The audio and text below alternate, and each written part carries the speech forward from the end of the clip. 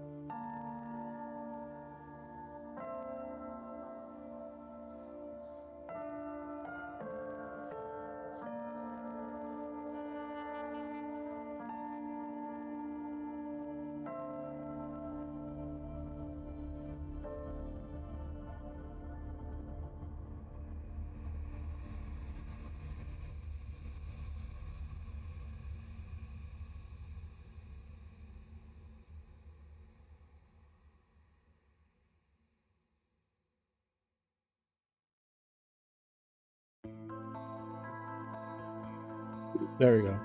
They can see us. They can see our faces. We're 2 minutes early. You gotta pay extra.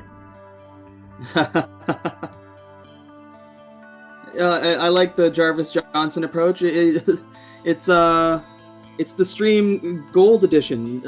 That is free. That's right. Oh, go away thingy. I did remember to share this everywhere, right? I shared it on Twitter.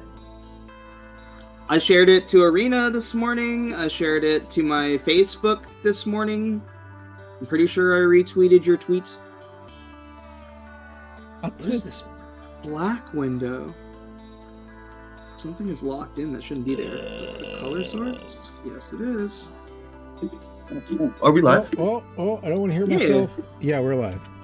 Are we past the point where we can say swear words? Like, can we swear? We are past the 8-second mark or whatever. So, give her gosh, dang it. Butts. Butts. Balls. Bears beats Battlestar Galactica. Time to burn this thing to the ground, boys. Oh yeah, no, we were looking at it. This is fucking garbage, buddy. Yeah, what is this trash?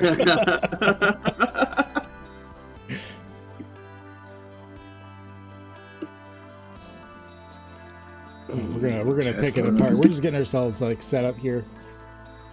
Just realized I shared this shit to Twitter, but I'm like, I didn't do my social due diligence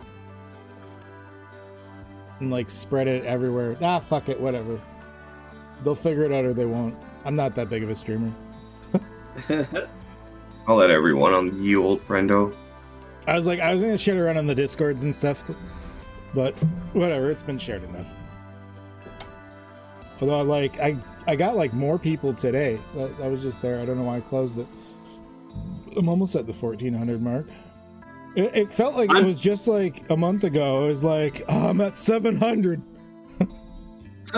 I am back up to 54 subs after two people have 54. left. Let's go. If you're watching, we're all streamers and content creators. Go search for these names down below. Yeah, you guys are below me? Yeah, you're below me. Well, you did that on purpose. While doing stuff. Yeah. I'm the top, you're the middle, Adam's the bottom. Ked's the tallest. I don't think I Wow. am. I'm pretty sure Adam's the tallest. How tall are you? I'm like 6. I'm Maybe 6'1". 174 centimeters. I'm a short king. Fuck yeah, dude.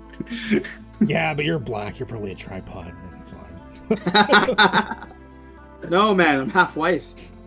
We'll put this in who we watching. Oh, Everyone.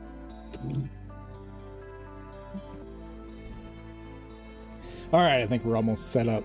As is usual, when we do stuff, we dick around for a while till we actually get to what we need to do. So that's fine. Yeah, We're not as professionals. one does. We're nerds. But yeah, just nerds hanging out. Just nerds hanging out, saying probably inappropriate things. We're going to hurt some feelings, and I'm okay with this. We're gonna misread your system and then get mad about things we made up ourselves. Yeah. I'm just going to That's the make up plan. opinions. I'm just going to make up opinions. Look, you got elves in your game? It's because you're racist. Yeah, Yeah. yeah, definitely.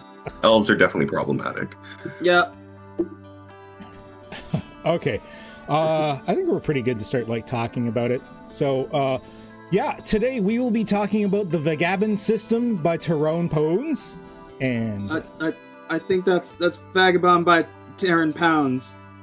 I don't really believe you. I'm pretty sure it's Vagabond, but we'll go with it for now. Anyways, Tyrone has done an excellent job here at providing us a ticket full of stuff that we're going to criticize heavily. So let's get into it and see what we can see. I've made a few notes. There's whole sections I actually haven't read through yet. I haven't really combed through the classes or anything.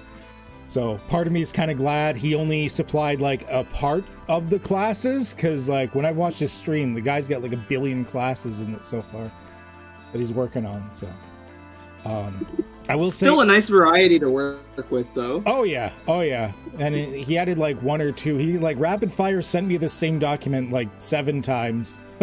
he's like, wait, one more thing. Okay. Although I am upset the Satyr lineage did not make it in, so I am removing points for that because I specifically stated that I wanted Satyr. So I have to refute your deduction of a point because we can be a fucking mimic. And oh yeah, I'm just saying, there's gremlins. it's Gremlins. And Don't there's know. gremlins. Don't know what it is. Haven't read it. I want to play a gremlin. However, if there's not a subset that is called a tech gremlin, it's a missed opportunity. Tech Gremlin, like what we get during streams. I'm actually surprised we haven't had any right now. Knock on wood. I'm waiting. Suddenly, as I say that, OBS crashes. All right. Let's get into this. I'll start with emceeing this, but we're streaming all over the place and doing our thing. So we'll do what we normally do and kind of just stumble through it as we discuss. Yeah, totally professional. But if you don't mind, I will start out. I love me. So Taryn is of course if you don't know, before we get into this, if you don't know who Taryn Pounds is, or Tyrone Pones, he has done a bunch of different stuff for D&D 5e, a whole bunch of other classes and everything, which, okay, little bit of shade to Wizards of the Coast here, but they're a lot more interesting than a lot of the stuff that's come out from WotC these days. So if you're still playing 5e, you may want to check those out because they're actually really good. Yeah. The only reason I'm even hanging on to 5e at all is because you need to play the merchant. I need to have a kid as a merchant class. I have been wanting to so badly. Yeah. I pretty much Taryn and then the guy that does lasers and liches are the only people one of the main reasons that we stuck with the D&D 5e as long as we did. So yeah. So what is Vagabond? Let's just get into that. So a lean and mean fantasy RPG already. I'm liking this. I have a feeling he's going to be a little bit more cutting and edgy than WotC, which it isn't always a bad thing, but I find it does kind of baby its players a little bit, and I feel like this is probably not going to do so much. Vagabond can do the solo, cooperative, or guided with the Arbiter, which is the name for the GM in this one. which I think is interesting. I'm not a solo player myself. I prefer having a GM narrating, making a story, but it's a big thing. It's a big movement. I don't know if you guys have like looked into it much. No, I mean, I'm curious. Like, I'd like to watch somebody do a solo play to see how it works, because again, like, I'm so used to that team-based kind of format of back and forth between a DM and a players. So, like, I don't know how that would work. I've messed around a few times with it. I do it when I'm character building. So, like, if I'm going to play a character in campaign, I want to see how it goes. And a lot of the solo play, like I said, this has some stuff in it. We'll get to it, but most of it is just tables.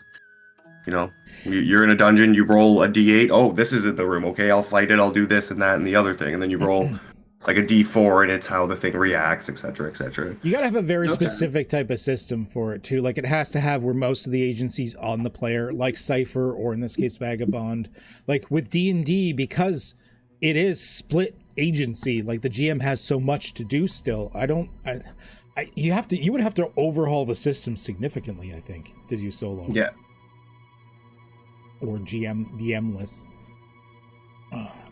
So Rebel Rouser Games is, of course, the company that he's writing it under, his LLC, which is smart.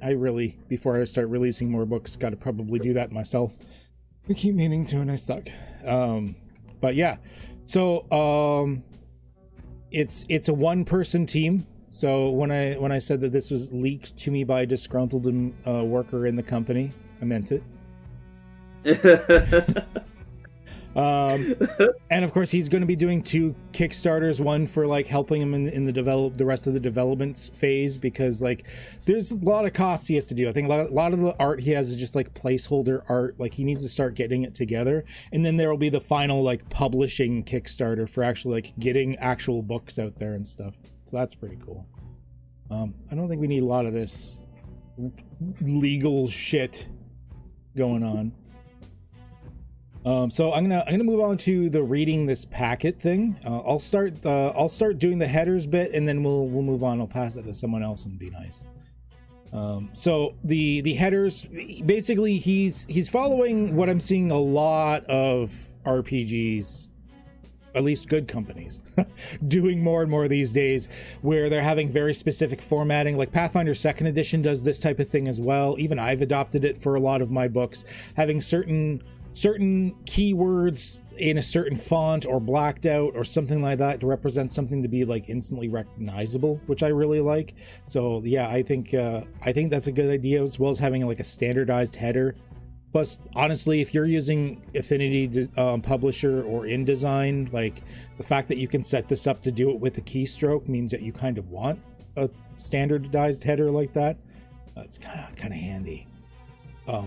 The only thing I have here, just looking at, I was making some notes like right before we started this stream, because I didn't have time to look at it before this. I do have a note. I'm not sure. You've got this like bold black and then the bold light sans serif, and together, like side by side, I think it's readable. But I think if you were just like in the midst of texts, that you may not fully realize that that's supposed to be the gray and not the black or something, especially depending on your printing processes afterwards. I might suggest maybe either choosing a color for that, or just changing the gradient or the shade of it just slightly. I think it's a little bit too close. But I mean, other than that, it's giving you the shorthand for everything. We've got, so the main 3 things for shorthand are like for accuracy test, defense test, and skill tests, as ATDTST. As well as it explains what each thing is. It's a light jade color in the color version. Oh, okay. All right. So it's just, this is just black and white. Oh, that'll stand out way better then. All right. Who wants to start getting into whatever they want to talk about next?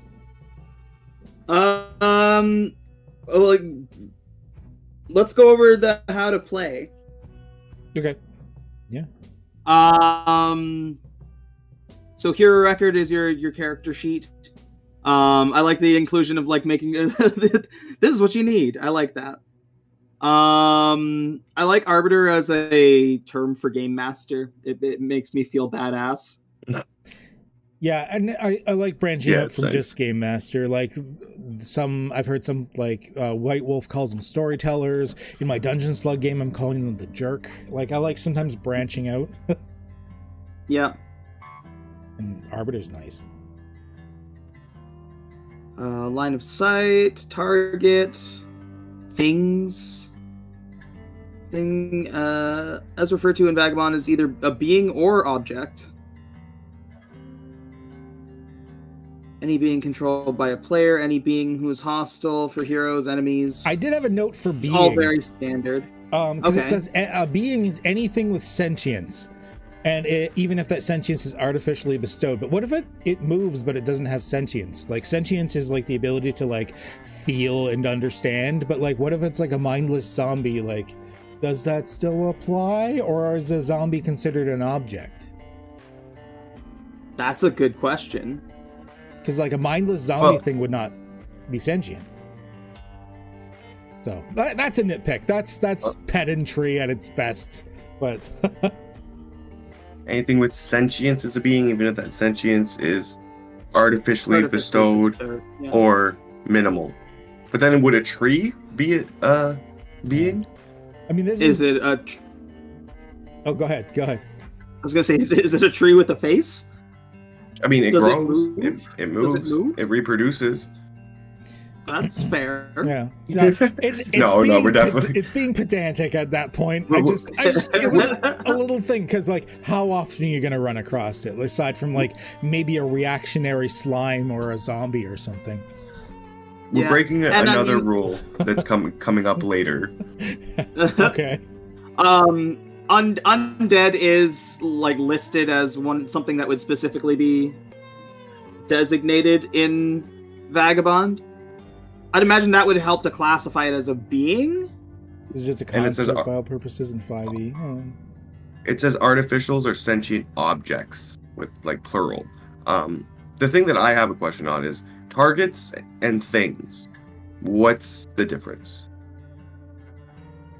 Targets and things? Well, a thing is like a being or an object, whereas a target is specifically something chosen for an effect, I would assume. Where's targets?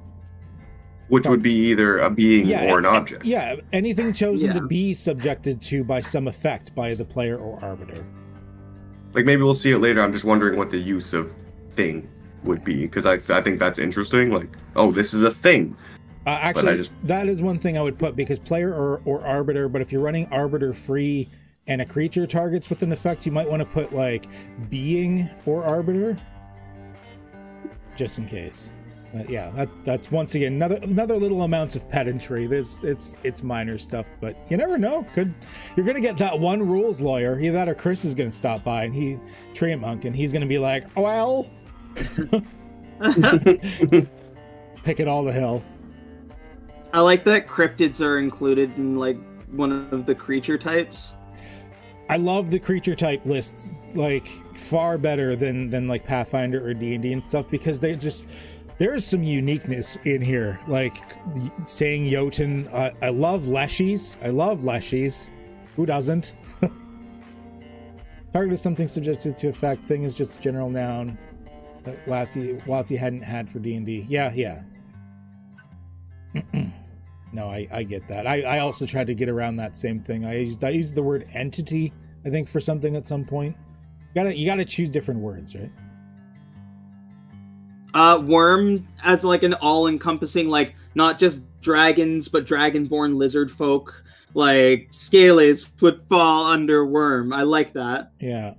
All the scaly kind. And the primordials, like, I like that it's more than just, like, elementals. Like, anything of that ancient spark of creation. I mean, even just the creature types, I gotta admit, you did a really good job, Taryn. You inspire just with these words you chose for the creature types. So I'm gonna give you points for that. We've almost made up for the lack of Satyr. Like, as we're running the stream, gets, like, a secret Satyr document. Oh, I should have had, like, a little counter at the bottom. Be like, we're start at -9,000. Object. So again, the like item structure, mounts, vehicles, unsecured. I did have one note for items I was very happy to see, because he specifically states an item is an object that can reasonably be lifted and carried by a medium-sized humanoid. Do you know how many pedantic arguments this solves from D&D just by having that one sentence? I like one that. word, Yeah, reasonably. One word, yeah. Word that should be used much more often. So I was very happy to see that. And then he does a very good job at defining some things that probably needed to be defined in such a game. Yeah. TWA, hit us with the guidelines. Reasonable play. So the following guidelines are used when interpreting the rules to get the healthiest sense of how the rules of the game are intended to function. No stacking modifiers. That's pretty straightforward. So if something says you get 2 ranged attack weapon bonuses, you don't. Unless it's for the protection. Not sure what that is, but the bonuses to protection So do like stack. you could add your dex twice as long as it's not coming from the same feature, it looks like. Cool. Oh shit. Ugh. See? Nope. Now he's yelling at somebody. Sorry, my phone's going off. So the next one, I'm not going to be able to say these words. I tried to say it out loud earlier and I just couldn't. Hierarchy. Hierarchy. Oh, sorry. Go ahead. Specificity. Go ahead. Yeah. Hierarchies of specificity. Specificity. Specificity. Specificity. You got Yeah. it. Specificity. You got it. Okay. Hierarchy of specificity. I really like this. One of the rules, by the way, in this game is the fact that you have to say that out loud before you're allowed to play it. So That's good. I passed the bar. I'm happy. But I really like this. That there's general rules, and then specific rules that bend those general rules, which is true for most TTRPGs. But I like when it's in the rules that this is how it's going to be. There's general rules and specific rules, so there's no argument when things contradict and what trumps what. you might need to make an Adam-friendly title. Yeah, probably. Stoner-friendly title. What we do around these parts, we just acronym things. So to us, that's just the HOS. You know? Okay. That's the HOS rules. Never have to say it again in my life. There you go. Mechanics granted or caused by a hero state either directly or indirectly that a choice must be made, such as trained with a weapon. These choices are always made by the player controlling that hero. So if there's during character creation, your DM doesn't get to be like, no, you have to take this. Which I don't know many games that would do that. Yeah, but it's a good thing to say just in case, because I mean that stops maybe some asshole GMs out there. Yeah. Yeah, again, good rule to have. Round down, of course, as you do. Heroes bear the burden of proof. Well, So this is before we just- get that, actually, I do have one comment on players win ties. I was reading this like just before stream here. What if it's 2 players? Oh. I was just like, I was sitting there. It's like, because each time I saw a rule, I was kind of like going in my mind. I'm like trying to run it through a combat scenario. And I'm like, what if like players are like each rushing for an object and they roll to like pick up the object and they roll against each other and they roll the same number? What? And there's no arbiter. Like you're playing in like a arbiter free group game. Like what happens? Reroll? I guess reroll? Make them fight it out in real life? I like that one. That's We move the table. What? We still have dexterity as a stat, right? I believe so, yes. Roll So a who has the higher d6 dex? for each. Maybe, yeah. I think it would still come down to who has the higher dexterity. I really think they Depends should on the just check. I think they should just play the music from Star Trek, like, you know, Spock and him going at it, like ba, ba, ba, ba, ba, and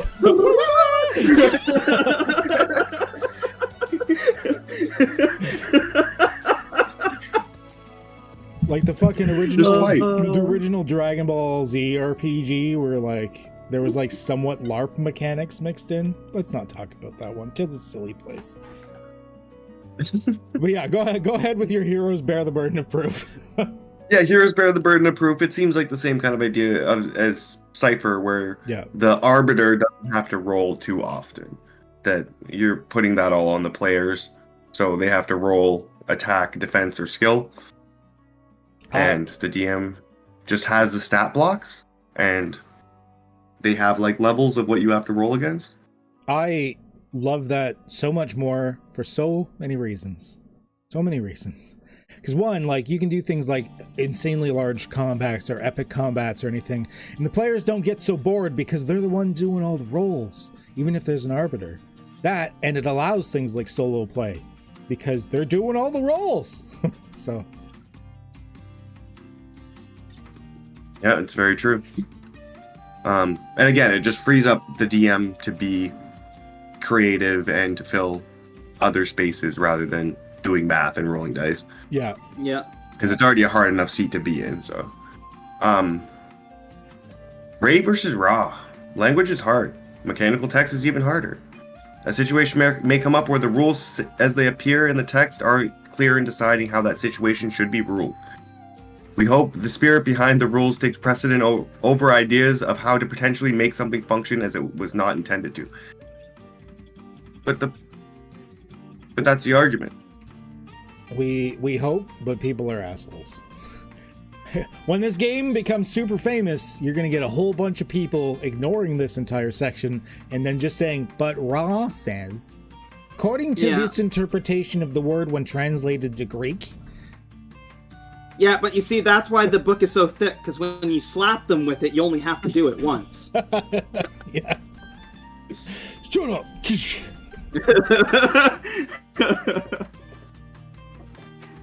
And Turd Sick. Oh, Chris. Do you want to take back over, Ked, for Turd Sick? Sure. I've witnessed videos of Chris saying this before for Turd Sick. The rules don't say I can't. Basically, this kind of boils down to something I've tried to say before, but it just didn't work out as well as Turd Sick. Like I always used to say that like board games rules tell you what you can do, and that's it. That's what you're limited to. Whereas like RPG kind of says the opposite. It gives you some limitations, but anything else is open. Anything else is possible. You know, the universe is your oyster, which is not something I fully understand. But yeah, it's basically what it boils down to. It's like it's an RPG. Like anything's really possible for the most part, and how you interpret it. Be a little loosey-goosey with it when you need to. Yeah. I don't think we really need to get to the no takesies, backsies, or clear communication. That's just like it's style of play stuff that is important to have in there, but it's not really like for the rules, I don't think. It's more general ETRPGing. Solo stuff so for facilitating solo play, you just gives some points there what to do for like enemy turn in solo play, which I'm assuming there will be a little bit more extrapolation on it at some point as well. But checking morale conditions, which it's interesting to see morale back. I don't think I've seen morale since like 2nd edition D&D in an RPG, really. So that's interesting to see. They can do anything with favor, avoid doing hindered actions. So it's just general things on how to do solo play. What's solo integrity? Group play allows the arbiter to hide characteristics like... Oh, it's just about the fact that you don't have an arbiter to like... It's about metagame knowledge, basically. The fact that you know everything because you're by yourself. So you just gotta play it out. I mean, if you're doing solo play, you're doing it for your own benefit anyways. If you're cheating, it's only yourself that you affect. So, whatever. Yeah, you're not hurting anybody. Metagame away. The dice. How dice work? I think if you're looking at this book, you probably have a basics understanding of how dice work. I think you're okay for there. Combat versus roleplay. When you would use certain types of checks in combat versus roleplay, of course, it says that you can mix and match. This is true with any RPG, really. There are 3 types of D20 rolls. Your accuracy test, which is basically like your attack roll for it. Your defense test, which is, for those coming from D&D, you may not be familiar, but if you come from something like Cypher, you're making all the rolls. So if you're attacking, you make the attack roll. If they're attacking you, you make a defense roll. You're doing all the work. The GM's, if you have one, is just there watching. Yeah. I did have one thing here, though. So those 2 are made almost like in like a traditional like 5e Pathfinder way, that type of thing, from like 3.x up, where like you're rolling a d20 and you're adding appropriate modifiers, etc. So it's AT and DT. But in the same section with the same naming convention is the skill tests, which is calculated entirely differently. I have no problems with the way it's calculated. I get why you have it this way. You've got it as you're rolling against a specific target modifier that's adjusted by your skill, aptitude, and attribute. So you're just rolling a straight up d20. You might have a bonus, but you're going against that target depending on how good you are. It's for solo play or when you're free of an arbiter. I think some people might get a little confused if you're just getting into it thinking it's going to be like the other 2. Like showing up to a restaurant saying, what type of pie do you have for dessert? And the guy's like, oh, we've got apple, cherry, and pizza. Yeah, it's technically pie, but it's a little different from the other 2, you know? So that was my only like big thing with that. Other than that, I can see why the logic behind the math of it is there. I don't know if what you guys are thinking of, like how the skill tests work being different. Well, I'm reading over. Heroes are assumed to pass the skill test if the number rolled on the d20 is equal to or higher than their capability. Yep. Other effects may cause the ST to be made with a bonus or penalty as determined by the Arbiter. For example, a wizard with logic 16 plus 3 that is trained with the Arcana skill plus 2 would have an Arcana capability score of 15 and passes any ST on a roll of 15 or higher on the d20. Yeah. Wouldn't the math work the other way? Like 10 plus 2 plus 3 to 15? I thought the same thing, but when I really got sitting down to think about it, I can see why he did this. Because if you want to do it like the other ways, where you're just adding numbers onto it, you then need to figure out difficulty levels for everything. Because remember, this is also made for solo play and without an arbiter. So every creature, every spell, every effect, everything would have to have a difficulty level to it that you would have to get to. Whereas this way, there's basically one standard difficulty that downscales as you get better that you have to always roll against. Okay. Because at first I was like, why the fuck would he do it like this? Why doesn't he just flip it back to be like the other ones? But it's specifically, I think, maybe Taryn, you can confirm this, I think it's because of the solo play and the arbiter free play.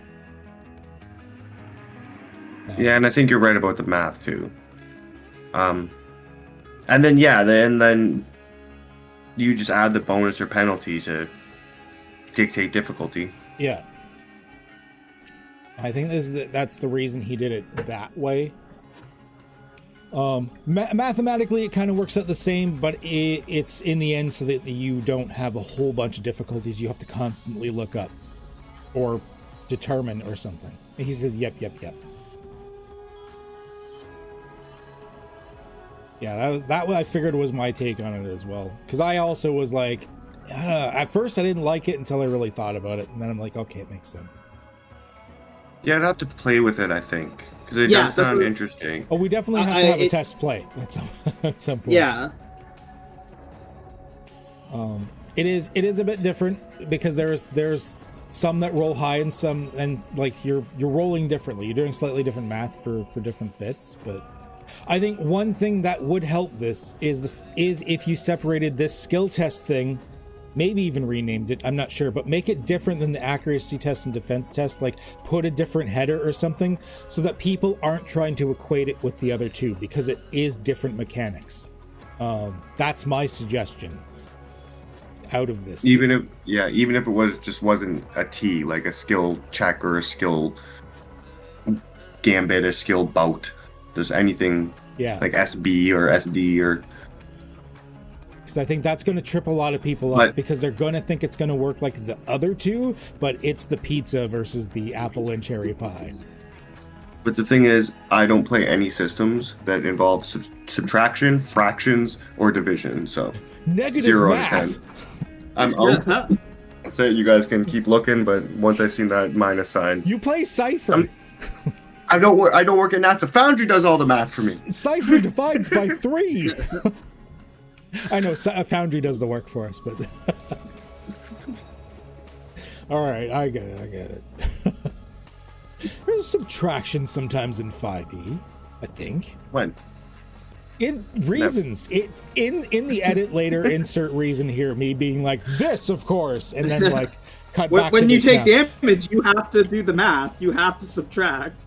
Okay, there you go. Actually, in all fairness, I actually write damage up when I'm doing a traditional character sheet. I don't subtract. Unified test is something I'm trying to get feels on. Yeah. Makes sense. It's a tough spot you're in, I think, Taryn, because of the solo and arbiter free play. Because if you were to change skill tests to be like the other two tests, you need to find a way to get like universal difficulty levels for everything in there somehow, and that seems like a lot. And it seems like the players would have to rely on a lot more like pre-generated content, pre-done dungeons and stuff like that. It's a toughie. I can see it. So other dice during the game, other dice are used. Stuff, damage dice. I noticed the tribute modifiers are not added to damage rolls. I like that he didn't have to put that because it's not like a given that it's going to happen, but there's going to be a lot of 5e people obviously coming over to try this, and they're going to make assumptions if you don't clarify. So I get why that's there. Healing, D100s, we know how that shit works. Bonus and penalties. Yeah, you add or subtract. Sorry, Adam. Criticals. What's he say? This way the player feels like the agency is in their hands because they can see the fail state before making the roll. Yeah, I get that. So for accuracy tests, double the damage dealt, which is super nice. You don't have to worry about the modifier and is that being doubled and everything with it. You're just doubling the dice. Or doubling the result. Doubling the damage. The can't be reduced by any protections other than immunity on a crit, though. Like, just bypass armor for doubled damage. Punch a ghost in the face. Bah. Yeah. So is there no resistance then? The way armor works in this is everything's a resistance.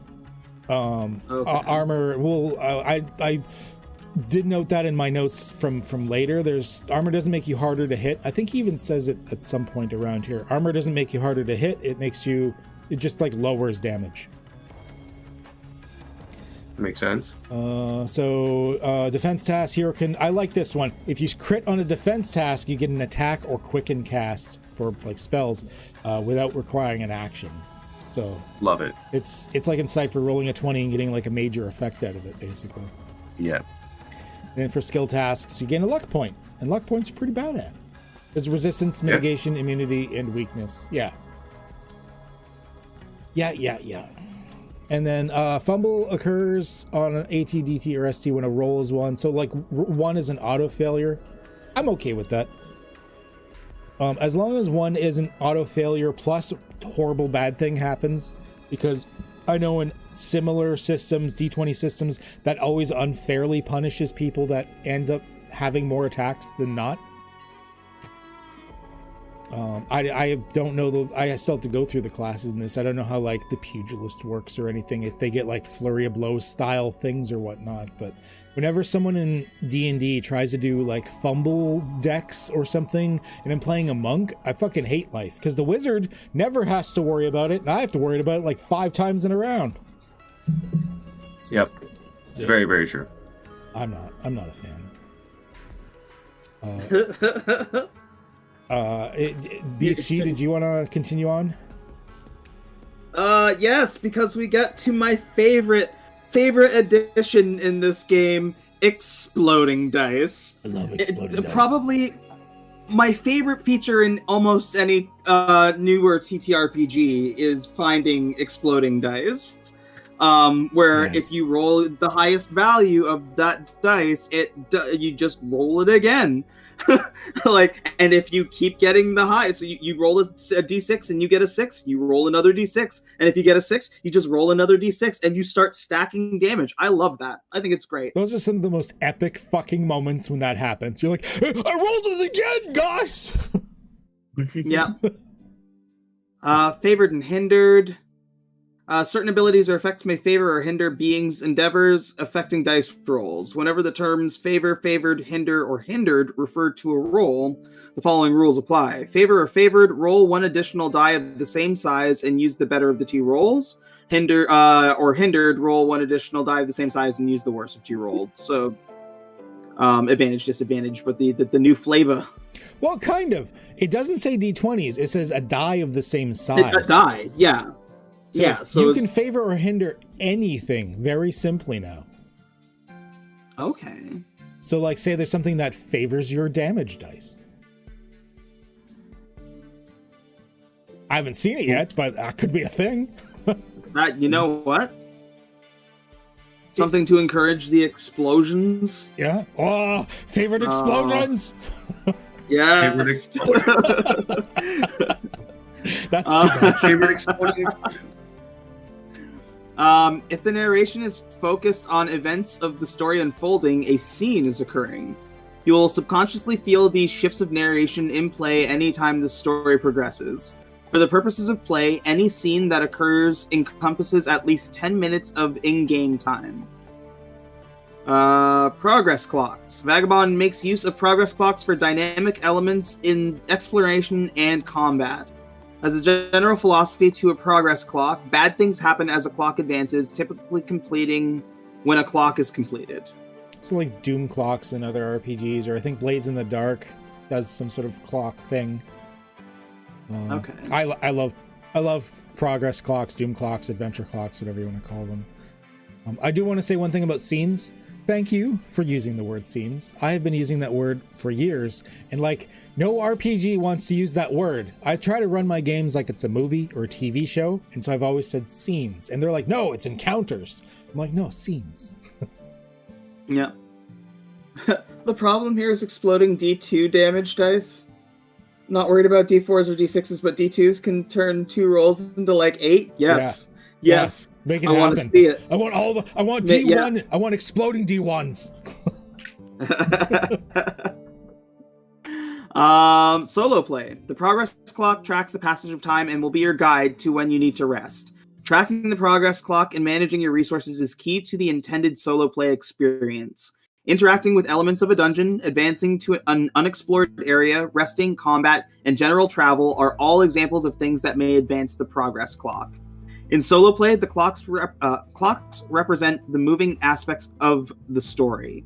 When a character enters a particular room at a certain progress point, events may change. BBEGs may have made new minions, opened a certain portal, etc. Before entering a dungeon, it will indicate what progress clock must be tracked. Some rooms will indicate certain events taking place while adventuring. That's interesting. Yeah, it's a good way to use progress clocks. That's kind of what a lot of RPGs that have used similar ones before kind of use them for. His is a lot more refined for like solo play experiences though. Like that's pretty good. It's pretty sweet. Combat. While a round of combat occurs around 10 seconds of time, the events immediately leading up to and following a combat scenario take place during the same scene. Okay, cool. And skill tests. Each time the heroes fail a skill test outside of combat, the progress clock advances as fate takes its toll. Generally, this results in the enemy plans being furthered. So it's only on a fail. So what if like 3 people make a skill check and like one of them fails? It still progresses, I guess? I get maybe... Go ahead. Is there like clock conditioning? Like, say if there's like, you know how in some games you'll have like, I've seen like RPG based card games where it's like based on whether it's 1 to 4 players or 1 to 2 players kind of thing. So maybe there's certain conditioning on the clocks for how many players are playing in a group. Maybe, yeah, because I do wonder about that. Because like, what if like a whole group is like they're all like doing a crafting check or something outside of combat, but like Jerry rolled a 1, so that like the progress clock ticks on because fucking Jerry. Classic Jerry. Classic Jerry. So I just wondered if that still progresses or like if it balances out or something. Time doesn't pass, but fate is putting weight on the scales. Okay, that makes sense then. I can see that. So it's not so much about the fact that like time is passing so much as like someone fucked up, something happened. All right, I get that. Creating heroes. Continue on. Does somebody else want to take creating heroes? You want to do TW? Yeah. Yeah, I'll do some hero creation. Take us through it. Yeah. So lineage. Lineage grants several biological traits shared between all members of that lineage. Some lineages come with heritage options that gain distinct features from other heritages. So there's race mixing? Well, race and sub-races, I think. It's like the difference between like a high elf and a dark elf. Okay. I'm assuming. Class. You're assuming? I'm assuming. Yeah. Class. It's pretty much the same as 5e, the size of their hit dice. I did have one thing here. Okay, so here it says hit point maximum, but elsewhere you refer to it as health. I'm assuming that's just an error. And I did have a question about hit dice. Why is it called hit dice if you don't have hit points anymore? And it's nothing to do with being hit per se, because they're mostly about dying mechanics. Is there a reason it's still called hit dice, or is that just because it's like a leftover of like from like D&D? That I did have a question about, because otherwise like hit dice has nothing to do with being hit, and there's no hit points anymore. It's health. So I don't know if you were meant to rename that and just haven't yet. Yeah, it's true. Just the wording. And then no multi-classing. You're just not allowed. Fuck you, multi-classing. I don't mind. It looks like he's kind of got like some like optional rules for it, but it's not the intended for the system. Yeah, it's just it's warning you. I'm fine with that. It's almost like you're playing a role in a game. I don't know, they should make a name for that, but yeah. Like your class almost defines your role, and then you play that class to play your role and fit that role. Yeah. Yeah. In a game. Yeah. And you make a game out of it. There should be a word for that. Yeah.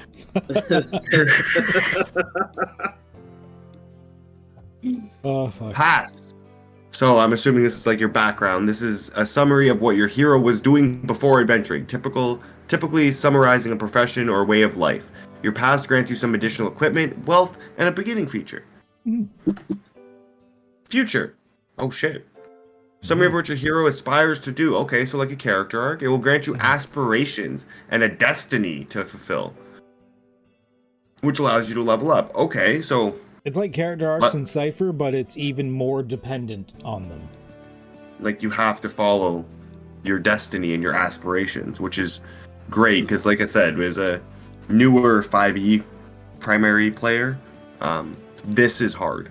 Getting players to do this, to fucking adhere to what they wrote down, is one of the hardest fucking things to get people to do. Seeing things like these futures or like character arcs in Cypher, I think is 1000% better for determining when you get experience or level ups or anything than if you've completed the dungeon or whatever, because you really get into the character and why that character exists. So 100% on board with that. Yeah, and it rewards you, and it makes it it makes playing the role a game. Again, we need a word for this. Assign attributes. Your hero will need 6 scores assigned to your attributes: strength, dexterity, vitality, awareness, logic, and presence. The score is a number called an attribute score and is recorded on your hero record. The score will indicate a modifier to be used for other rules in the game. Consult the attribute modifier and subtract 10 from the score. And okay, hold on. What?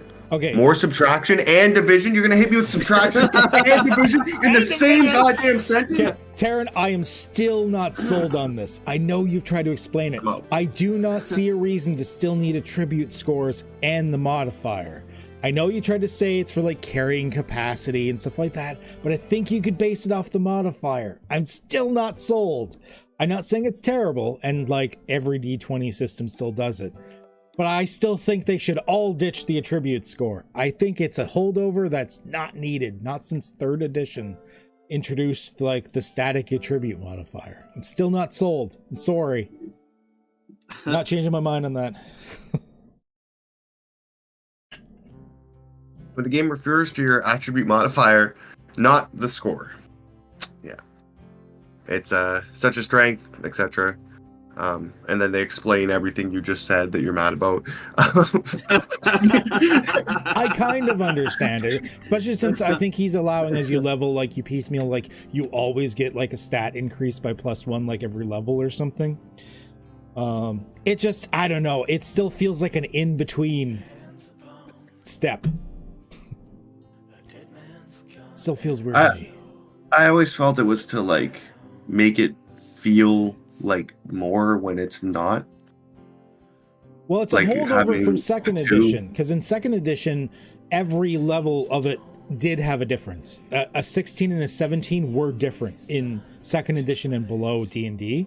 But then when 3rd edition hit and they added just a static modifier, they only kept the scores in to make it familiar for people coming from 2nd edition, and then it just never went away. Confused the hell out of me when I was learning. Scores are here to be eased for porting from modern D20 systems. I guess that's another good point. It's easier to convert shit over if like there's traditional stats. Yeah, it's fair. I will take it for now, but with a warning and threats. Yeah, there's point buy and there's standard array, but then there's also roll array, which I really, really like. Yeah, I like roll arrays too. It's like standard array, but just so much better. But also gambling. We like gambling. You gotta itch that gamba bone. They're all pretty well balanced. I'm gonna be perfectly honest. Some of us are like full-on masochists for this shit. I would really like a chart where there's one that's like just like straight 8s. Like you got to deal with it now. So your character's fucked. That's just me. I would make so much fun out of a mediocre character. And I have like, minuses on everything. Like, then just act the best at everything and just play that asshole. I mean, first time I rolled Sir Gallant, he had a 6 intelligence and an 8 wisdom. Like, he was basically a potted plant.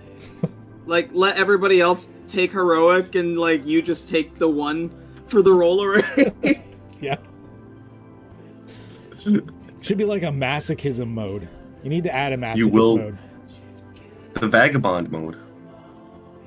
The Vagabond mode. Actually, I think he is adding, like taken from Dark Souls or whatever, like a wretch, like class or something. I remember him commenting on that in one of the streams. That'd be cool. So he might actually, never mind, he might actually be doing something like that. So the stats. First one is aptitude. Aptitude represents your ability and training with armor, weapons, defense tests, skills, and tools. Aptitude is measured across 6 ranks, which are also classified with a rank name as described through this chapter. I like aptitude ranks. I like it. So you have aptitude ranks: trained, proficient, adept, expert, savant, master. That's cool. I like in games like Pathfinder 2nd edition, Cypher, etc. that just have like these ranks and then that's it. None of this like it scales forever, where the math can break. Yeah. It's easier to have that. What do they call? Is it called bounded accuracy? I'm using a term I don't really know. Something like that. The sky, a ceiling. It's definitely good, especially in a game of math. Armor. This one confused me a little bit. That light shields being expert I get that, maybe a buckler is harder to use than like a heater shield, but doesn't that mean like if you want to play like a swashbuckler, that maybe you're not focusing in armor, that in order to get that like buckler and rapier, you'd have to like get up to expert in armor? I feel like it's flipped. I feel like medium should be at expert and light should be in proficient. Mind you, I haven't actually read over the shields, so I don't know what exactly the shields do, if it's just like more damage reduction like the armor or not. Or if it's like Cypher where the shields like do something different than the armor. So I haven't read that yet, so I'm making prejudgments. I'm judging you ahead of time. No, I think maybe it like is that that might just be a typo. Yeah, I don't know. We're wondering here. I feel like light shields was intended to be in proficient. Light shield grants you a unique quick action. Oh, so it's granting something. It's like the Dark Souls parry. Okay. It still sucks you'd have to focus so much in armor just to be that like light shield guy. But if it's that powerful, I can kind of understand. But it's kind of like, what, I gotta train myself through medium shields and medium armor so I can use a light shield? That one does get me a little bit. It's like if I want to be the light swashbuckler with like, the stereotypical buckler rapier to like parry it out, I gotta train in medium armor that I'm not going to use first. Mind you, I don't know exactly how it works. Maybe you could like split it even, just have light armor and heavy armor and have them be two separate proficiencies. Because they are very different things. You know how you can crit defense task, light shields reduce the crit range from 19 to 20? Oh shit. Light shields are the bomb. Nice. Okay, I can see why. So you could always just flavor that the medium shields are just like, you're starting out. It still seems weird. Part of me still almost wants to say flip medium armor and light shields. I see doing medium shields first, but part of me almost says do light shields before medium armor. I know personally, it's powerful, but honestly, I would split the two up. I would have armor and shields as their own classifications for aptitude. But then he has to figure out more things to do with their aptitudes, because there's got to be those 6 levels of aptitudes, right? Yeah. Plus, like, there's a lot of aptitudes to take, and you don't get a lot of aptitudes as you leveled, I noticed. So, like, the vast majority of your aptitudes in this game are not going to get past that level 1 from the calculations that I was doing, which is one thing I wanted to talk about at one point. There's a lot of aptitudes to go through, and you don't get a ton. Yeah, the next one up is weapons. It seems this one's pretty straightforward. +1 to your attack, +1 to damage, +2, +2, +3, +3. Oh, I have one question about that. So I'm assuming this is showing you the scaling, and it's not the cumulative bonuses, like the +1 then +2 to attack doesn't mean +3. I'm assuming that just means it's upgrading to +2. Yeah. Mm-hmm. I figured that's the way it was supposed to go, but like, you just got to make sure, because in RPGs you never know if they're showing cumulative or if they're showing like what it scales to. Because I think the thing that trips a lot of people up is in 5th edition they've done both, which has fucked a lot of people up.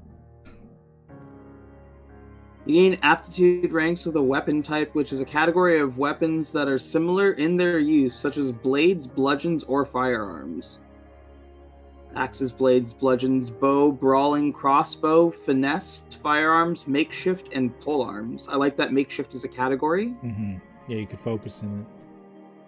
Yeah. Yeah. I like that there's weapon groups. I mean, that used to be the bomb back in old editions. So you could just like train an entire like weapon group. That's super nice. Bringing back some classics.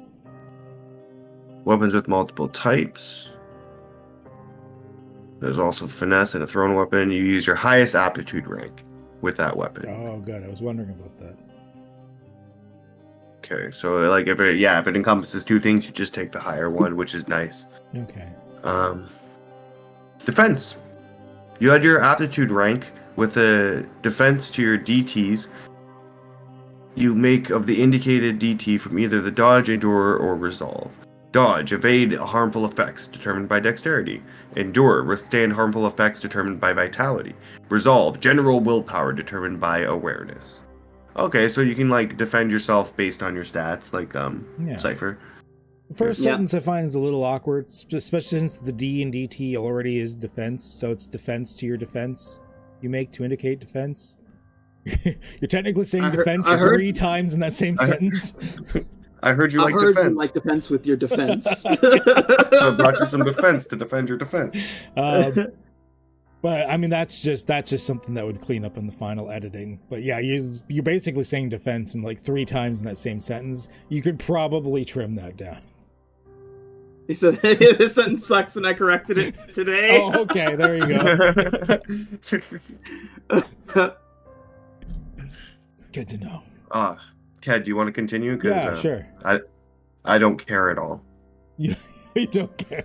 Okay, take a hit. Good. Skills. Each Tennessee new tabletop. Hey, Goblin Lord. Wait, are you smoking from an actual carrot? It's an actual carrot?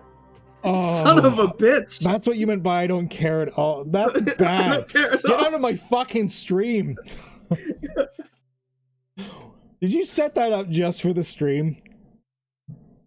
Does it taste awful? I've never smoked out of a carrot. It doesn't taste bad, but it hit like a motherfucker. That hit way harder than I thought it would. Yeah, you got no filter, no nothing in that. Fuck. Oh, I should have charged my vape. Whatever. That's hilarious. That's what you get when you come to our streams. I had to do a double take. I was like, that's what he meant. And right away, wait, he's smoking from a carrot? Amanda Davis says, you're my hero for that carrot. Hear you that? Someone likes you. Each aptitude adds basically +1 to the skill test. Blah, blah, blah. Tools is interesting because it depending on your aptitude is like how the gold value of like what you can do with the tools and stuff, which is neat. Instead of just having like, once again, I think he's trying to move away from like lists of difficulty values to try and reference just by having like set standards, and this helps supersede that. Luck. The heroes of the story all have a measure of luck. So everyone gets a different luck die size. At the end of a long rest, every hero rolls their luck die and regains that much. And you can give it for good role play. Basically, luck has a lot of really cool stuff. It's almost like fate points in Fate, or even using experience in Cypher in some way. Yeah, I was just thinking about Secrets of Cats. Yeah, you guys did some crazy things in the Secrets Cats thing. Tin Can Whiplash. Yeah. Yo, what up? Yeah, it's like fate points, XP points in Cypher, stuff like that. I love mechanics like this in these games. I don't understand why more games don't have them, so it's nice to see. But yeah, you can get favor in a roll, do a reroll, or I like this one, deal maximum damage with an effect. Be like, fuck you, I'm dealing maximum. I like that a lot too. Yeah.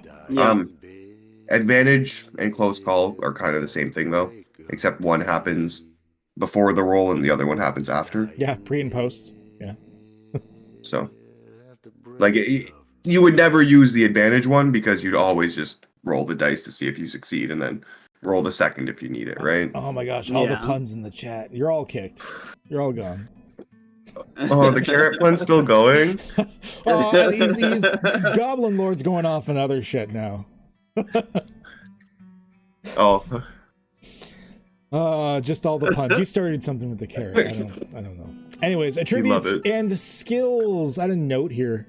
Oh yeah, I had a note of the fact that there's a lot of aptitudes in the games. There's like 24 skills, a whole bunch of different weapons. You can possibly get aptitudes in spells. Like there's a lot of things to give aptitudes in the game, and you don't get a lot of aptitudes in the game. I noticed this, and I'm not sure if this is something you've thought about increasing, but like your class will give you like a couple, and then you get like one a level, I think.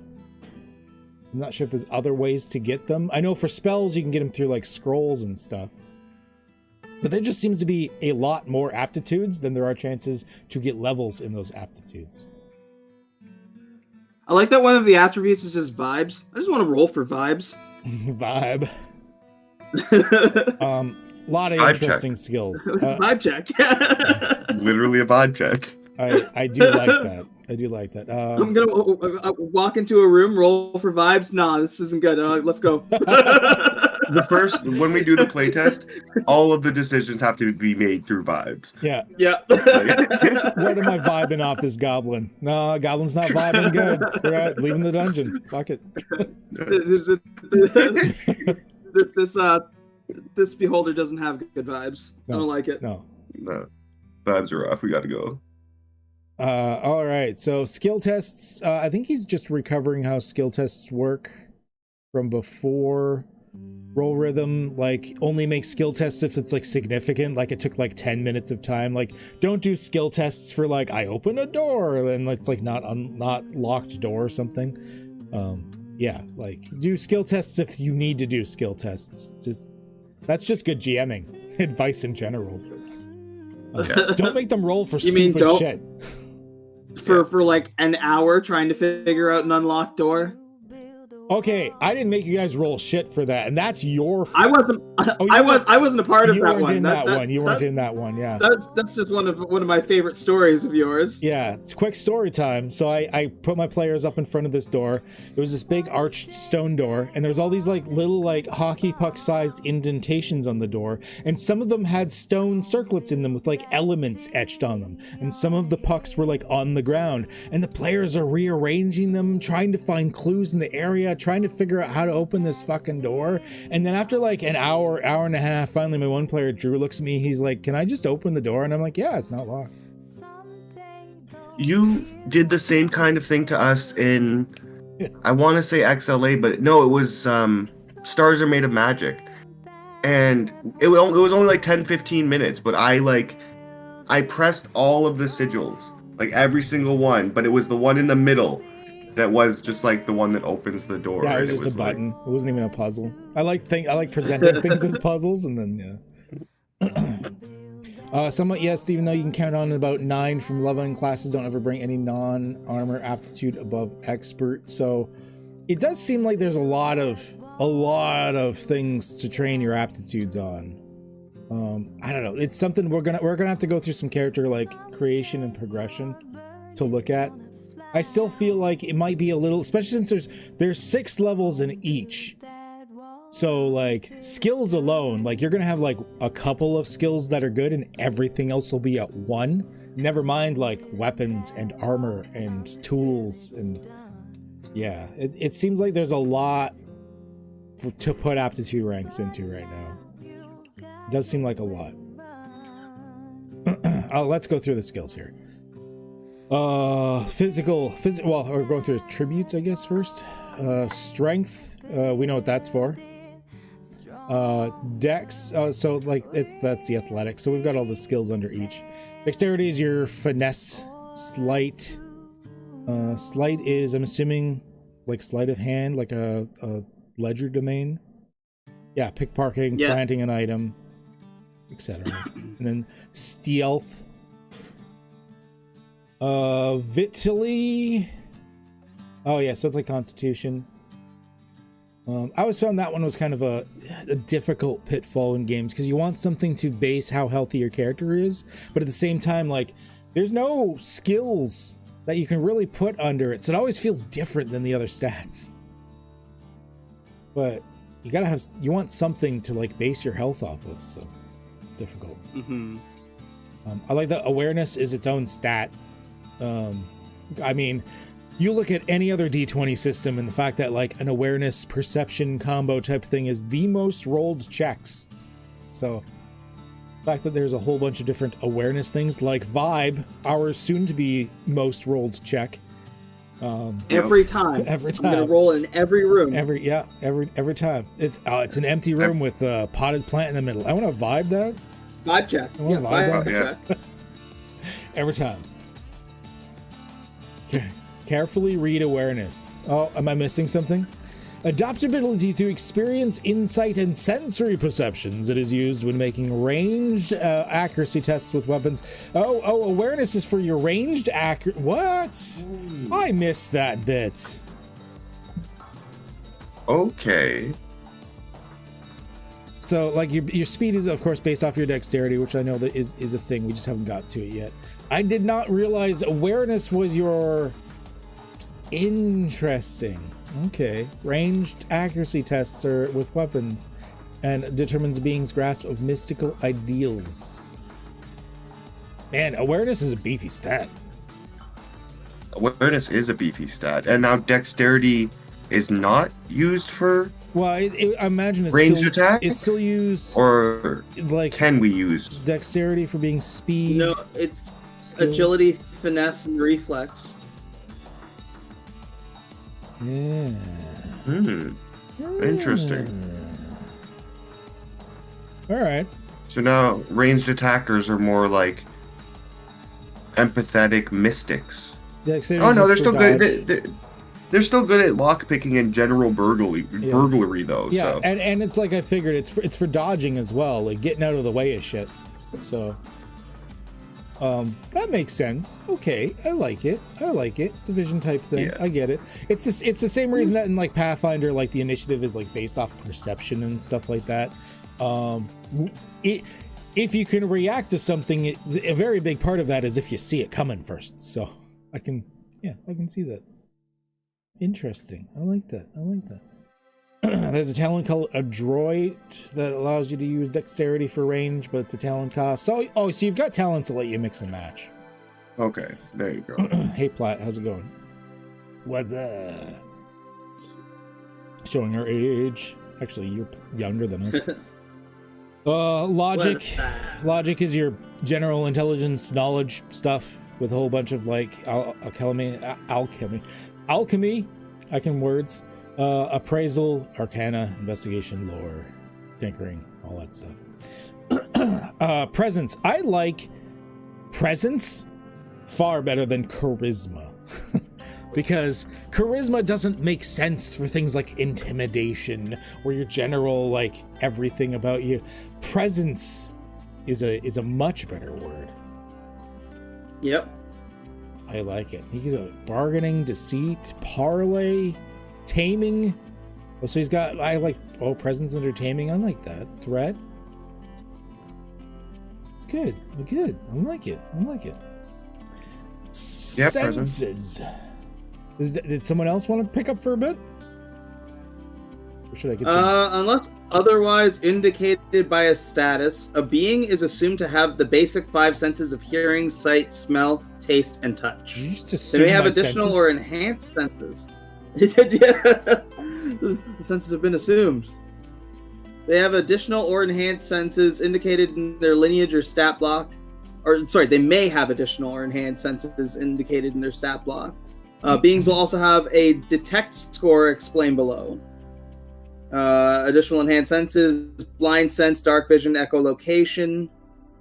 Can't be blinded while it is not deafened. Ooh. Okay, Taryn, I'm warning you now. If you give if it's like D&D where like 2/3 of the fucking races have dark vision, I'm going to be upset.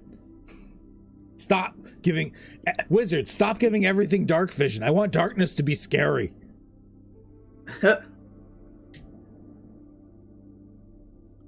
Should be like special. Ferrous sense can sense ferrous metals within the indicated area. What? Interesting. Very Makes interesting. favored. Keen makes favored skill test using the indicated sense. Seismic sense detect movement and activity based off of tremors in the ground within the indicated area. Okay. Telepathy, true sight. Oh, you know what you should do? You should bring back Infravision from 2nd edition. You know how much I miss that sense? You know how much I miss Infravision? Load. So size determines load by size. Just adjusting how much you can carry by size. Yeah. Ferrous sense is really interesting.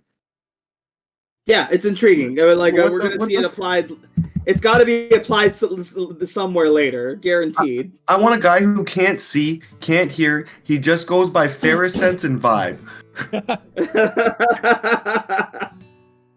My gremlin is gonna go on Ferris sense and vibe. That's it. So like they can smell iron and like root out iron. That's what it seems like. Yeah, like Ferris sense, it would be a ferromagnetic metal like iron. So like copper would not. Well, I guess it says metal. Like that, he's not going to be scientifically accurate. He probably like. I'm assuming they allow like non-ferromagnetic metals as well. I know. I think that's super interesting. Yeah, infravision. Like infravision. 10 units of currency, such as coins, is a 1 light load. Okay. So it's the same thing as like bulk values in like Pathfinder 2nd edition, instead of like specific weights for each item. I appreciate that. I appreciate that. The Rust monster has Pharaoh sense. That makes so much fucking sense. Plan on a Magneto sorcerer? Oh shit. Okay. Oh, that's pretty cool. Speed indicates how many feet something can move during their turn in combat as determined by its dexterity score. Other traits may factor in when determining something's speed. A being's speed can't ever be lower than 0. Further, a being can move through the space of a member of their group, but not through the space of a member of an opposing force. Okay. Yeah, if their speed goes below 0, I'm pretty sure they're traveling backwards in time.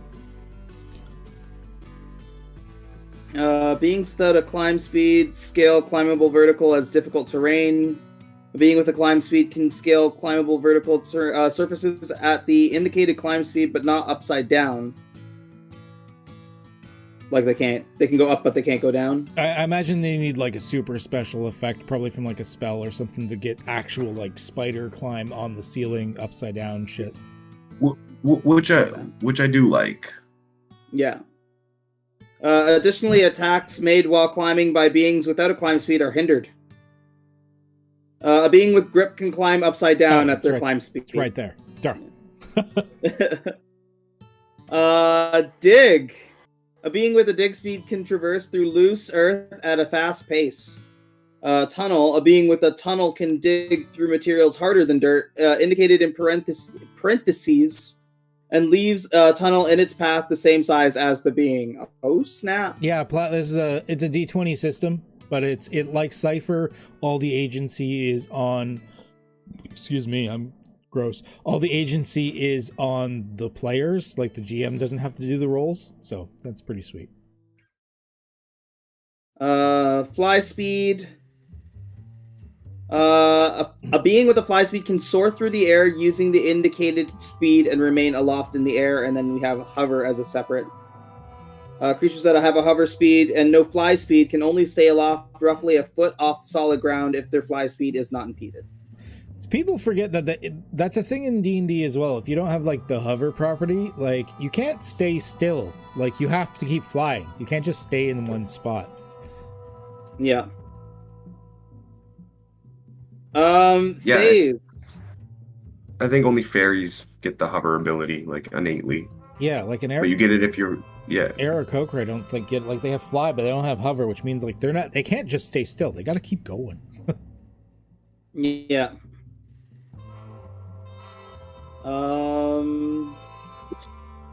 Phase. A being with the phase speed can move through other beings and objects and choose to occupy the same space as them at the end of the turn. Just weirds me out to think about being phased into. Like imagining it is just hanky. Yeah. Let me phase into you. It's not weird. They didn't even ask consent. It's not weird. Didn't even get consent. No. A being swimming in water without a swimsuit treats the water as difficult terrain and makes hindered attack rolls and dodge while swimming. I'm not sure if this falling bit is supposed to be here, because one, it looks like a subcategory of swim, which makes no sense, and two, it's a different damage die. It's got a D6 here, and later on in the book, falling is a D8. So I don't know which one is accurate, if falling's a D6 or a D8. I feel like this, because it's a different title style, like this was a mistake. So It's both. yeah. Yeah, why not both? Why not You both? take both. Double fall damage. You It's take it's in the book. It's in the rules. That's true. It's in the rules. You take a D6, and then later on it says you take a D8. So for every 10 feet you fall, you take 1D6 plus 1D8 damage. Easy. Yeah, that's fair. I also noticed he doesn't have a maximum height. Which I love. There's no maximum height. Because, like, in D&D, it's only 20 D6. It's 200 feet. And, like, you know, a barbarian can re-enter from orbit and be perfectly fine. Yeah. Whereas, like, in Pathfinder, it's as if you fall more than 5 feet, you take half of the feet in damage, up to 1,500 feet fallen. It's like, at that point, why? Jesus. Why did you list a number? I like the touch about the beings not taking damage equal to their jump height. Yes, we were talking about that earlier. I meepsig my satyr that I like had everything in the jump and like had that one barbarian class and everything. I could jump crazy amounts, but one, I was limited by it, and two, when I landed, it would hurt. Yeah. That's what was so nice about Red, like being able to just jump 30 feet in the air and not take fall damage from it. Beautiful. Yeah. Makes it like super fun to play. Because again, it's like, I want to be a cool badass guy who jumps up in the air 30 feet. It's like, well, you can be, but you're going to break your knees every time. Yeah, fucking Bad Hair Gaming Gooba stomps half the things in half my campaigns. He always finds a way to do it. I refuse not to at this point. Like, it's become a classic BHG trope. Yeah. I just realized I'm able to use BTTV emotes in here. Really? I didn't know that. What? I don't know anything about my channel. I didn't get the. I didn't get monetized that long ago. I haven't even set up like tier things to subscribe to yet. It just shows up as the words Kappa cool for me. So yeah. it's not like It's not. integrated. Yeah, that's all I see as well. And yeah, like the falling is supposed to represent terminal velocity, but terminal velocity probably means you're going to die. And 20d6, after level 10, you're pretty much good taking 20d6. Like, you might go down, but you're not going to die. Yeah, no, I prefer falls meaning something. If you fall off a 1,000-foot cliff, like, unless you're like a literal god, like, you're still going to go sploot. Yeah. So I appreciate that there's no like real cap. And if you're getting to the point where you're getting like re-entry mechanics, then you probably need to be having a further conversation anyways. Clearly, you don't understand the true powers of rage. Yeah. All right, who wants to get into lineages? Somebody else. Traditionally, Do it has been known as race. Do you what? I was going to say, do we want to get into, because like we're 14 pages into like a 60-page document. I didn't know how detailed we want to get into these, or if you just want to touch on some interesting ones. Sure, do you have interesting ones? Because I haven't read any of these. We got dwarves, we got elves, halflings, dragonkin, harpy. Harpy's cool. You skipped human. Man, I did skip Okay, human. The most interesting. Now, this is a personal thing. This is not like a criticism on the system or anything like that. In my games, I like humans to be slightly more powerful than the other races. I like humans to be a standard default because I find when people, if I ask what's your character and you say, oh, I'm an elf ranger, but if I say what's your character and you say, oh, I'm this like lost brigand ranger that like had issues with his childhood, I know instantly they're playing a human because they didn't just say race, they said more description about who they are. It's just something people tend to do for some reason. So I just, personal preference, has nothing to do with system, don't bother changing it because of balance reasons, but I personally like humans to be a cut above a little bit. It's my thing. Yep. Or like even here, like the main things they get is whatever they want. You get a talent of your choice. After deciding your class, you can increase your aptitude with 2 skills and a skill in 1 tool.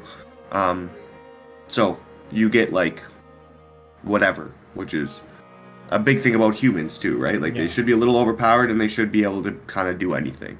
And the nice thing about like humans getting talents or feats or whatever you want to call them in whichever system is like the longer the system exists, the more talents and feats exist. So they get stronger with time. So I don't know which one of these stick out to you, but this one stuck out to me right off the bat. So I want to actually like take a good look at it. Is the gremlin. You're all over that gremlin. Yeah. Why don't we go through them at least in order, just like quick talking points. Well, do you have an earlier one you wanna cover? Well, yeah, like I mean, the dwarf having seismic sense is kind of cool. Oh, they do get seismic sense? Okay. Sense. Oh, yeah. I do like them having that more than... That makes a lot more sense than dark vision. They're built different. Yeah. Just built tough, different. sturdy. So endured defense tasks you make against poison and prone are favored. Complete any crafting downtime activities in half the time. Oh. That's cool. So like they're built more like a traditional dwarf. Yeah, that feels like a dwarf. You know, you're tough. You build shit. You can sense things through the ground. Yeah, that's a dwarf for sure. And I'm very much okay with like races having some traditional roles and stuff. Once again, it's a role playing game. Roles.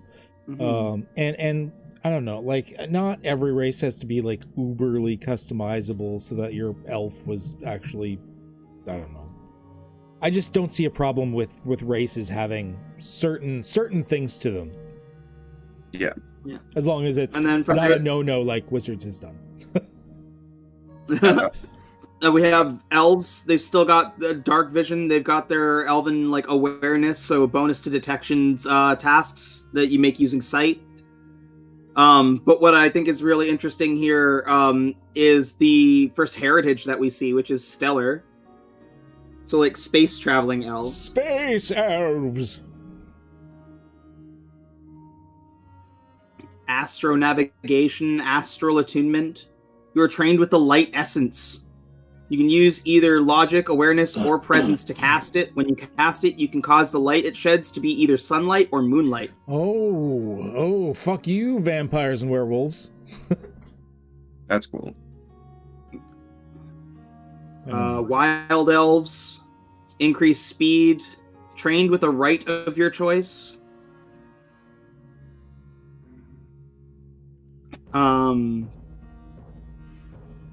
Dragonkin.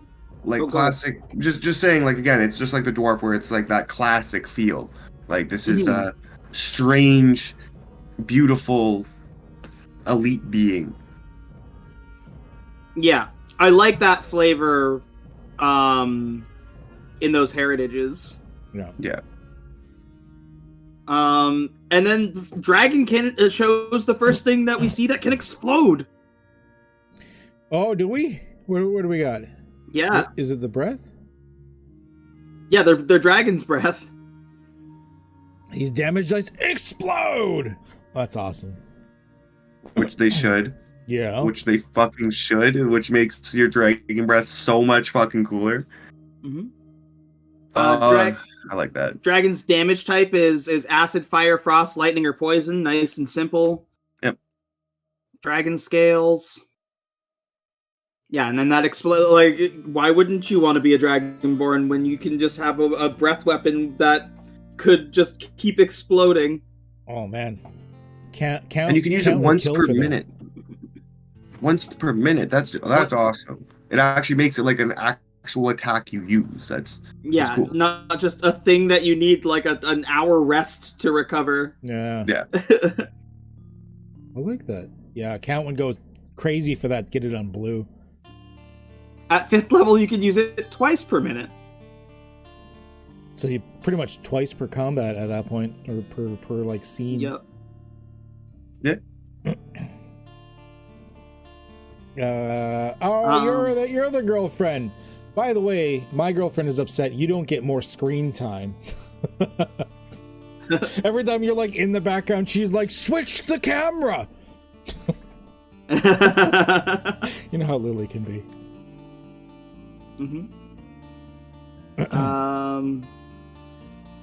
Halfling is a halfling, small size, nimble. Make resolve defense tasks against being frightened with favor. Yeah.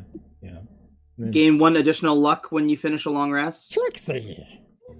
Yeah. Yeah. The harpy.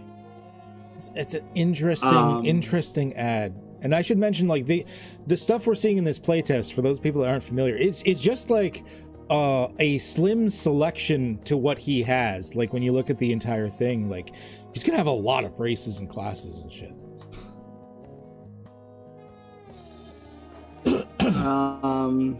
Flight speed, flyby attack, talons. Oops. That flyby attack could be a thing. Yeah. Really nasty. Really nasty. Like that. But it's when you take the rush action, which only happens on the enemy's turn, if I'm not mistaken. Excuse me. Doesn't? Oh. I think you can use something. I remember reading that you can take a rush action and use your movement during the opponent's turn. Something like that. I skimmed through the actions, but I didn't like deep read them. I only started reading it like an hour before we streamed. So I missed a lot.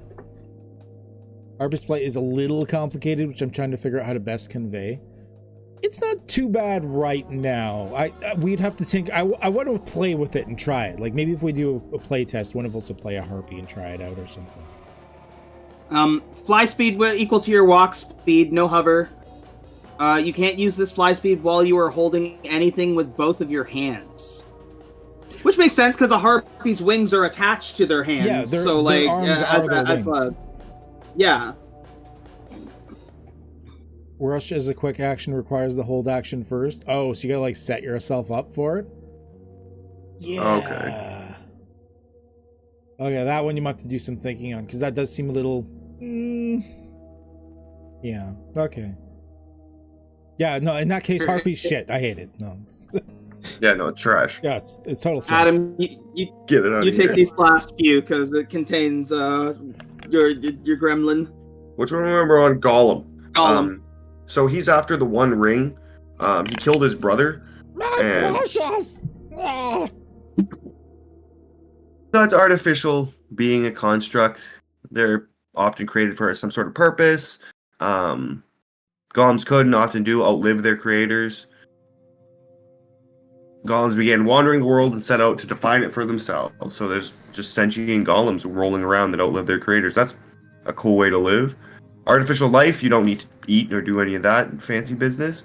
Constructed body, you have protection, physical and toxic. I would like to note, he said for artificial life, you don't need to eat or drink. He did not say you do not need to poop. So that is still in there. You gotta poop. Everyone poops. Little golem Everything poops. poops. Everything poops. Little golem poops. Yep. Little nuts and bolt poops. Little stone pebbles. Self-repair. You can use your quick action to spend one of your hit dice and regain health equal to the roll of that die, plus vitality. Ooh, that one's a tricky one, just because like your hit dice, which I'm still not sold on that name. I'm still wondering if you got to rename hit dice. But your hit dice is like, that's what's stopping you from dying if you get to 0. So that's risky. And now we come to my baby, my champion, Thumbs up for King. Your baby. the gremlin. So it's just a regular gremlin. I think you could even play a tech gremlin, which would be funny as hell. You're gonna make it a tech gremlin. That's what you're gonna do. 100%. Yeah, if I don't get a tech gremlin heritage, I'm gonna fucking riot. Well, you don't. Yeah. You heard it here first, Darren. Play a gremlin, then you play a class like you tinker with stuff, and then you're a tech gremlin. Shut up. Let him finish. The timely goblinoid fae that are associated with the sudden misfortunes and calamity. What do they get? They get dark vision. There you go, Ken. They get your favorite thing, dark vision. It kinda makes sense for them, Tech though. gremlin. It does make sense for them. They're a doom magnet. See, this They can use a quick action to spend 1 luck to emanate a 30-foot aura of disaster for 1 minute. Whenever an ally fails an AT, DT, or ST within the aura, the next AT, DT, or ST you make before the start of your group's next turn is favored. So you can get benefits off of your party fucking up. You almost want to. So the more your party does shit, the better you feel, which is like a really interesting roleplay aspect. It actually makes you feel like a fucking gremlin, which I really almost want to appreciate. sabotage them though. Just be like, "Ah, fuck! Stop hitting me in the knee!" But it works so well for me. It's full-on gremlin behavior. It's well done. That is brilliant. And you're faster. The mimic. It also has you have 5 feet of speed for the turn when you take the withdraw action. I'm not sure what the withdraw action is, but again, we'll get there. The Mimic is the infamous dungeon-dwelling creature that, in some realms, mimics are more than predatory ambush. They may... It's a attack task, defense task, and skill task plat. I'm sad he didn't put he doesn't have any pictures in here, but he's got a wicked mimic picture that he showed on stream. It's like the little mimic chest guy with like little like swords and knives and stuff. Let's go. Yeah, you get a bite attack, which is cool, and you can grapple the target if you hit it with the bite, and a guaranteed grapple on hit is amazing. Just amazing. And mimic shape change. You can turn yourself into an object that you have previously seen. You must focus on the shape change. So like it's like concentration. But you can turn into a chair. So we can be like, as my tech gremlin, I can be like, okay, you're gonna turn into a chair, and then I'm gonna fucking drop the lamp on his head, and then you're gonna like eat his ass. Like, oh. Wow, we went there. All right, well, there goes that I meant PG eat rating. his ass. You went there, like eat his ass. No, you meant eat his ass. I get it. I get Yeah, I get like, where you were going with that. I get it. Yeah. That's fine. We're not judging you. If you want to eat people's ass as a mimic eat chair. his ass. I get it. You want to eat out people's ass as a mimic chair. It's fucking fine. No, see, now you added the now you went there. But after that, we're getting to the classes. Ken, you want to take over here and maybe pick out an interesting one? Let's we'll be here forever if we go through all of the classes in detail. Just find a good one. Find one that's gold, maybe 24 karat. The one gold I want to do more than anything is probably going to be wizards, just because I'm me. But I believe BHG, you noticed something about the barbarian class. Did you want to bring that up? I can. I did want to look at the alchemist, because again, it's one of the first classes that it's unique. That's true. That's true, because the alchemist and Pathfinder is good. We don't have to go through every we don't have to go through every detail of every class, but to go through the at least skim through the basics, because there's a lot of cool stuff in here. We'll skim through it, yeah. So because the alchemist and Pathfinder is cool, but the alchemist in D&D is fucking terrible. I don't even know. It's just bad. Obviously Taryn has made significant upgrades to classes in D&D himself, and just has sort of converted them over for this, so very happy about that. But yeah, so alchemists are gonna have your formula logbook. Well, let's start at the stats first. Let's get into here. The barbarian typo got caught. So he already knows about the barbarian typo. Fine. Yeah. he already got it. All right, so health per class level 6 plus vitality. I did hear him mention that you don't roll for your hit points. You just get your hit points every level. And that's it. Just done static. None of this do I roll? Do I take average? I'm fine with that. The masochist in me misses it a little bit, but at the same time, we've been playing games like Fate and Cypher and all of these other games long enough that it doesn't affect us. Hit dice is D6s. Their luck die is D2. Interesting. Okay. I was wondering what the sizes of the luck die would be. I really do it differs between classes, which I think is really cool. Yeah. And then they get their various aptitudes that you would expect, like alchemical, and they get crossbows and alchemical right away. That kind of makes sense. You don't really see them using like swords or shit like that. The crossbows are mechanical and all that stuff. Get their equipment. So they get their formula book. This is for making, like, there's a whole list of alchemical items and stuff later. So it's formulas for making alchemical items. Easily. Catalyze. You can use your main or quick action on your group's turn to make an alchemy skill test to quickly craft an alchemical item. Basically, you can just craft shit on the fly, which is really cool. As a main or a bonus, or like a main or quick action, I think is really but interesting. It goes inert if you don't use it. Like it only lasts for that short while. So like basically like you're using it and you're chugging it, or it goes bad, like that type of thing. Or throwing it, or whatever have you. Yeah. So you can't like spam make a bunch of potions during combat. It's just like throwing something together quick that hopefully will work, and just hucking it, which again is just mechanically really fun and role playing really, really fun. Yeah, it's just better. It's just better. And yeah, Platt, D&D does technically have an alchemist. Technically. Potency, you can make more effective use of your chemical items. Double range, which is really cool, but you hinder the attack. You can use logic instead of strength or awareness when you make the attack with alchemical items. That's really neat. Using brain power. Experimentalists, you have expert aptitude in the alchemy skill and kit. As you increase in the aptitude, your kit increases as well. So as you increase your skill, your like tools for it also go up with it, which is nice. Because the tools are determining the max gold piece value, whereas the skill is actually, you have to roll to make it. Chemical practice, you adopt but that's your like subclass. Your subclass. I'm not sure. I'm not sure what the terminology is in this one, Taryn. Did you just call them subclasses, or did you have a name for them, or what? Not sure.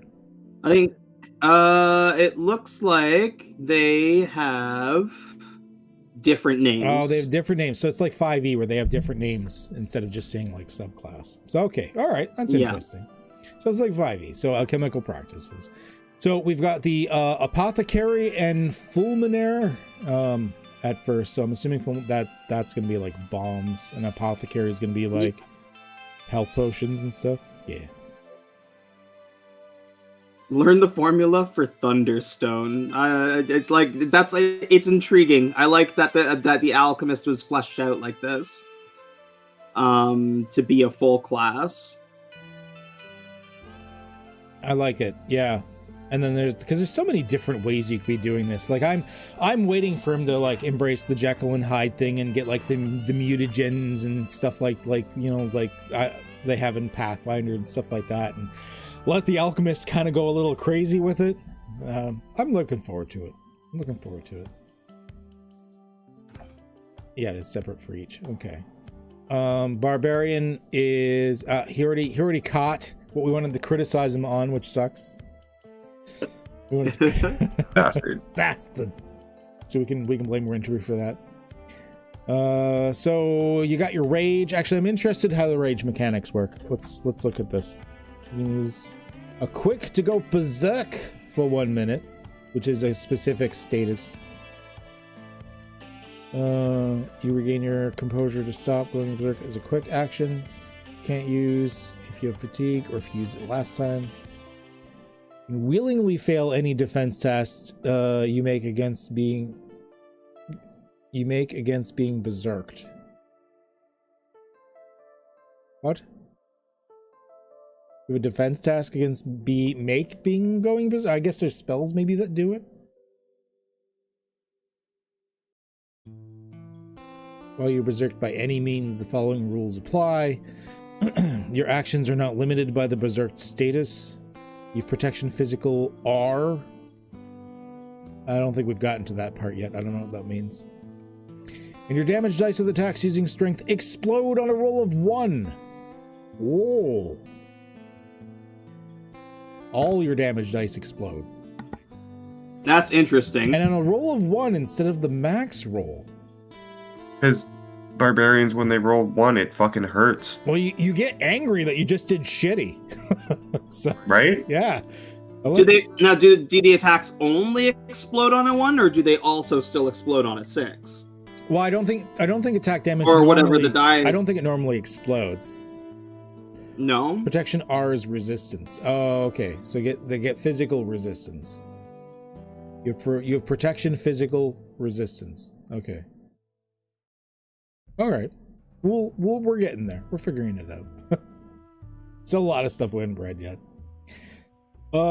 So of course at first level if you don't wear heavy armor because you're a barbarian, you get faster and can rush even while you have fatigue. So you can the equivalent of like D&D dash, or I don't know, it's called different and everything. Bring it on. Grant yourself favored you can grant yourself favored attacks and hindered dodge against melee until the start of your group's next turn. So reckless attack, basically. Reckless, yeah. That's when you get your subclass. Adrenaline rush. You get temporary hit points. That's nice. I like that. You're kind of a front liner without armor. You need it.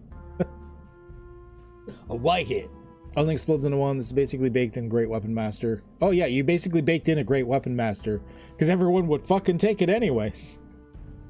Why not? Yeah, so Berserker's Fury and Draconic Might are the 2 right off the bat. So I like that he's got like a mystical one, like Draconic Might is like one of the examples. Yeah. That's pretty cool. And become more dragon-like. You brilliant scales appear across your body. What if you're already like the dragon people? Do you get scales on your scales? More. Yeah. More scales. More scales. No, you grow skin. You just grow skin. Scales just fall off and new scales replace it. It's like, berserk. But raging is really painful. I like this Myth Keeper thing. I like that for a barbarian. That you can favor roll skill STs to discover knowledge of beings of legend. Oh yeah, that's pretty neat. It's specific, but again, I like those little roleplay things. More scales. Did you want to take over? You can for Bard. Using a quick action to be able to like find protections and immunities is really cool as part of that Mythkeeper as well. Yeah. Yeah. That is something it's nice to see a little bit more of. Like that's, you don't see it in D&D like at all, but that is a core gameplay mechanic in like Pathfinder. Like you need to spend time to figure out what is up with the creature or they might kick your ass. Like, yeah. So that could be helpful depending on how this plays out. Yeah, BHG and or Adam, did you want to pick up the next one? Yeah, looking at the bard, do we still have your 6+ vitality, 1d6 per bard level for hit dice, d2 luck die, and scrolling through real quick, it does seem like every class gets d2 luck die. I thought it was different, but I don't think any of them were different from the ones that I saw. At least from these ones. Yeah. Proficient armor, proficient with finesse weapons and crossbows, proficient with dodge. Where's the hand crossbow? Where's the hand crossbow? What the fuck? Well, it's a bard, it's a bard, not a rogue. Wait. No, look at the bard's equipment. The bard, I forgot that crossbows is everything. Yeah. It's all crossbows. It is hand crossbows. You're fine. It does start with the hand crossbow. Okay, for anyone wondering the joke, it was because in the playtest for the expert classes, rogues didn't get access to hand crossbows, and we lost our shit. And we had like this hashtag on Twitter, justice for hand crossbows and everything. So we have a thing for hand crossbows. Rogue is not a joke, man. Oh, so Rogue has a higher luck, he says. We'll get there. Yeah, the bard starts with light armor, a hand crossbow, a dagger, a rapier, and 2 musical instruments. The redemption, sweet redemption. Redemption. Already, this is 5 million times better than whatever one D&D is going to be because hand crossbows. Yeah, 100%. Bardic Anthem. You can make an artistry skill task, or is it skill task? Skill. Did I already lose the word? Test. Test. I think test. Yeah, skill test. We're getting games confused. We've played too many. With a musical instrument on your group's turn as a main action. If you pass, you perform awe-inspiring music to your allies that hear the performance and grant them your inspiration. This inspiration can be used to gain a D2 bonus on an AT or an ST before your group's next turn. They can add this bonus before the D20 is rolled, but must do so before the Arbiter determines the effects of the roll. And at 4th level, this D2 becomes a D4, increasing at D6 at 7th and D8 at 10th. So no limit on inspiration. Like you can, as long as you're using it, basically it's an Emmet. Yeah. Or as long as you're using it as a performance and you're succeeding on that roll, you're able to inspire everyone. Yep. What I like about that is that it's not just one ally; it is all your allies. That is nice. That harkens back to like other editions and even games and stuff. Bards kind of got a little. Yeah. They got, I don't know. They were good in 5th edition compared to some of the other editions, but there was some things that were nerfed in weird ways. Some of my favorite things I've done in D&D 5e has been with bards. Truly, it's designed for chaotic flavor. Yeah, no tracking is a good thing. Like Adam, you played your first main character in a long running campaign was a bard, and how many times do you have to remind people you have an inspiration die? You have an inspiration die. Yep. Use your inspiration. Then I have a bunch of other buffs too, so I'm like fucking telling people left, right, and center. You just feel at that point you're just yelling over and over, "Hey, listen!" Yeah. If you aren't surprised or incapacitated, you can use the quick action before the enemy's first turn to take the help action. And then you got your Bard College. Resolution at 3rd level. If you fail a resolve DT, you can use a quick action to pass it instead.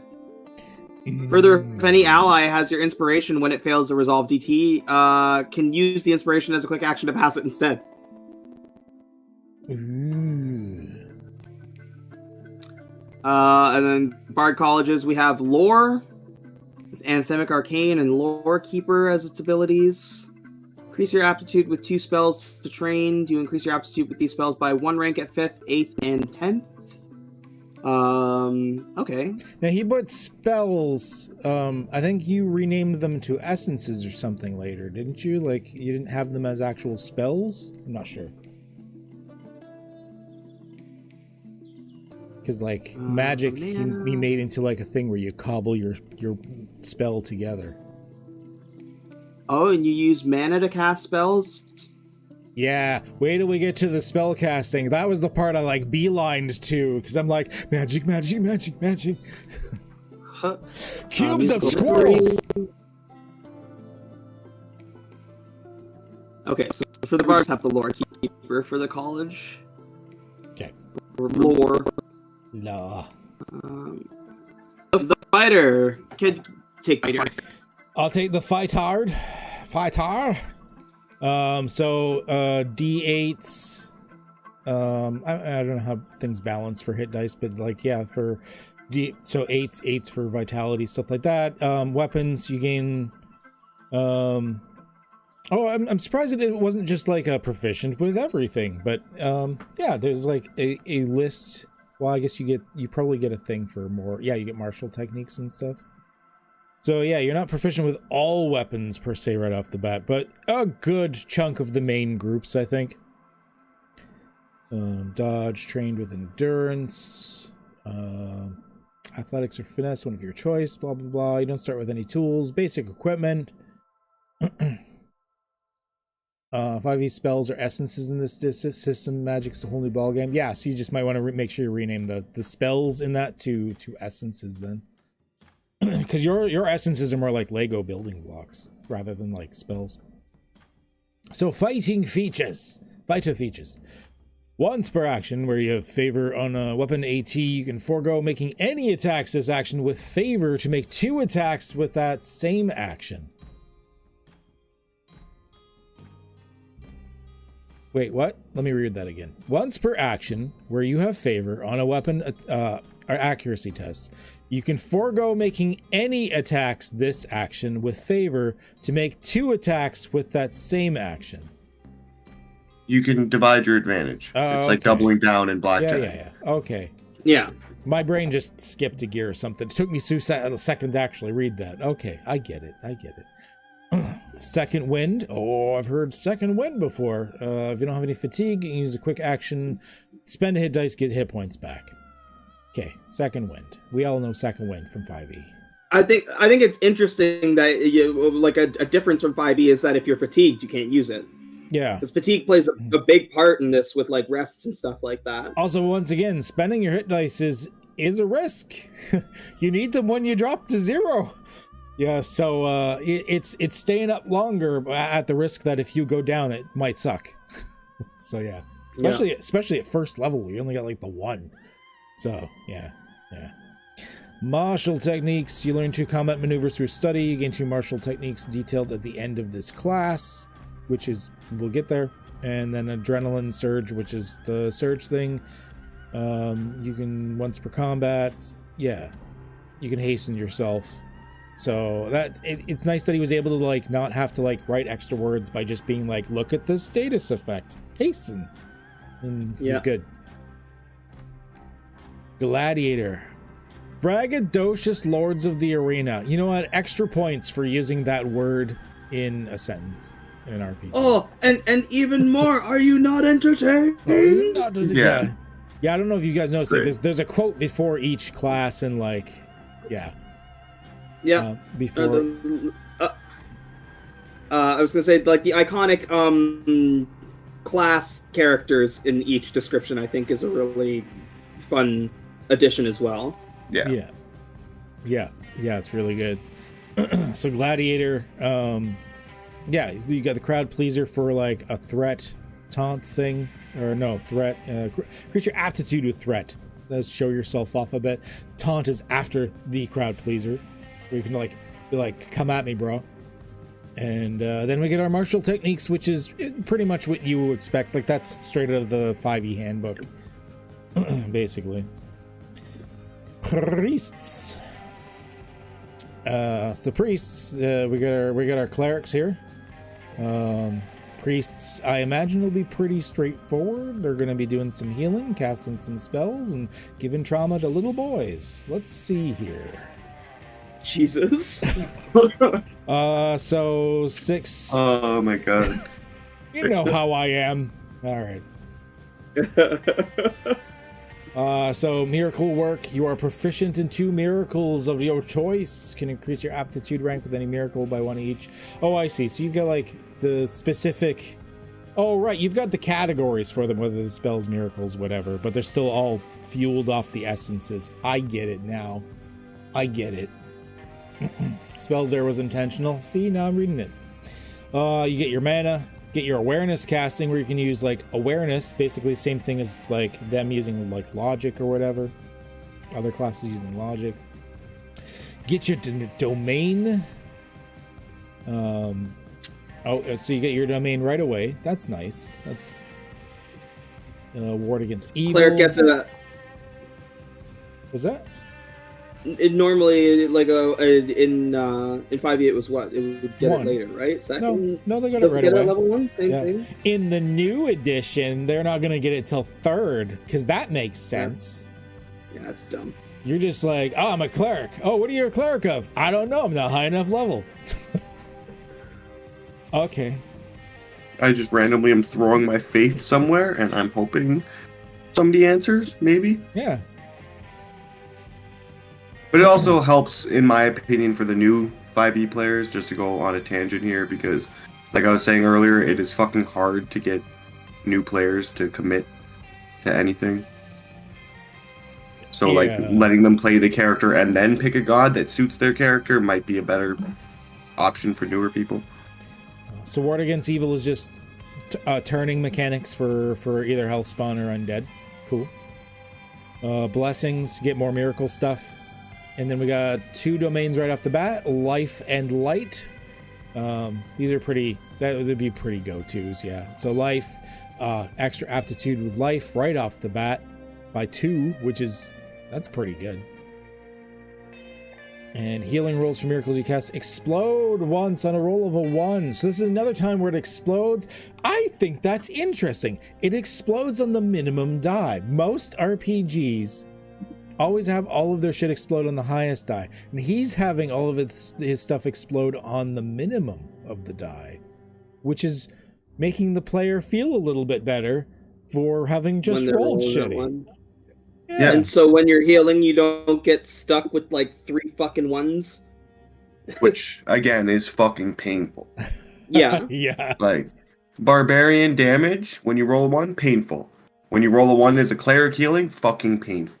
So it's great that they get the exploding on the 1s. I like it a lot. Never thought of implementing exploding dice on the minimums for some reason, because no one ever does it that way. I like that. I like that a lot too. It balances things out a lot. Yeah. And then you actually get less extreme numbers because it's always the minimum you're exploding off of. So it's like, yeah, no, I like that. That's good. I approve. Yeah. And you can overheal people, which is nice. Yeah. Excess becomes 10 hit points. That's really cool. That is super, super nice. It's like, oh, you got punched in the face. Let me wait until you get punched in the face a few more times because I don't want to. And there's no like spell slots in this or whatnot. Like your spells in this, when we get to the spells, like you could technically like heal a lot, but it's only if you want to actually like heal like big or in groups or anything that it costs you mana. So yeah. Okay. So like, yes, we'll get to that. We'll get to that. Light, and then you get like light stuff. Let's move on. We gotta get going here. A pugilist. Platt's gonna be happy to see this one. He likes his unarmed boys. Yeah. You want to take this one, Adam? I don't think you've taken one in a bit. Yeah, like I was gonna say, this is actually the class that I would probably have my gremlin be pugilist. Oh. Just because I want to jump on people's heads and punch them. Fair. Oh. Platt's So what do they get? In chat. Platt's got so many ideas. Platt's like, I want to test this now. All right, Platt. We'll have you when we test the system. We'll have you in the system with us. Oh hell yeah! There's solo play too. Go play with yourself, dog. Yeah. So they're proficient with brawling weapons. They're proficient at dodging. And they get a couple skills. And a brawling weapon that isn't just their fists. Okay, so I didn't look like fists was its own weapon group, wasn't it? I'm not sure. Like unarmed attacks? I don't remember. I think it was. I think specifically it was brawling was the weapon type. Brawling. Yeah. Okay. Brawling, because so I'd imagine like we're probably gonna get like brass knuckles and like the like guitars, things like that, right? Yeah, and in the first thing of the pugilist features, they're makeshift weapons. When you use with strength are considered brawling weapons for you. So, if you pick up a chair, it is a weapon for you. So credit here. This pugilist class is actually a port of the class by Benjamin Huffman, the DM's Guild, used with his permission. So Tyrone here is not even the creator. He's just the scrub that took all the credit. Wow. You hit Control V. No, I imagine everything else you've done has been fucking super so far. It's good. Tyrone, you gotta stop. You gotta stop. Terrathon, yeah, let's go. Terrathon, yep. So fisticuffs are just like unarmed strikes with monks. The die goes up as you level up. Moxie, which is pretty cool. You have like your key points, but it's Moxie instead. So again, you're not pigeonholed into being a fucking monk. I love that. So you can spend some of your Moxie to beat rush. You can rush as a quick action. Give them the old 1-2. When you attack with a brawling weapon as a quick action, you can expend 1 Moxie to make an additional attack with the same action. So again, like flurry of blows, you can just be bopping people. Rope-a-dope. If a being within 5 feet of you makes you make a dodge what is it? It's defense test. And you pass, you can spend 1 moxie to make an attack against them. Thanks, Amanda. So, somebody tries to punch you, and then you hit him in the head with a chair. I like that it's got Moxie. I don't think I've seen Moxie in a role-playing game since Top Secret, because I think it was Top Secret that had both Moxie and Chutzpah, which I've borrowed Chutzpah to put into my Dungeon Slug system. Because you gotta have both. It's awesome. Yeah, old 1-2. Yeah. Yeah, the old 1-2. Are we actually going to see like monks like done properly, basically? Basically. The moment you are bloodied, you gain some temporary hit points. So like, oh shit, down but not out. Yeah. And then I love this. I absolutely love this. He calls the subclasses for this class fight clubs. Fight club. You know, bloodied but unbowed. Part of me wants to say you should rename it to like "Didn't Hear No Bell" or something like that. Yeah, I didn't hear no bell. That's the thing that I thought. Yeah, 100%. I didn't hear no bell. So Bloodhound is the only one listed here. During the. So you get the assassinator thing, where in the first round of combat, your AT against enemies who haven't acted yet are favored, which is fucking nice. Surprise, motherfucker. And you can increase your jump vibe out of by a 2. dark alleyway and just start like wailing on them. Hit him with the fucking fire extinguisher.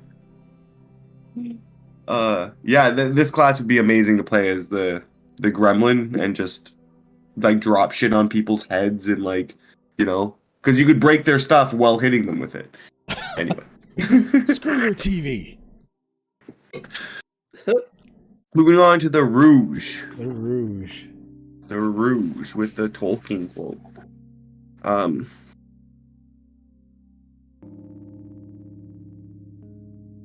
So what do they get here? They're proficient with finesse and ranged weapons. I'm gonna assume that encompasses the hand crossbow. So we'll let that one slide. Yeah, all ranged weapons. Interesting. That's actually more ranged weapons than the fighter. Yeah. I think. Which again, most people play rogues as archers. A lot of it makes sense. Kill people from away. Or like either they have I know a lot of people who play rogues always like keep a lot of knives or daggers. Yeah. Which is people are asking what the max level in the system is. It is 200. It's not. It's not 200. 200,000. The playtest is only going up to 3, but it is 10. Everyone is saying 10. Okay. Tyler, discombobulate for the pugilist. Oh, okay. Sorry, I got sidetracked. Let's go. Yeah, some rogue features here. We got deft maneuver. When you withdraw, your speed increases by 5 feet for the turn. Cool. Precision strike. Once per turn, you can deal some sneak attack damage. If you have advantage or if one of your allies was. So, same thing. Rogue gig. Your subclass. You're elusive. You get legendary resistance. Legendary saves. You can just choose to pass. Yeah. You can use your quick action. So you just have to use your reaction and you can not get hit, which is nice. Oh, your quick action? I didn't know. Your quick action. I thought your quick action had to be used on your turn. I didn't realize it could be used like a reaction whenever, because it didn't say in the actions area. We'll get there, I guess. Yeah, I thought that your main action happened on your turn and your quick action happened on their turn. I could be wrong because again, the combat isn't split into individual initiatives; it's split into group initiatives. Yeah, we'll get there because it didn't specifically say when you get your quick action in it, but we'll read it when we get there. I probably just missed it.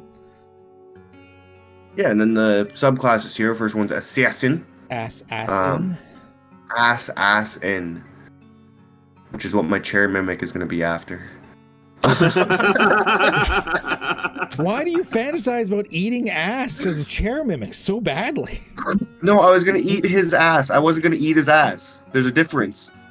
Not an ass in your man. world, no. Continue on before we get into the ERP section of this game. Yeah, I'm just waiting for that section of the rules, to be honest.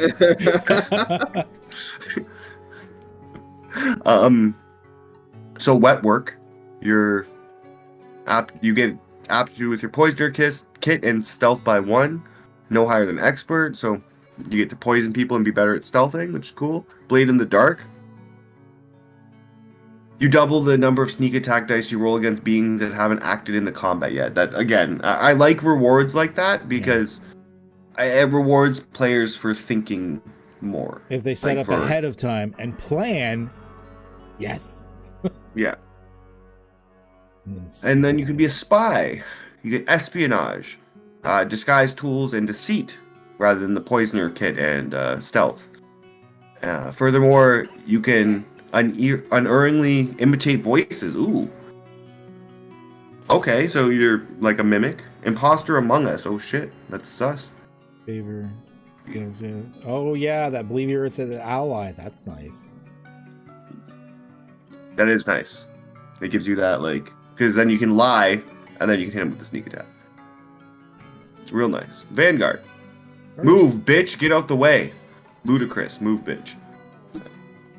I remember I was in the stream when he was like putting that one in, and he put it in and he was so giddy, and then he's like, I don't know if I can legally put this quote in, but I really want this quote in, and he's gone crazy over it ever since. Ludacris would love this shit. You tweet him. Yeah, you tweet him. He'd be like, I love that shit. Just make sure I get the first copy. Yeah. So, Group is an iconic Vanguard. Let's go. So what do Vanguards get? They're capable of 2 melee weapons. So whichever 2 melee weapons they want. They have master armor. They're proficient in a couple of things. Vanguard features body check. When you rush, you can attempt to shove a being with the same action. If you rush on an opposing force's turn, you can move up to your remaining speed for the round rather than half. Ooh. So again, it gives you that nice field control, which is what you want. Shield bearer. You prioritize protection above all else, specializing in defensive combat with shields. Dual shields. You can benefit from equipping 2 shields at the same time. Yes! I want that so badly. Let's go. Yes, that's a dream for everybody. It's beautiful. Beautiful. Great shields. While you are wielding a great shield, you provide half cover to beings of your choice if they are within 5 feet of you when they are targeted. So it's the same thing I was doing in 5th edition with tower shields, because I have no idea why Wizards didn't put a tower shield in the game. I mean, that's the same thing I did. Yeah. It says wielding a great shield, like, is a great shield 2-handed? Is there a way that you can wield 2 great shields? Like those dudes on Dark Souls 2, I think? It doesn't say the great shield's 2-handed, does it? No. I don't know. Well, no. I'm assuming because they're so fucking huge. But like, I'm wondering also if that's the case. No, you got to be able to do. Or is it just that we can dual great shields? I want to be like, what is that anime? The girl that like maxed out her defense and now she's invulnerable or whatever. One of those fucking isekai hour-long like title animes. I just want like great shields, just tower shields. Let's go. Yeah. Yeah. Armored Titan. Well, have heavy armor and any shield equipped, you gain some benefits. You have protection physical D10 plus X from heavy armor if the protection die was previously lower. In this case, X equals half your Vanguard level round up. He says we'll need Behemoth Might, which I'm assuming is a talent that they'll get later that allows you. Oh, that they'll get the later, so it might not even be a talent. Might be a later thing that allows you to dual wield them. Hey, Chris is in the channel. Hey, Trianma. Hey, what's up? Hey. We're picking apart rules. We should have had you in here for this shit. Yeah, no kidding. Chris is just walking shit all over this. Like, that is wrong mechanically. So if you pass your athletics skill test to shove a being that is your size or smaller, you can push it 10 feet away from you, or you can push it 5 feet and knock it prone. And again, Hey. I really like the crowd control shit. Mhm. I don't think there's enough of it in TTRPGs, but like having like Billy in Cypher, how he controls the field and keeps people where they need to be and protects the squishies. Great role. It's a role that needs more love. That like 100%. D&D doesn't have enough stuff for like field control or threat mechanics or anything like that, where like Cypher and apparently Vagabond have things for you to actually be like, I am the tank, let's do this. Yeah. So I'm liking that so far. That's really good. If you've read the Vanguard, like he's got for 5th edition, obviously like stuff's carrying over. Why is that chair holding 2 shields? It's weird. Stop with your chair, your ass-eating chair. It doesn't eat ass. It's gonna eat your You ass. said he wanted to. So We're past this. We're past So this. what you're saying is, for the playtest, you are going to be a gremlin rogue, and I'm going to be a mimic vanguard. Yes. Jesus. All right, cool. I'm in. I'm down for it. And you have to use 2 shields. Yeah, That's the whole 2 point. shields, and a chair that eats ass. A chair that eats assholes. That's What is the this shape. stream anymore? Continue. Rampant charge. If you move 10 feet in a straight line, you can choose to charge for the rest of the move. If you charge into a being, you can try to shove it. If you do shove it, you can push it ahead of you for the rest of the charge. Whoa. Oh, yeah. Wow, that's second level. That's goddamn. Imagine you're like fighting people and you can just kind of like direct them towards the ledge and then just fucking run them to the ledge. Like, That's video game shit right there. That's beautiful. yeah, I like that. Beautiful. I like words. Love that. Mm-hmm. If you fail any athletic skill test during the charge, it fails, or if you push the being into a being or structure, which deals 2d4 plus vitality blunt to the pushed being and the being or structure you push them into. You can push motherfuckers into other motherfuckers, and you To can do push damage. motherfuckers through windows and shit. Listen, so I've been playing Midnight Suns religiously for the past 4 days, Yeah, you and have. one of my favorite mechanics is that being able to shove an enemy into another enemy and deal damage to both of them. That's fucking cool. Love it. Your wishes come true. Vanguard Mandate, which is your subclass, and then Lockdown. If you pass an athletic skill test to shove a being, you can choose to reduce its speed to 0 to the end of the current turn, rather than push it or knock it prone. Sentinel is just built in then. Yeah, you just got Yeah. Sentinel. And then we got some subclasses, some Vanguard mandates. Juggernaut. What do you get? You get Hulking Endurance. When you take damage, you can spend one of your hit dice to reduce the damage. Cool. Increasing to 2d10. Nice. Oh, okay. All right. At level 9. Unstoppable Force. When you use Rampant Charge, the blunt damage you deal by pushing a being into a structure increases by 2d6.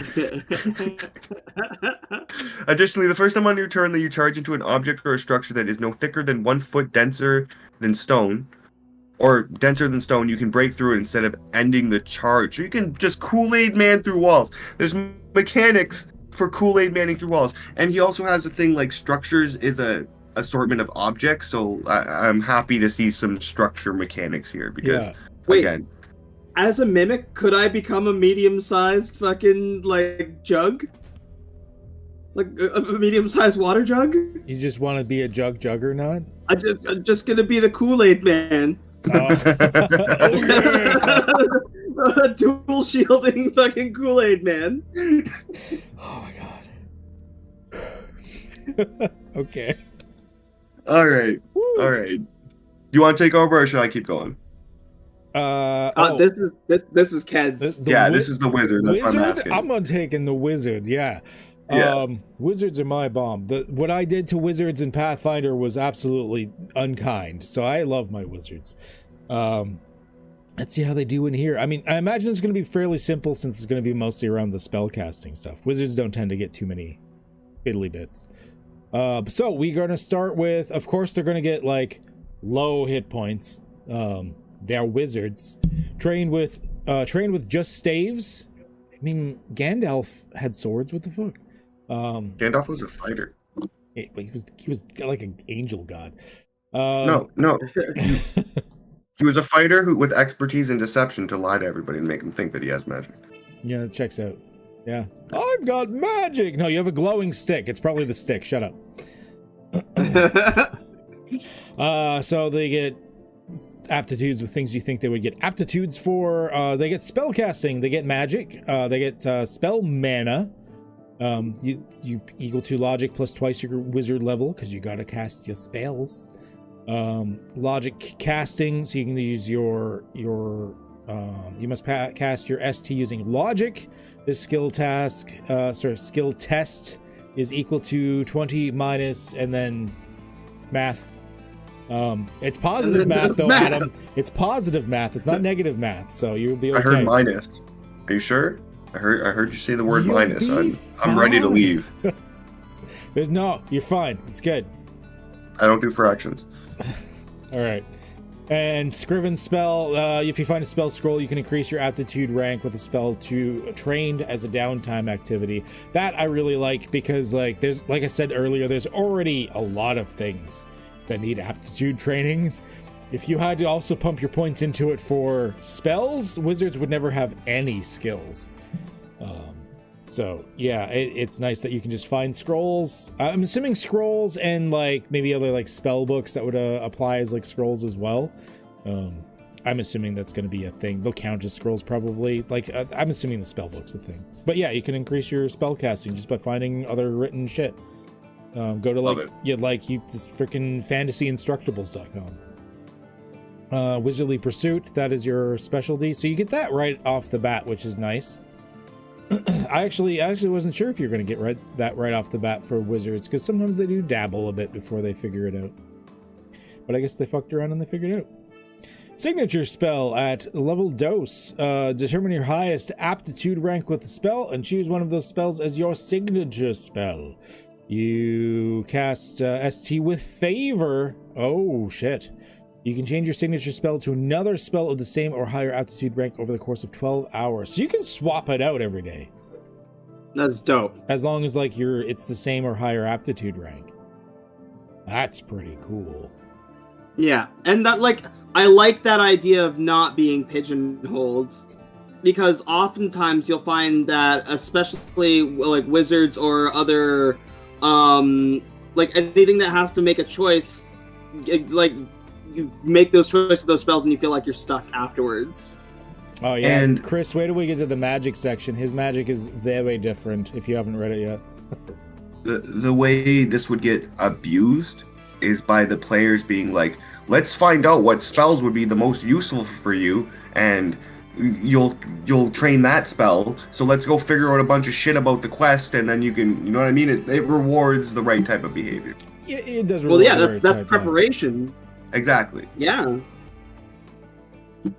And things are a lot more customizable with this too, so yeah, no, I'm happy so far. With Wizards are my thing. I'm happy so far. More than a spell list. Yep. General studies increase your aptitude rank with 2 spells, so like just more spell training. That's really nice and needed. Thank you. So we've got a boom wizard and we've got a necromancer.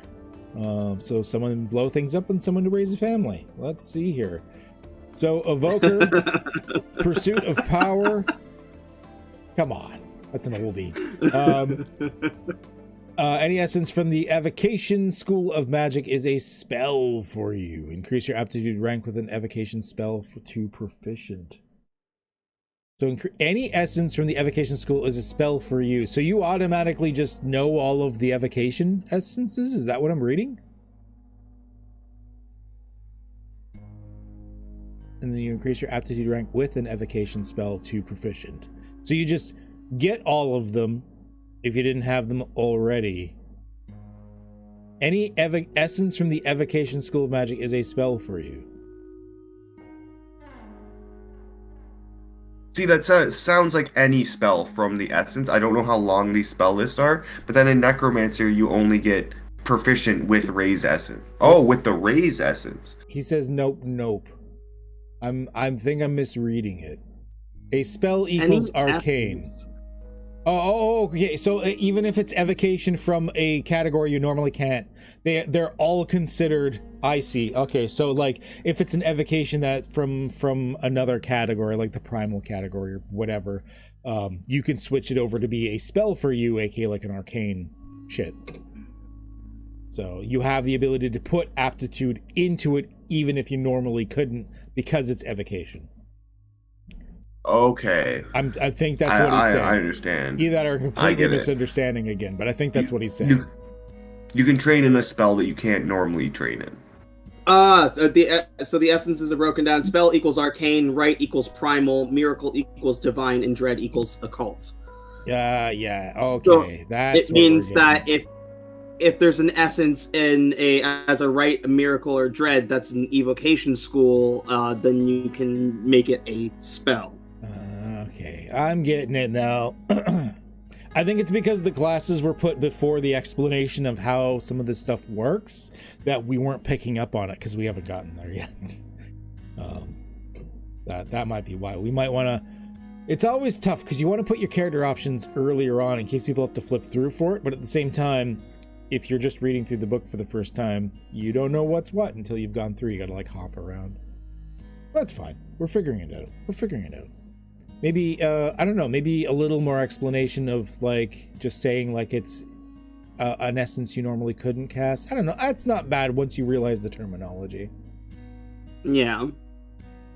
You just gotta... Or if you just specified, like, yeah, something you wouldn't be able to normally cast, or singular. Yeah. Okay. Spell blaster. So I started blasting. Which was the quote, by the way. If you don't know what that's from, It's Always Sunny in Philadelphia. Why have you not watched that? It's one of the greatest TV shows ever made. Ever. If you spend mana to increase a spell's damage, the damage dice will explode up to a number of times equal to your aptitude rank with the essence instead of just once. So because it doesn't specify on a 1, it looks like this does explode on the maximum value. I'm assuming. Because I think it said on default it explodes on the maximum value.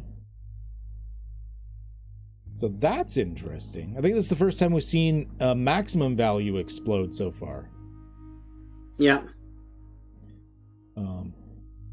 But yeah, exploding dice. As long as you've spent some mana to increase the damage. Hell yeah! I'm for it. Dragon's Breath. Dragonborn also, yeah. Dragonborn, Dragon Breath. Oh yeah. Oh, I thought that one was on minimum as well. Nope. Oh, okay. Nope. That was max. The Berserker, Berserker damage dice, healing dice, were the ones. Oh, right. That's right. Yeah. Okay. So we got the Negromancer. So we got the Dread Mage and Soul Harvest abilities. Dread Mage, so you're proficient with the Raise Essence. Not surprised there. Focusing on it costs you no mana, so that's cool. So you can keep it up without having to like pump into it. You can just like keep up your dead buddy.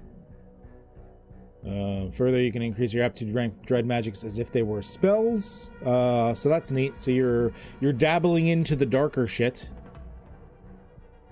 And when you can kill a being that is not a construct or undead with a spell, you can spend one of your hit dice to regain health. Oh, so you're sapping life as you're killing them. You regain health. Real cool. Yeah. Cool.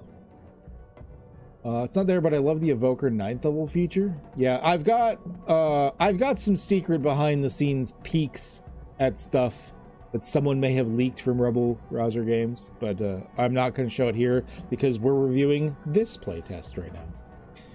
They really gotta watch your security down there, man.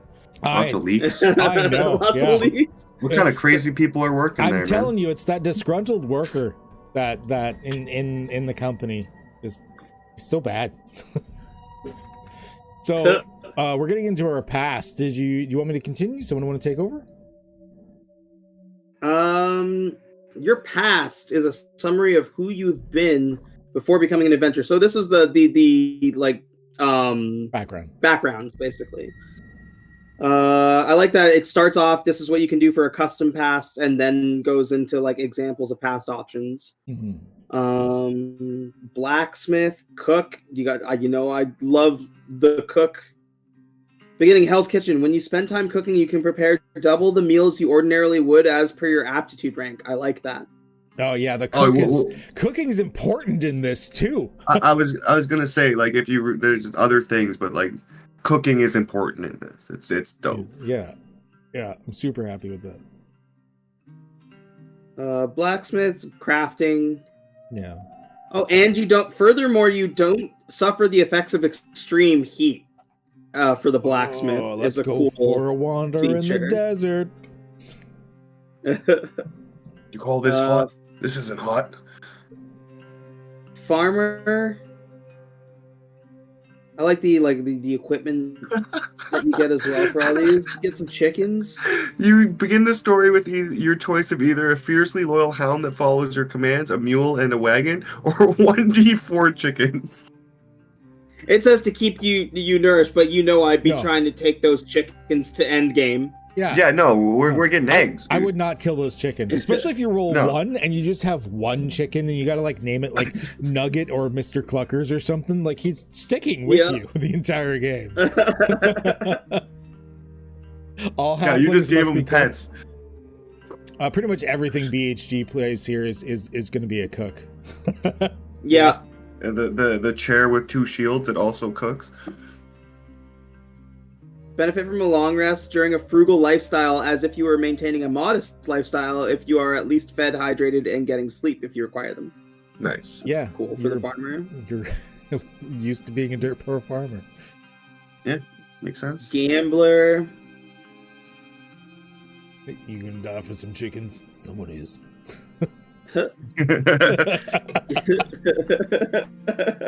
That quote needs to go in there somewhere. You can use luck on a deceit or sleight ST you make without spending a luck point. Once you do that, you can't do it again until you finish a long rest. That's really cool for the gambler. Yeah. Yep. These abilities are like much more potent than like a 5th edition background. Like these are actually like actual abilities. The one thing I will say about it being focused on deceit or sleight of hand or sleight, not all gamblers are cheaters. Mm-hmm. So like if you wanted to play an honest gambler, that wouldn't be the best thing for you. You can't really use that. Well, deceit still makes sense because it doesn't necessarily mean you're cheating. You playing poker, deceit is like your poker face and like faking people out. That's very true. Like a bluff. Yeah. All right. Yeah, I went straight to just like, cheating and fucking. Yeah, but that's because you're a terrible person. You're just you I ain't no fucking thief. That's how you lose a hand. Performers get busking. Let's go. I support busking. And double their earnings. It's the Parappa background. And the Parappa background. Yeah, I support busking. I don't get why so many cities lock down on that shit. We used to have a busking festival around here and it stopped. Yeah, it's because they can't monetize on it. Yeah. They want their cut. Stupid. But no, Parappa earned so much money in my campaign through performance. Like that. The majority of my money is If you none of it now. It's all gone. If you spend downtime performing your work and pass the artistry ST, double your earnings. That's just fitting. I love that. Yeah. Mm-hmm. Yeah, I like that. And soldier just gets armor and weapon aptitude. Yeah, makes sense though. Start with some survivalist nice equipment. Oh yeah, the soldier. Yeah, like you start with like extra armor, shield. Like you start with like a soldier's kit, basically. Yeah, it's decent. Oh, I like that. I like the home in the wilds. I like that a lot, actually. Because again, I really like the rules we're gonna see later about like how the downtime and how resting works, and that's just fantastic. Yeah, when I first saw that there were short and long rests, I'm like, oh, he's got short and long rests, and then I actually like read through it, and I'm like, oh no, this is actually much more. I like it. Yeah. Like all your boys are about to go in the mansion and take a nap and you're like, I'm gonna go sleep in a fucking bush. No, and be homeless. there's Wretch. I knew he implemented the Wretch from like Dark Souls in here somewhere. A stick, a bucket, an onion, a mostly dead rat, and a loincloth. Yes! That's great. I saw Praise the Sun earlier too on the cleric subclass. Oh, yes. Yep. You benefit from long resting in squalor as if you were maintaining a comfy lifestyle. If you are at least fed, hydrated, and getting sleep if you require them. It's plat. It's flat. It's fucking flat. I like it. Yeah, you get no skill aptitudes, no tool aptitudes, but like if you're taking that and expecting extras, you don't understand why it's there. Yeah. A mostly dead rat. I like how it's mostly dead. It's awesome. And I mean, if watching you guys play The Forest and Sons of the Forest has taught me anything, it's that sticks are important. Sticks are important. Yeah. Oh, they patched that out though. No, they didn't. They didn't? I thought they fixed that. I don't know what it is. Well, they fixed the door, which you put the stick through. They didn't fix the stick. So then what the person did was instead of going directly to the door, they went like to the side of the door. I see. Within 12 hours of the patch, there was another 10-minute long speed run posted. Awesome. Not gonna stop. We get sidetracked a lot, by the way. This isn't going to be as organized as probably some other reviews are going to be in the future. We just talk. I mean, this is the perspective that you're going to see. Like, we are the common player in this instance, just going through the material, right? It'd be like if we just picked up the book. Not that Taryn could judge us. I see him going like 1 hour tirades like into YouTube on like random ass videos because someone mentioned one subject. So Adam, take us to the future. To the future. Yeah, back to it. Back to the future. You're more than just who you have been. You are also who you aspire to be. Your future has an impact on your ambitions, passions, and drive to adventure. Fucking love it. Leveling up. Each time you fulfill an aspect of your destiny, you gain a character level. Each time you gain a character level, you gain the following addition to your class features. And you get attribute score increase, aptitude rank increase, either a weapon skill or two, like so any, and then a defense rank. So you get one of each. That's pretty straightforward. And again, here you go, Ken. Here you go. Huh. Here is why he made it 20 and on a scale of 20 instead of just the modifiers. Because he can't give you a half a modifier. Because you get 1 point. I know. It's because he designed it around the fact that he had the attribute scores. I'm still gonna live or die by it a little bit. That the attribute scores, I don't know. I'm gonna work this out by giving Pickle Rick a stick. Come here. Yes. Pickle Rick loves stick. Yeah. Did he hear the word? Did he hear you say the word stick and start freaking the fuck out? He did. Yeah, I think he understands some basic words. I didn't know chinchillas knew how to. Yeah, they do. Unfortunately, I don't have a very big screen right now, so I don't think he was actually visible. I need a chinchilla cam. I saw a little blur in the background. You do need chinchilla cam. Is a great idea. I got my cat tree here that lures them into camera view. Yeah. So this is really cool. I didn't see this before. Groups, party destiny. When playing as a group, you may choose to instead discover your united destiny as a party. In this case, the Arbiter plots the future of the heroes as a collective and decides when the destinies are fulfilled. So this is just great for DMing, for planning a campaign in general. Every new player needs to think of this concept because this just like moved gears in my head. Like I said, milestone. It's just like character arcs in Cypher, because you can have a character arc as individually or as a group, and exactly it's much the same thing. And I love it. It's one of my favorite things. I love it. It's milestones versus XP in D&D as a reference as well for 5e players who might be coming over. Yeah. Yeah. I mean, I know a lot of people still use XP in 5th edition. I don't know. I think I did for one campaign and then just went to milestones again. I don't think I ever stuck with XP. I don't like so this is interesting. Variant party future. Should your table decide to not engage with the leveling progression of your future, choose one of the fates detailed by the futures here. You gain the fate, and the arbiter decides when you gain character levels. In this case, follow the rules for leveling up. Yeah, I noticed here, like, there's one thing in the next part where it's like the talents gained. I almost missed this because it's like a different heading style, and then it almost looks like it's grouped with the future option, like default plate. But like, this is where it tells you when you get your talents every 3 levels. It's like, I almost missed that.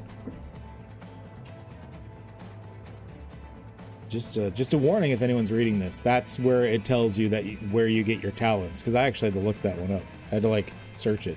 Every 3 levels. Every 3 levels, the hero gains a talent. Yeah.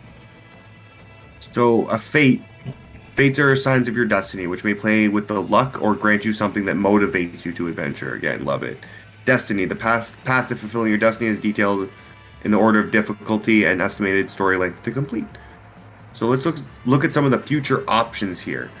The business mogul. So your fate is bound to success. You can use a luck point to bargain skill test to make with luck on a bargain skill test you make without spending a luck point. Once you do so, you can't use this feature again. Prosperity. Establish a business hub, sell an item worth more than 1,000 gold at twice its value or higher, and defeat a business competitor. Again, like, it's just good to have these personal goals. I do have one question about it though. Like, it's really nice that you get the ability from it and stuff like that, but like, what if you have established a business hub, you've defeated like most of your business competitors, like you've defeated most of your destiny stuff? Can you change your future? And if so, like, does that mean you're losing access to the previous? Because I don't see any rules for changing your future. But what if you've like done most of the stuff and you don't want to keep redoing it over? So. Well, I think that the point is, like, once you finish this, you level up. This is you bargaining with the DM, and this is what you're gonna get. I don't know. It says each time you fulfill an aspect of your destiny, you gain a character level. Yeah. Each time you gain an aspect of your destiny. So I'm assuming that's each one of these bullet points, you'll gain a level. And obviously a lot of these bullet points you can repeat, like selling an item they could do over and over again. But like, how many business competitors are you really like going to go through before you're like, okay, like, really? We're establishing. You've played Yakuza Like a Dragon. That's true. Yeah, this is flexible. At least 5. These are just example futures. Okay, so you can hot swap your futures once you've like. Okay. He didn't say if you like keep your fate or not. I'm assuming your fate probably changes as you change your future, because it makes sense. Like, you've got a different future now. Your fate's going to be slightly altered. Yeah, it makes sense, right? Like, you're changing your destiny, so you're changing your fate. It's interesting how it's above table, because again, a lot of this stuff I've done for my characters, but like to myself. Yeah. Like, this is where I want to see my character go. This is like the things that I want to accomplish. There aren't a lot of RPGs that do this. Like, I can only think of a couple, like very specific circumstances. So like, this is something I would like to see in more systems, to be perfectly honest. And I love the easy translation. To say you just want to fucking roll some dice with friends, you all want to play Bob the Human Fighter, you can just have a group destiny. There you go. The full document and stream had enough to level 10. Yeah, this is just the combat playtest. I don't want to bring up the other thing because that's not what this is about, but this is just the combat, like, simple version 1 to level 3 playtest. So this one doesn't bring us to level 10. This is only like the beginning newbie stuff. There's this future option that's main character. You're marked for goatedness. Your destinies to become lit. Make your past performer and your future business mogul, and now you're every American actor. You gotta complete a quest to get some clout. You got to wield fabled equipment as your own, so you got to get some drip. And you got to have a being of legend hold you in high regard. So, you got to get that stamp. Why does part of me just want to make Gwyneth Paltrow now in this system? Let's make some goop. Make some goop. Terrible. But yeah, this seems pretty cool. The futures. I would definitely partake in this if we did like more than a one shot. Well, even in a one shot, you could try to accomplish these things. But So you want to take talents, Ken? Talents? Yeah, let's do it. So, well, talents. I mean, I guess there's not a lot of them. Let's go through. So talents is, just abilities / feats, kind of, like mobile feats. Does look like most of them have a prerequisite of some kind. I'm okay with prerequisites as long as it's not like 3rd edition / Pathfinder 1st edition fucking feat chains where it's like I want to use whips, so I need these 5 feats in this particular order. Shit. Oh my god. I'm fine with prerequisites as long as it's not that. Otherwise, please stop. So talent name, you get it describes in how the talents are put out and everything. Talents, they give a mechanical enhancement or override a minor restriction. They do not give it. They're not ASIs or half ASIs or anything like that. Core features of a class that are prerequisite, as these would pull class identity away. So yeah, you're not going to suddenly get like the in-depth alchemy shit as a talent, so that anyone can do the in-depth alchemy shit as a talent. I hated feat chains. Yep. Yeah, I agree, Chris. 3rd edition and Pathfinder 1st edition, I hated them for those reasons. I played them for years, but they burnt me the fuck out because I hated feat chains so badly. Adroit. I think Taryn mentioned this one earlier. You can use dexterity to make ranged ats with weapons that lack the heavy property. So you can use your dex instead of your awareness. So if you want to go full dodgy shooty boy, you can. Alert +5 for detection. Can't be surprised, so similar to 5e alert. Arcane initiative, get a spell. So yeah, get a spell, get an aptitude with it. Diplomat, you can parlay to have +2 if you have not damaged the being you're making the influence. So this is one of the times where you actually get a bonus to the roll, because with the skill templates, you're normally lowering the difficulty of it. In this case, you're getting a bonus to the roll rather than lowering the difficulty. Divine favor, get a miracle. Drunken master, melee makeshift weapons are brawling weapons for you. Ooh, that could couple nicely with a few things we read already. Melee makeshift weapons are brawling weapons for you. Didn't it just say that core class features without... prerequisite brawling weapon aptitude? No, because the pugilist gets this. Does it? They get makeshift weapons as brawling weapons, and they have proficiency in or aptitude in it. Did he break his own rules? Let's go back to pugilist for a second. I'm pretty sure, because I was like, that's really cool. That I can pick up makeshift weapons you use with strength are considered brawling weapons. Oh, shame on you. You broke your own rules. It's not a big one. It's not like one of their core features. I think that was the point. But we will still give him forever shame and criticize him until he cries. Light armor skirmisher. While you have light armor equipped, you gain a +2 bonus to dodge defense. Pugilist does get this as a feature. Yeah, I realize it's not like a core thing. Right away, I like shield as a weapon. Oh, dude, Chris, were you here when we were talking about the fact that the Vanguard is like dual wielding shields and stuff? It's amazing, because it's just the 5e Vanguard that they brought over. Cult, get a dread. Pack mule, add twice your vit to your load score so you can carry more stuff. Easy peasy. Primal awakening, get it right. Resilient, increase your aptitude with Doge. Endure resolve DT by 1. You can take this talent multiple times. Oh, nice. Oh, okay. Dodgy boy. Okay. Shield is a weapon. This is similar to the Vanguard ability. You can use shields as a weapon. You're just not as good with it. It's like baby's version of it. Shields are weapons. Yeah, especially if you get what's the thing you add to the front? I know the name of it. It's gone now. Singer. Use your voice as a musical instrument. You increase your aptitude rank with your voice to train, and you can use your aptitude rank when you increase your level up to your voice. This is something in 5th edition I never understood. Like, your voice is not considered a musical instrument for bards. Like, no. You can't do, like, your barded shit just by, like, singing in 5th edition, really. No, you need that. Weird. Because they have a whole thing about, like, somatic, verbal, and material. So, like, you're supposed to use your hands, your mouth. So, like, you have to move around. You got a one-man bandit, and, yeah. That's why I always said, like, Parappa has, like, a microphone or a boombox or, like, just... Yeah, something along those lines. You can just use your voice as a musical instrument, which I'm not sure if it's required for the bard. I don't remember, but like that's still nice. Thank you. Yeah.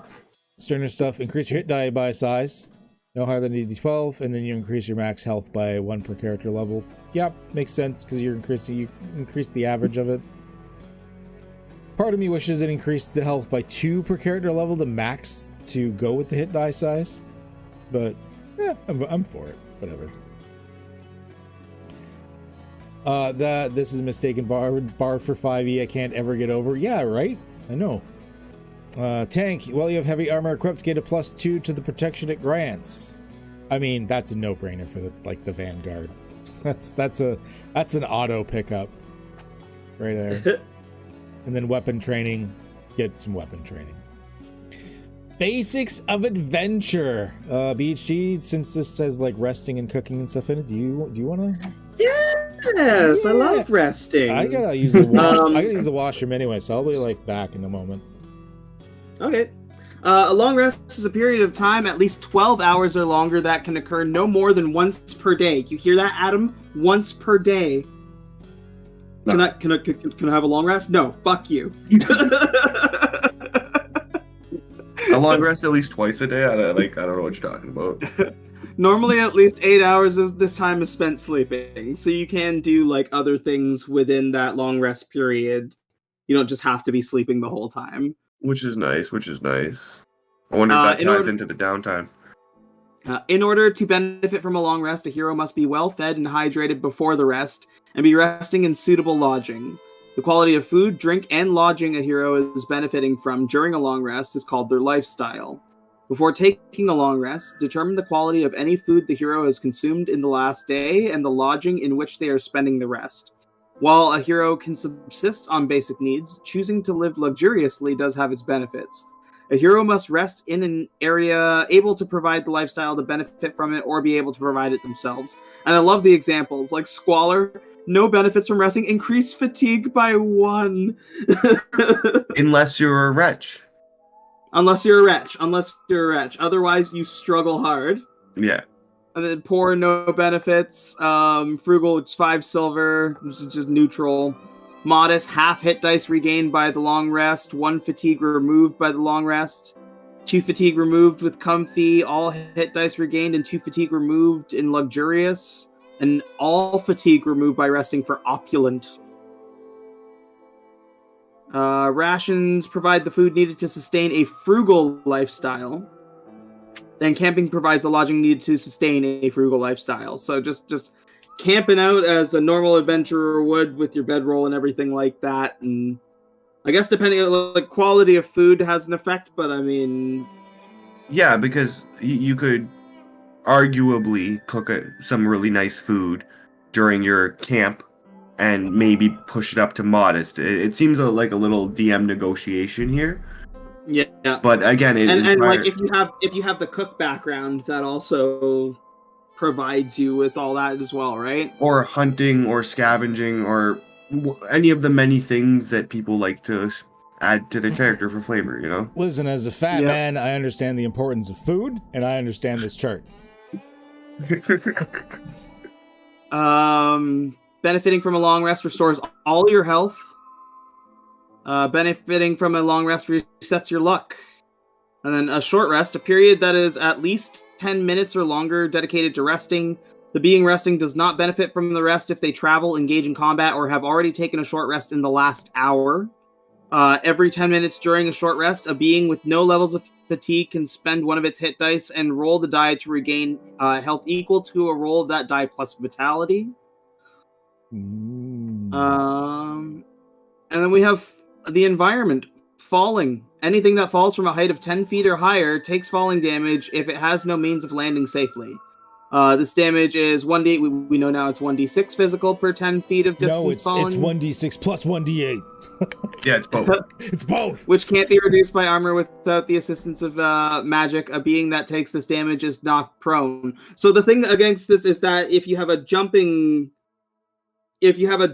height, you don't take the damage if it's equal distance to your jump height, right? Which, once again, like, my satyr almost killed herself several times. I'm very glad to see this. That was a weird oversight in 5e.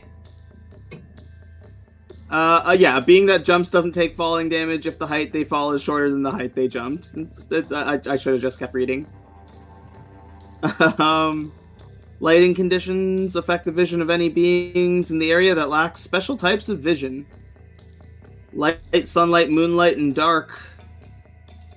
So there's 2 light levels, and then sunlight and moonlight will probably fuck up specific monsters like vampires, werewolves, and politicians.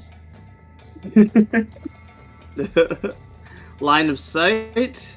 Used as an abstract to describe if something is in the ongoing scene. For the ease of rulings, anything further than 240 feet from the heroes or that isn't in the same space as the ongoing scene is considered to be out of line of sight. That makes sense, because just because you can see something doesn't mean it's line of sight for, like, an effect, per se. Because, like, 240 feet, that's not close. And then... downtime. Dean Tame. And tame. So we got crafting. Obviously, like with your blacksmith or anything like that. Use your best judgment when determining if an item would require a proper environment to create it in. Typically, if the item would take more than 1 hour to create, it is likely going to require more extensive gear than what is available to the dungeon delving adventurer. Must be at least capable with the tool required to create the item. A being attempting to make an item must provide raw materials appropriate for the item they are creating. The value of the materials must be worth at least half the value of the item they intend to make. And of course, it doesn't say it here, but once again, your aptitude limits the maximum gold piece value of the item. Creating a relic typically always requires a special component, such as dragon scales, knowledge of a certain magical essence, runic carvings, or the heart of a troll. Suggestions for these are listed in the relic's description, but the arbiter can always change these to suit their world vision. Special components tend to increase the price of the relic substantially.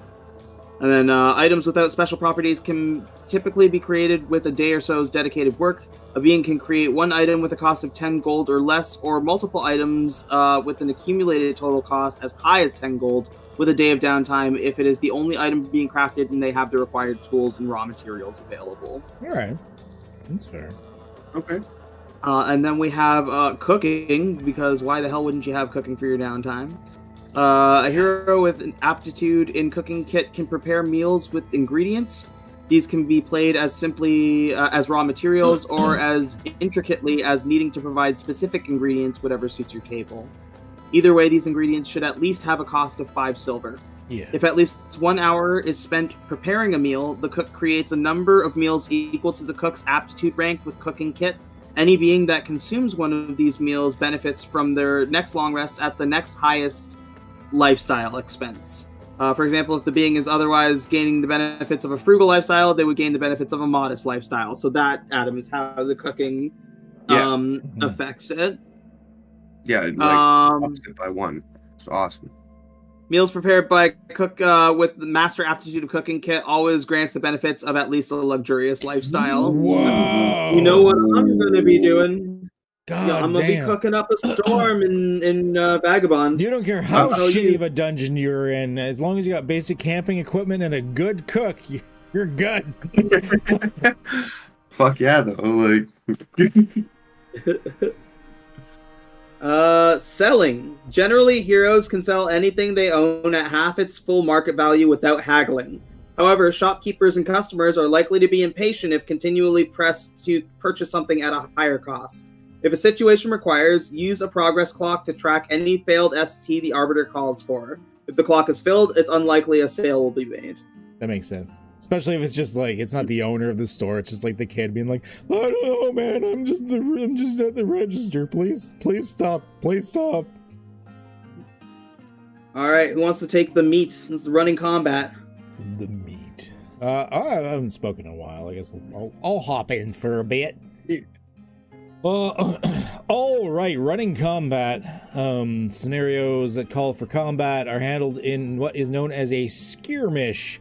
Rather than individual turns for being made for each being or object, anything within the same group acts on a shared turn. I did read this. It makes initiative so simple. One round of combat takes up 10 seconds, which is like, for people coming, you're like, from like 5e or whatever, you'll be like, but that's weird. It's because he's using progress clocks, and a 6 segment progress clock makes a little bit more sense. So he's having 10-second times for 6 times in a minute. I like it. The rhythms of war. To establish that combat is taking place, follow these steps. Determine surprise by doing the skill against the awareness score. Then determine order, which is just a flip of the coin. Generally do groups, heroes and bad people. see, That's it. I like this, and I feel like with certain groups, this would go very, very well. But I feel like if you have one or more people who like to talk a lot, then they're gonna talk for the entire thing. They're gonna make a plan, and then they're gonna do the plan, and then the quieter people don't get their minute to make have their agency and do what they want to do. So anyone that plays this with Wes is gonna have to wait for his like 30-minute fucking explanation of what the most optimal shit we should do here is. It would be maybe good if there was because I know there's the clock and shit. It would be cool to have a clock for this. Mm-hmm. That if players aren't acting like there's a fire under their ass, then bad things will happen. I think that's to inspire that kind of quicker gameplay. That's more of a table mechanic. I think you have to implement by knowing your players. Yeah. I mean, it might be a good thing to maybe put it in a little suggestion box on the side that in case of something like this, being hey, if you find you have certain players dominating that group, maybe set a timer or something. But yeah, I don't think it needs to be a hard rule or anything. Just maybe a suggestion. Yeah. But that would be a good suggestion, I think. Because for the long-winded player, we have one or two players in our games that like our friend Wes. He's fairly deep into the autistic spectrum, and he's a great guy, super fucking creative. He's a great player, but he does not shut the fuck up ever. So yeah, fight, and then of course you get to the actual fight where people start stabbing each other in the nostrils. So death, you fight until death, surrender, or fleeing. Because getting up to the next part, what I really like is morale is back. Well, I say back, I haven't seen a hard-coded morale mechanics in a system sort of like this since I think 2nd edition. I don't think 3rd edition had morale mechanics.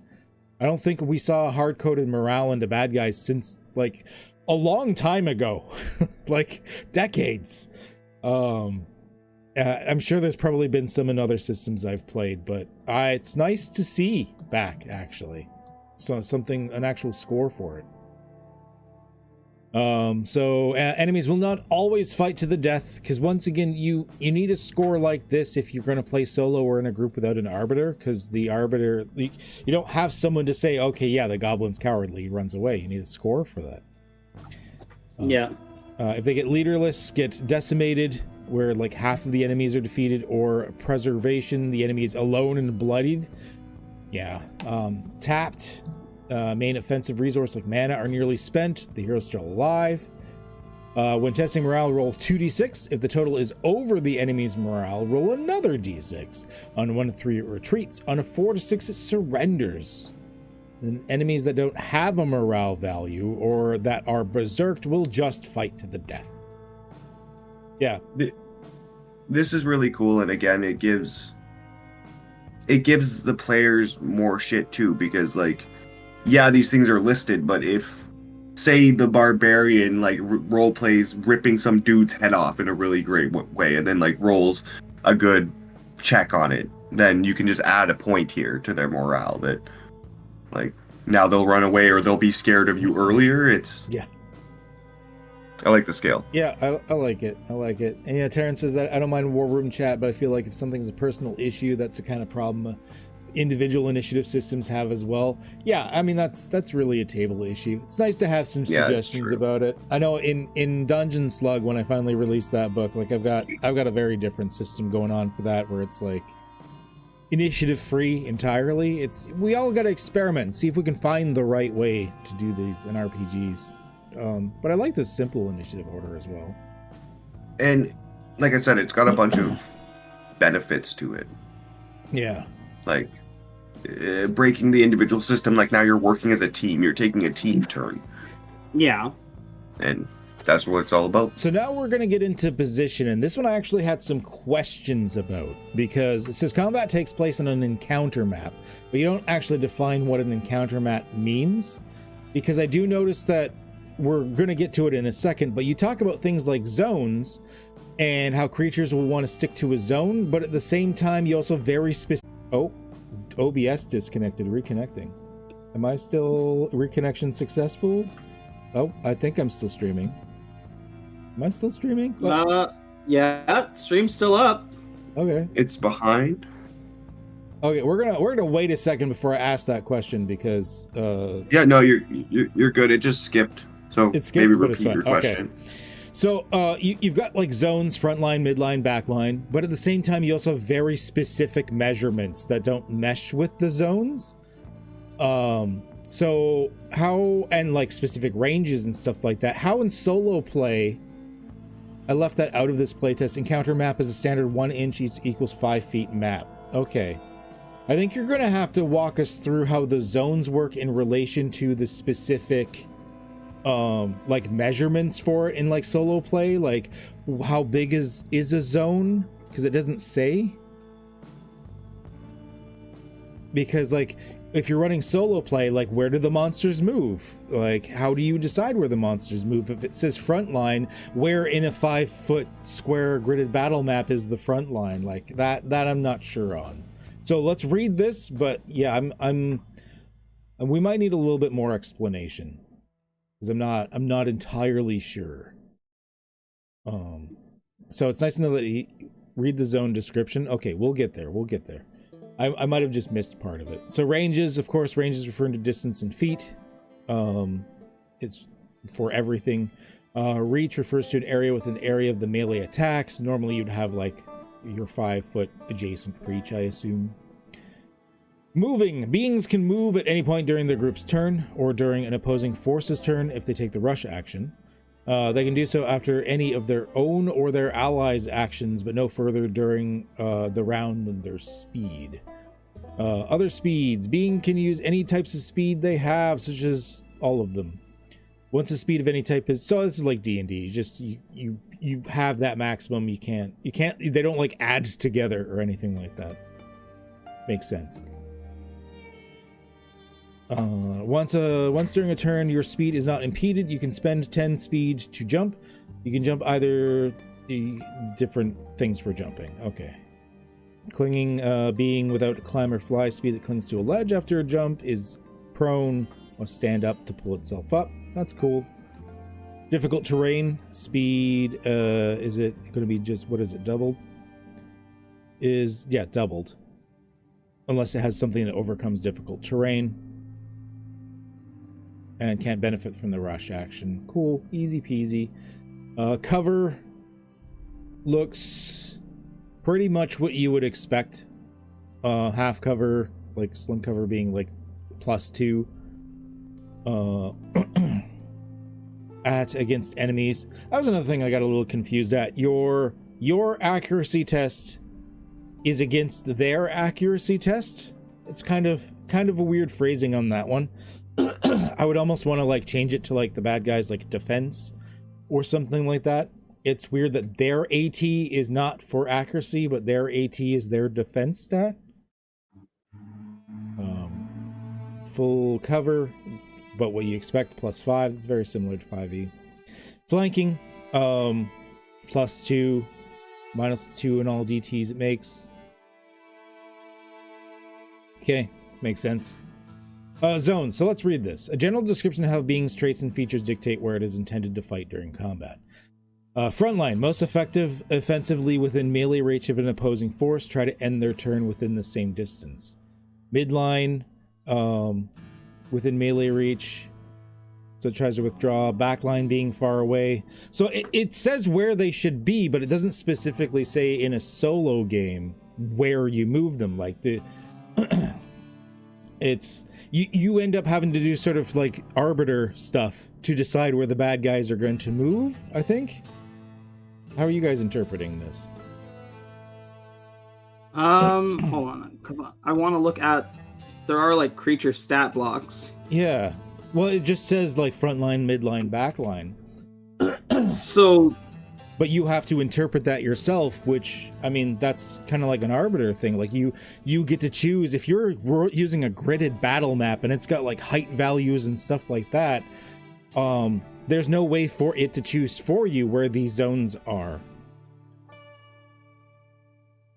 Like, how do you choose if the caster is going to be down here far away or up here far away? Yeah, for me, I have to see it in practice. I might have to see it in practice, because the frontliners I get, they're going to run straight for you. That's nice and easy. But what about like an archer? Like, and there's like a complicated like battle scene. Like, where do you choose the archer goes? I still think there's just like some bits of a positioning that might be. Oh, I get that zones are abstract, but like the thing is you're playing with an abstract zones on a very specific measured battle map. So where, like, once again, if you have this big area and you know the archer stays far away, how do you, without an arbiter, choose where far away? I might just have to see it in practice, because like I could make a video about like trying to put it somewhere, but then you have to make that decision, in which case that's not really like someone had to do some arbiter stuff there. Retreating, this is almost like JRPG style, like all forces must be out, all members of the opposing forces line of sight to end the combat. I like that.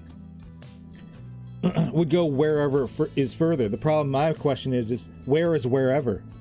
Because you need a specific, on a battle map, you need a specific spot. I feel like I need a picture. I'll be right back. Yeah. Well, I think you're thinking just a bit too much. Like, frontline would be the people in your face. Midline would be the people behind them, and backline would be the people back. Whether or not the backline is on the rock or by the river, you could just... like Terran says, there's multiple viable safe spots that could qualify. But the thing is, you don't have an arbiter. Who decides which of those safe spots it goes to? How many safe spots do you have? Well, if it's a gridded battle map, that could be like 50. Roll a D100. I was gonna say, if there's two, just flip the coin, but like... Yeah, you got one where you say anywhere in that circle, but how do you choose which anywhere in that circle, is what I'm saying. I think when you're playing solo, you're not gonna get complex big battles. But what if you're playing in a group without an arbiter? Because it also has co-op play. Oh, that's true. Then even then, without an arbiter, that's just some of the magic that you're gonna have to miss out on. Yeah. Because like, how would you? It just seems like an odd, because you've got abstract zones, but then specific measurements. It just seemed like an odd interaction to me. I'm used to most systems either stick with one or the other. Either you have specific measurements and everything is specifically measured, or you have abstract measurements and everything is abstract zones. Well, you work with the measured. Yeah.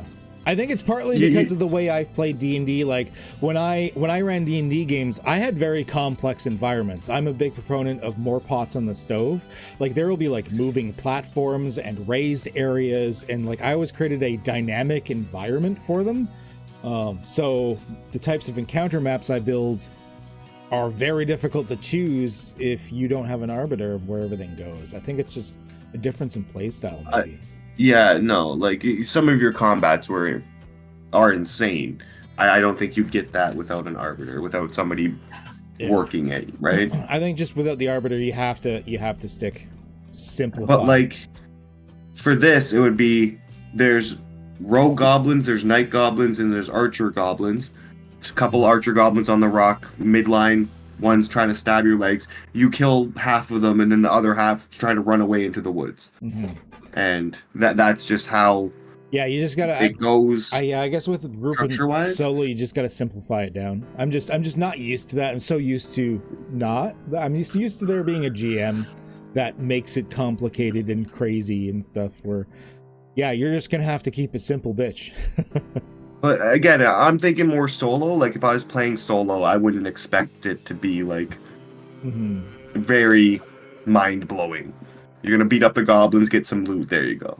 Yeah, you wouldn't have crazy levels and stuff. Okay, I get that. I'm wrapping my mind around it. You just kind of have to simplify the process if you're playing without an arbiter. Just not push as many pots in the stove as you would otherwise. I'm getting it. Okay. Health and damage. So health is a general measure of anyone's well-being, stuff like that.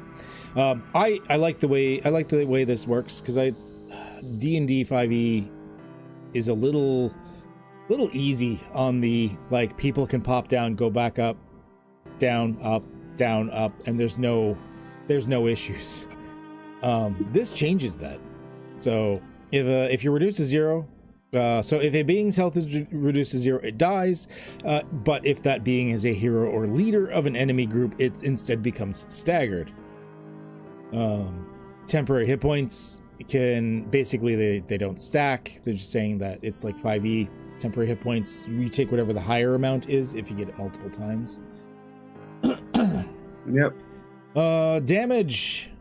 Any harmful effect deals damage, the amount and type which is specified in the effect's description. A player can state they're dealing non-lethal damage. So is this a damage type? Or is this just saying like you're just not killing the creature, I'm assuming? Yeah, when doing so, the damage dealt can't reduce a creature below 1 health. Okay. Yeah. I pray, because like for anyone coming from like first edition Pathfinder, where non-lethal was its own damage type and had its own nightmarish interactions with the rules, I was really hoping it wasn't its own damage type. Yeah, this seems more general. Like I imagine that you can shoot a fireball at somebody's feet and not kill them. Just maim them. Yeah, I don't know how many people in chat remember like first edition Pathfinder, but non-lethal wasn't fun. It was not fun. Yeah, it looks like you're just stating you're attacking it, not killing it. Okay. Yeah, you're intending not. So you're doing a non-lethal attack, not necessarily non-lethal damage per se. Okay. When an attack or effect deals damage, the damage is basically you have all your damage types. Some interesting ones. I like the word weird, the WYRD weird. Yeah, that's an interesting because you can shoehorn a few like strange things into there. Everything else is pretty normal, I would say. Yeah. Yeah. Weakness. Anything that has weakness takes one additional roll of the effect's damage die when subject to this damage. Oh, it works differently than I thought. Okay. Nice. I like that. Oh. Yeah, that keeps it simple. I thought it was going to be the opposite of resistance, where it just like increased the damage, but it's got a die value instead, which is kind of cool. So you never know. That's brutal on the, what do they call it? Something in fumbles. Oh, when you crit. Sidebar, what is this gorgeous violin song? This is from the video game Dear Esther. I call it a game, but like there's no way to lose. It's more like an interactive novel. You could finish it in like an hour. I don't know. I really liked it. Yeah, but it's called Dear Esther. You can find it usually cheap on Steam. I really like that. I like that. And then protections, anything that has protection reduces damage it takes of the indicated type in the parentheses. Example, if being with protection flame 3 is subject to 8 flame, it takes 5 instead. So it works. I love that systems are adopting this more and more now, that armor is acting as a reduction rather than being harder to hit. Yeah. Two very different things. Lets you balance the system so much nicer. So very much nicer. Sorry, but what I was going to say about weaknesses and with the crits. So the crit doubles the damage, and this also doubles the dice. So basically, if you get a weakness on somebody and you can crit on them, you're going to fuck them up. Well, it says it just says it takes one additional roll of the effect's damage die. So I'm not sure if it means all of the dice or just like if it's like 3d8s, it just gets one extra d8. Well, no, because the damage doesn't give you the crits in this doesn't give you more dice. It just doubles the damage. Oh, it just doubles it. That's right. Oh, okay. Yeah, okay. I see it. Yeah. It's pretty strong. I'm going to be looking for these weaknesses. Well, I think that's the point. Is like just like in Pathfinder or other games that like push you a little bit and actually make you have to think. Yeah, like I said, this entire system seems to reward the right type of behavior. Yeah. You got to research. You got to rewards preparation. You got to Witcher this shit and actually like look at your shit. Oh, I just hit a button. Let's hit a button. Where'd I go? All right, and then magical. When an effect calls for magical damage, it refers to any damage dealt by a magical effect, but like a spell. Yeah. I hope you don't. Part of me hopes, I haven't looked at the creatures yet. I hope you don't have that thing where it's like they don't take as much damage unless you have a magical weapon, because that's like that weird threshold where it's like it's really important until it's not. I think Chris just did like a whole video about this. At a certain point in D&D, just everything is a magical weapon, and that resistance doesn't mean fuck all anymore. Are you smoking from your carrot again?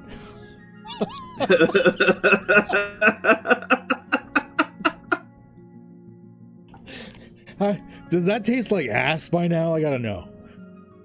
It's just been sitting around in the fucking... Jesus. Wow. Carrot pipe. And I mean, like, he's growing plants in there, so it's not cold in there. No.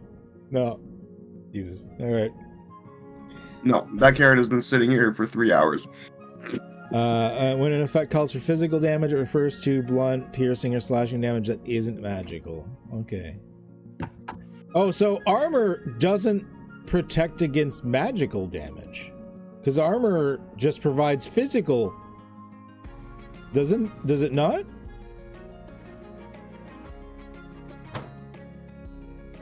The rest of that carrot can't taste good. I know, right? No, not at all. But yeah, the armor. Does that mean magical damage bypasses armor? I don't. Did we get to? We didn't get that stuff yet.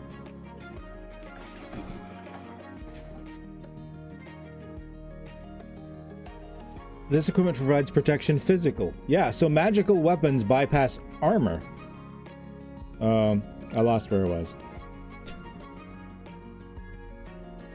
You caught how the Vanguard isn't insanely busted. I caught it.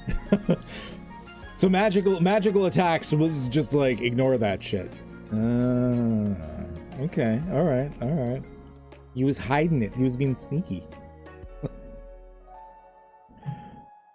How the GM can stop being like, God damn it, I can't hate you. So we're on to actions. Now before I'll let someone else take this on, but I did have one question about the actions. So in the actions, it says actions are what any being can do during combat. All beings get a main and quick action every round of combat. They can only take their main action on their group's turn. They can take a quick action if they aren't surprised. It doesn't actually say here if you can take because it's in the same sentence as you can take the main action on their group's turn for the quick action. It doesn't say that you can take the quick action not on your group's turn. But is that how that works? Because it doesn't say you can take it in this, it just says on their turn, but you can take the quick action if they aren't surprised. So like it's part of the same sentence. It looks like everything happens on your turn, but then there's references to you taking quick actions not on your turn. So that one I wasn't sure on, because it doesn't say you can't or you can. Looks like we've got some specific examples of quick actions here. Yeah. And then whoever wants to take actions, if you want to start going through them. Which check can be taken on the enemy turn. Oh, okay, because it doesn't actually say that here, so I wasn't sure. It's combining bonus action and reaction. Okay, so you're gonna want to make sure that it says somewhere, because I don't actually see it actually say that anywhere. That BHG, if you want to take it over, whoever. I'll let Adam take this for now. Yeah, actions are what any being can do during combat. So they get a main and quick action every round of combat. Can only take their main action on their group's turn, but they can take a quick action if they aren't surprised. So that's kind of it. So you can use your main action to attack, melee, ranged, pretty standard stuff, shove. You can cast some magic. You can defend, so you can make a dodge defense test with favor. Oh, so it's literally just dodging. Help. Yeah. Do some course of action. Yeah, so you're giving favor to one of your homies. Hide, you're making a stealth skill test to try to get yourself hidden. Hold. Oh, so you can hold your main action to use as a quick action before your group's next turn. So a lot like holding an action, but again, it costs your quick action on their turn. It might be good to like wait till like they move in, suddenly be like, oh yeah, and like doing your thing. Yeah. Good for the chair strats. You double your speed, so it's like the dash action, the rush action. Oh, actually, the hold thing makes me wonder one thing as well. So it's like a immediate action or swift action or whatever. Does it act as an interrupt? Like if you take a quick action, where does it happen in the stack? Does it happen before or after the action that you're doing the quick action in response to? And then go ahead, Adam. I had an interrupt for 1 second. Sorry. No, it's a good question. It's a good question. When does it actually happen? Because the reaction happens before the thing you're reacting to. Yeah. Yeah, it's a good question. With the group initiatives, though, I feel like it's a little more like, I'm not sure. It would only really apply for the hold action. I'm assuming. Well, I mean, I guess for quick casts and stuff too. Yeah. So you can use an item that's not equipment. Interact with an object in the environment and pull an item from your on-hand inventory. This is a main action? Yeah. So your object interactions are using an item. Okay. Oh, Plaid had an idea. Like, so you can turn your main action to a quick action to do whenever you want. And you have a quick action. So he's like, why don't you just have 2 quick actions all the time?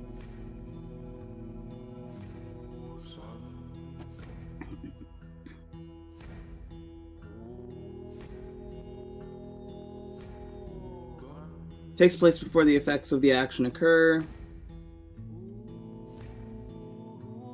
That is an interesting question. Yeah, so you could just always say that both of your actions are quick actions. Might need a balancing key for that of some kind. Because otherwise you could just be like, yeah, both my actions happen whenever I want before the triggering effect. Interesting. That is interesting. Well, from my understanding of it, you're using your main action you're basically converting your main action into your quick action. But you have a main action and a quick action. So you're converting your main action into a second quick action. Yeah, like Platt, what you're doing if you just used hold action every turn is you would never get a quick action. Well, no, wouldn't he get two quick actions? Because it doesn't get rid of your quick action to do hold. It just converts your main action into a quick action. Or are you limited? It doesn't say you're limited to the number of quick actions you can take in a turn, right?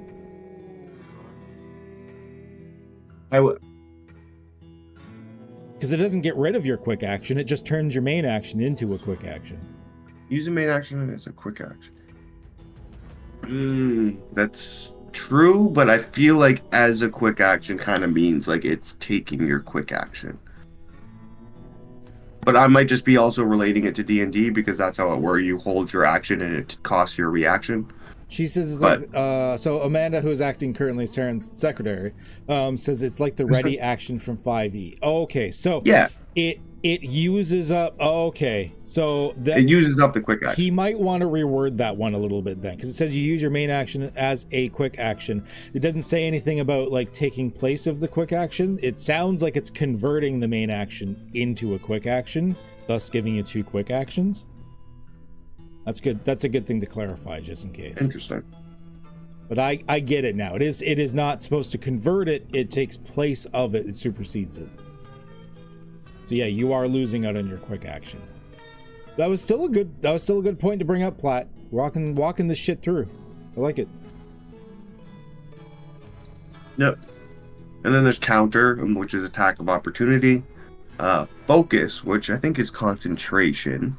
If effects require being or an object here causing it to focus, it must use its quick action during the turn or effective ends immediately. So to be focused, I like that. Mm-hmm. You're giving up your quick action to focus. Stay focused. Also, you won't forget about your concentration because you're actually actively having to do it every round. Being can't focus on two effects. Awesome. Quick cast. Oh, I think you can use. Your quick cast is mislabeled, I think, as main, by the way. Yep. You can use this quick action to cast magic by doubling the cast mana cost, which is dope. You know, sometimes you need to use your juice. Reload. You replenish any ammunition required for a weapon that you are holding with the reload property. Again, works as a quick action. Speak. Communicating 5 or more words or giving commands. The speak action must be taken if you are trying to get a benefit by speaking. What? It does say it's only if you get a benefit by speaking, so like demoralizing or something like that. Yeah. Not like just continuously yelling "screw you" to the goblins. No, but I mean, also in this case, it's kind of like, while we may sit at a table and converse with each other, during a turn, you should be keeping in mind that it's within 10 seconds. So if your character is trying to convey something to another character, like another player character, then that's a quick action if you're trying to convey like a full paragraph. And you figure a quick action is only part of your turn, right? So that's like 3 seconds. How many times have I had to like remind Wes of this as he goes on this like 5-minute long like tirade, like 5-minute long thing, and I'm like, dude, it's been 6 seconds. A lot to say in 6 seconds. I do it as Barjo all the time. He's not the only one. I mean, I do it sometimes too, but he does it all the time. We got a few players who like to monologue or like take for fucking ever on their turns. And don't get me wrong, you gotta monologue sometimes. You gotta like anime stall time in order to say something cool, but yeah, depending on the scene and whatnot. But again, keep shit moving. Yeah, keep it moving. And I like this because again, it gives you a rule for like, hey, I want to tell my buddy who's across the map to watch out for the thing that I saw. Like, withdraw.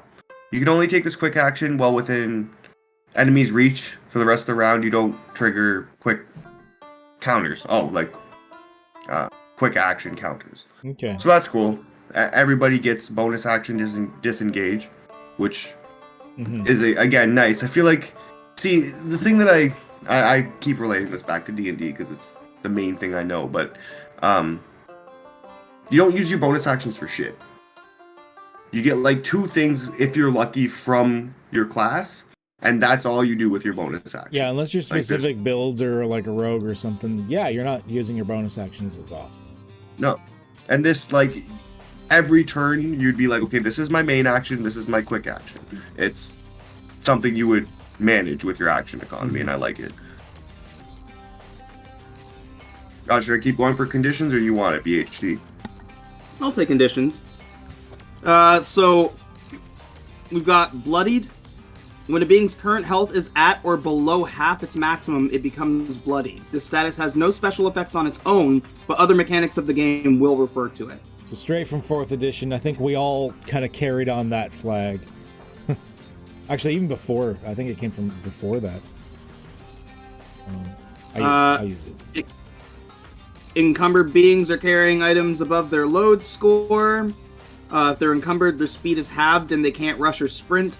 They can't use fly or swim speeds without the assistance of magic. Their AT and dodge GT are hindered, and AT and dodge GT other beings make against them are favored. So you don't want to catch yourself encumbered. Yeah. Carrying too much shit. Yeah. I get that. Fatigue, extreme exhaustion, starvation, and dehydration are the most common causes of fatigue. Fatigue is measured in levels from 1 to 5. At 5 fatigue, the being dies. So you don't want to be living in squalor for too long. I'm not sure how I feel about this, because I think it was later on. It shows the chart for fatigue. It's much like the exhaustion chart in 5th edition. I was never a huge fan of that. I'm not sure. Well, I mean, the whole point of it, though, is that you need to take care of yourself. That's why there's so much more emphasis on the conditions in which you sleep and rest and eat and stuff like that. I think in 5th edition, I just disliked it because it was like, it was there, but it was so rarely used. But the 1 and 2 times it was used, you would just gain exhaustion like that. And then like just suddenly be dead. Yeah, it's like you never use it, and then there's one enemy that just gives you exhaustion every time it hits you. Yeah. There's not a fatigue chart. Oh, I thought there was. Oh, you know what? Never mind. That's not what I'm thinking of. I'm doing a review for another RPG. They have a fatigue chart that I hate. Okay. I'm reviewing too much shit these days. Cool though. Like this has been a lot of fun. Yeah. Focused. Concentrating all of one's mental prowess to the effort of maintaining some effect. While a being is focusing, or maintains focus, the following rules apply. It must use its quick attack at the start of its group's turn to focus, or the effect it is focused on ends. If the effect it is focused on is from casting magic, it must continue performing the gestures and incantations required for that cast. It can't focus on another effect if it does the previous effect immediately ends. So you're like standard concentration. A little bit more though, like quick action. If like casting magic, you need they basically all have like verbal and somatic components unless you pay mana. So in order to focus on it, you need to keep waving your hands around and chanting unless you've paid that mana. Yeah. So yeah. Grappling. Grappling being is using physical means to keep control of the target that is attempting to move. While grappling, the following rules apply. Grappling being is encumbered if the target is the same size as them or larger. They must focus on the grapple and must pass an athletics ST during their quick action to maintain it. AT they make with weapons that aren't brawling weapons are hindered. Opposing forces making dodge DT with favor against them. And they must focus on grappling, and the grappled target must be in their reach or the grapple ends. Now, it says AT they make with weapons that aren't brawling weapons are hindered. The thing is, they're currently encumbered, which means all of their ATs are already hindered.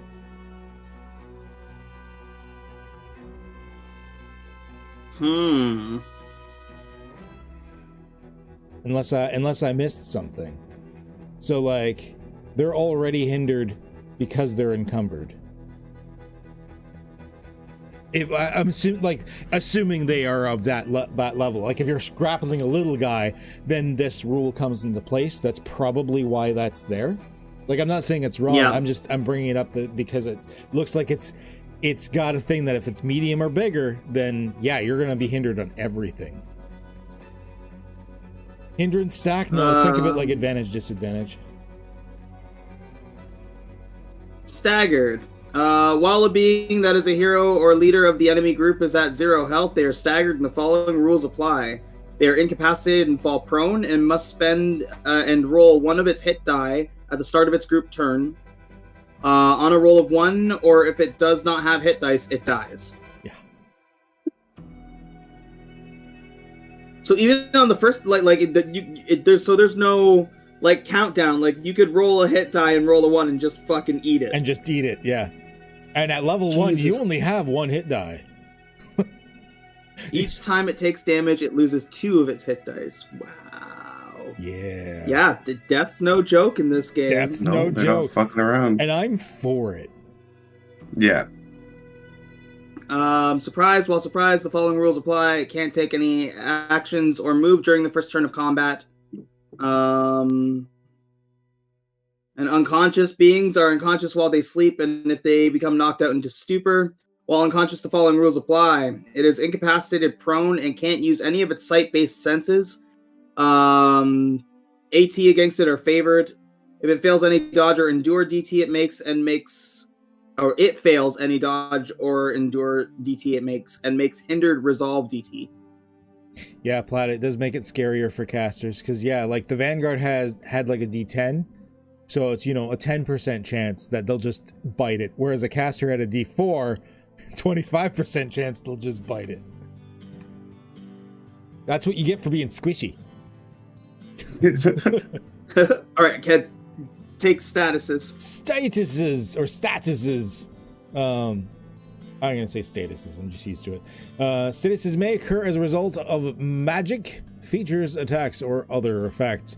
They vary in their detriments and may even be beneficial in certain circumstances, such as the barbarian going berserker. If a being is immune to a status, it will say in its stat block. All right, we got a bunch of statuses here. Berserked. So this one's important for the barbarian. When anger takes over to the extreme of turning one feral, they go berserk.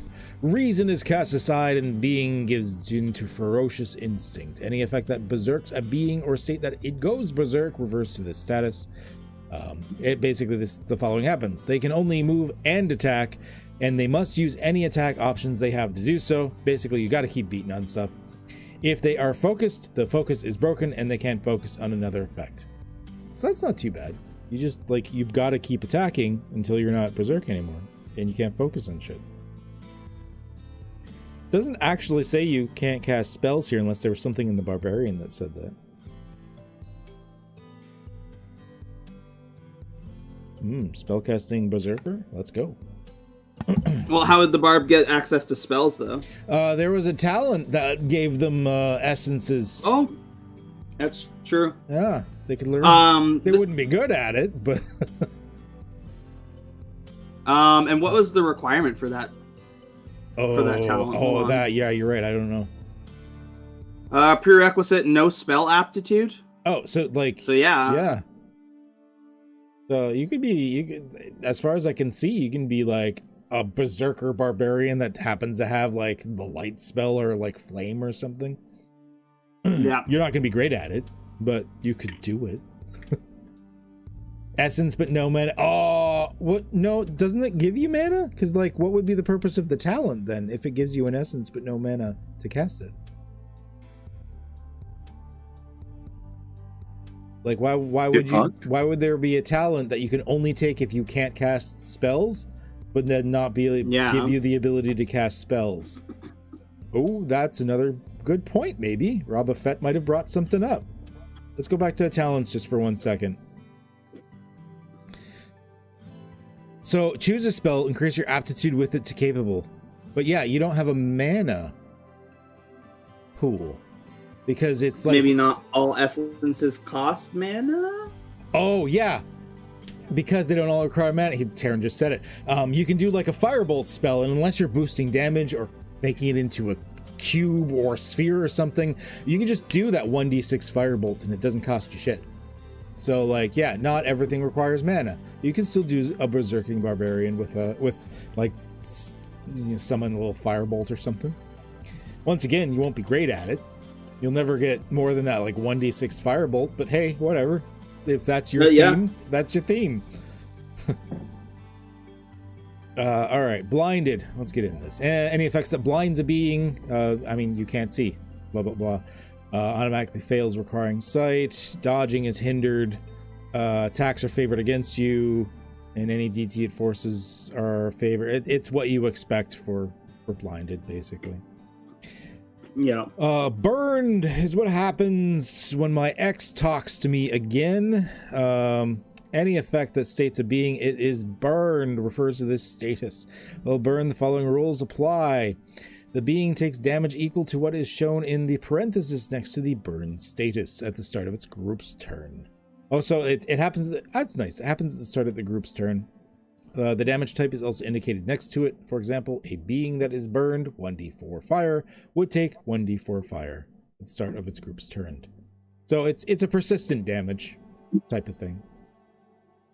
Yeah, unless you do something to actually get rid of it. Yeah. Charmed.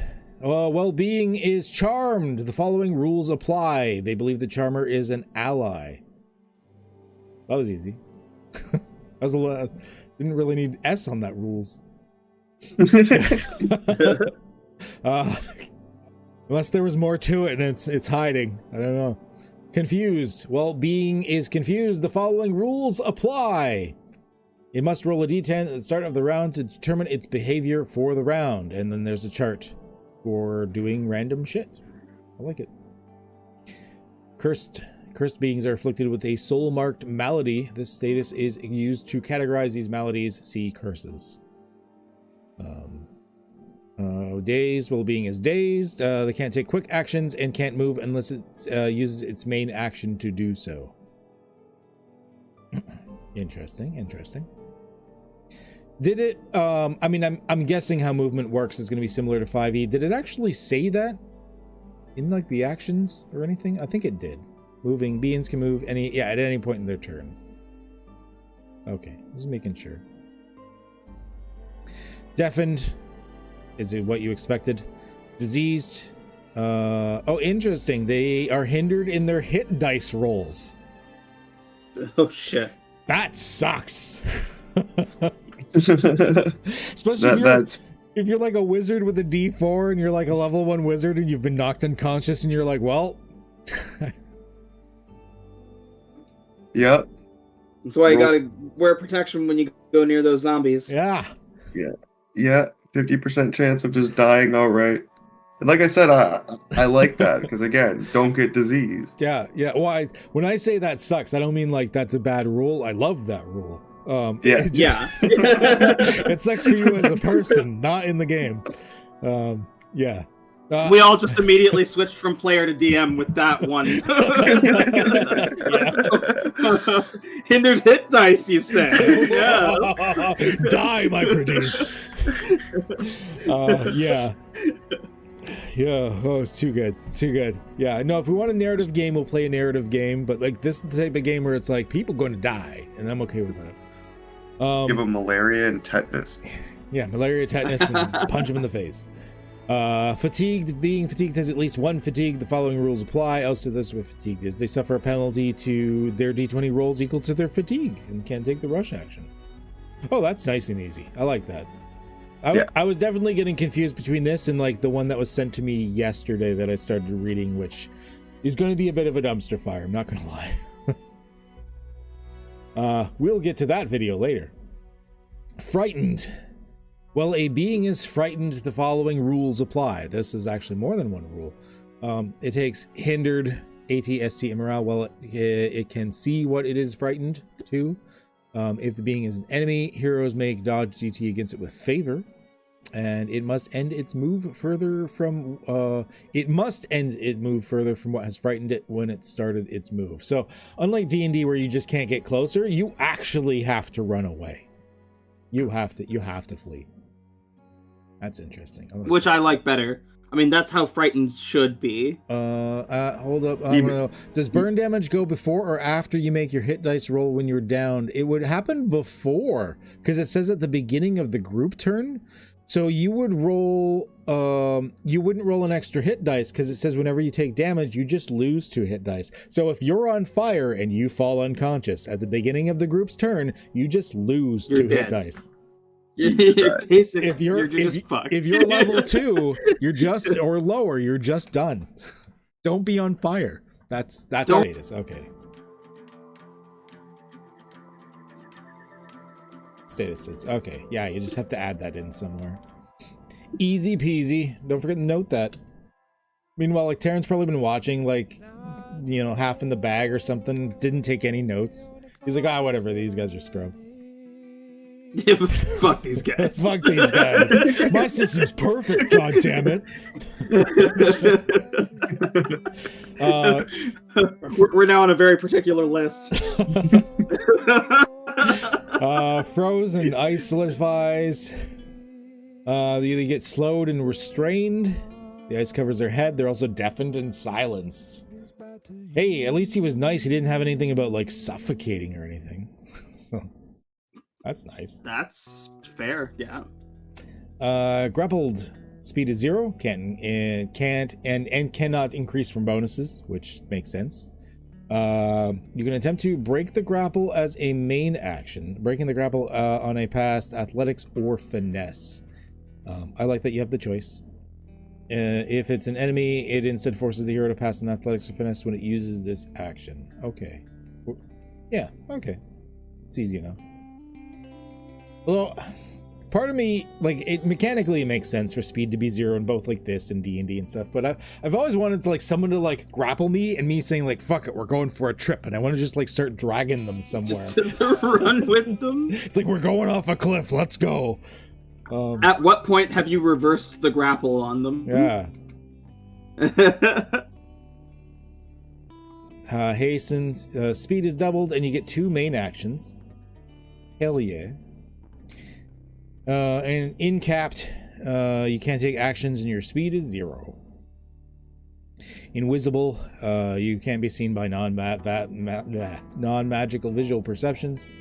All of your T's being against beings that can't see it as if those beings were being blinded, and beings that can't see it make D20 rolls as if blinded. Makes sense.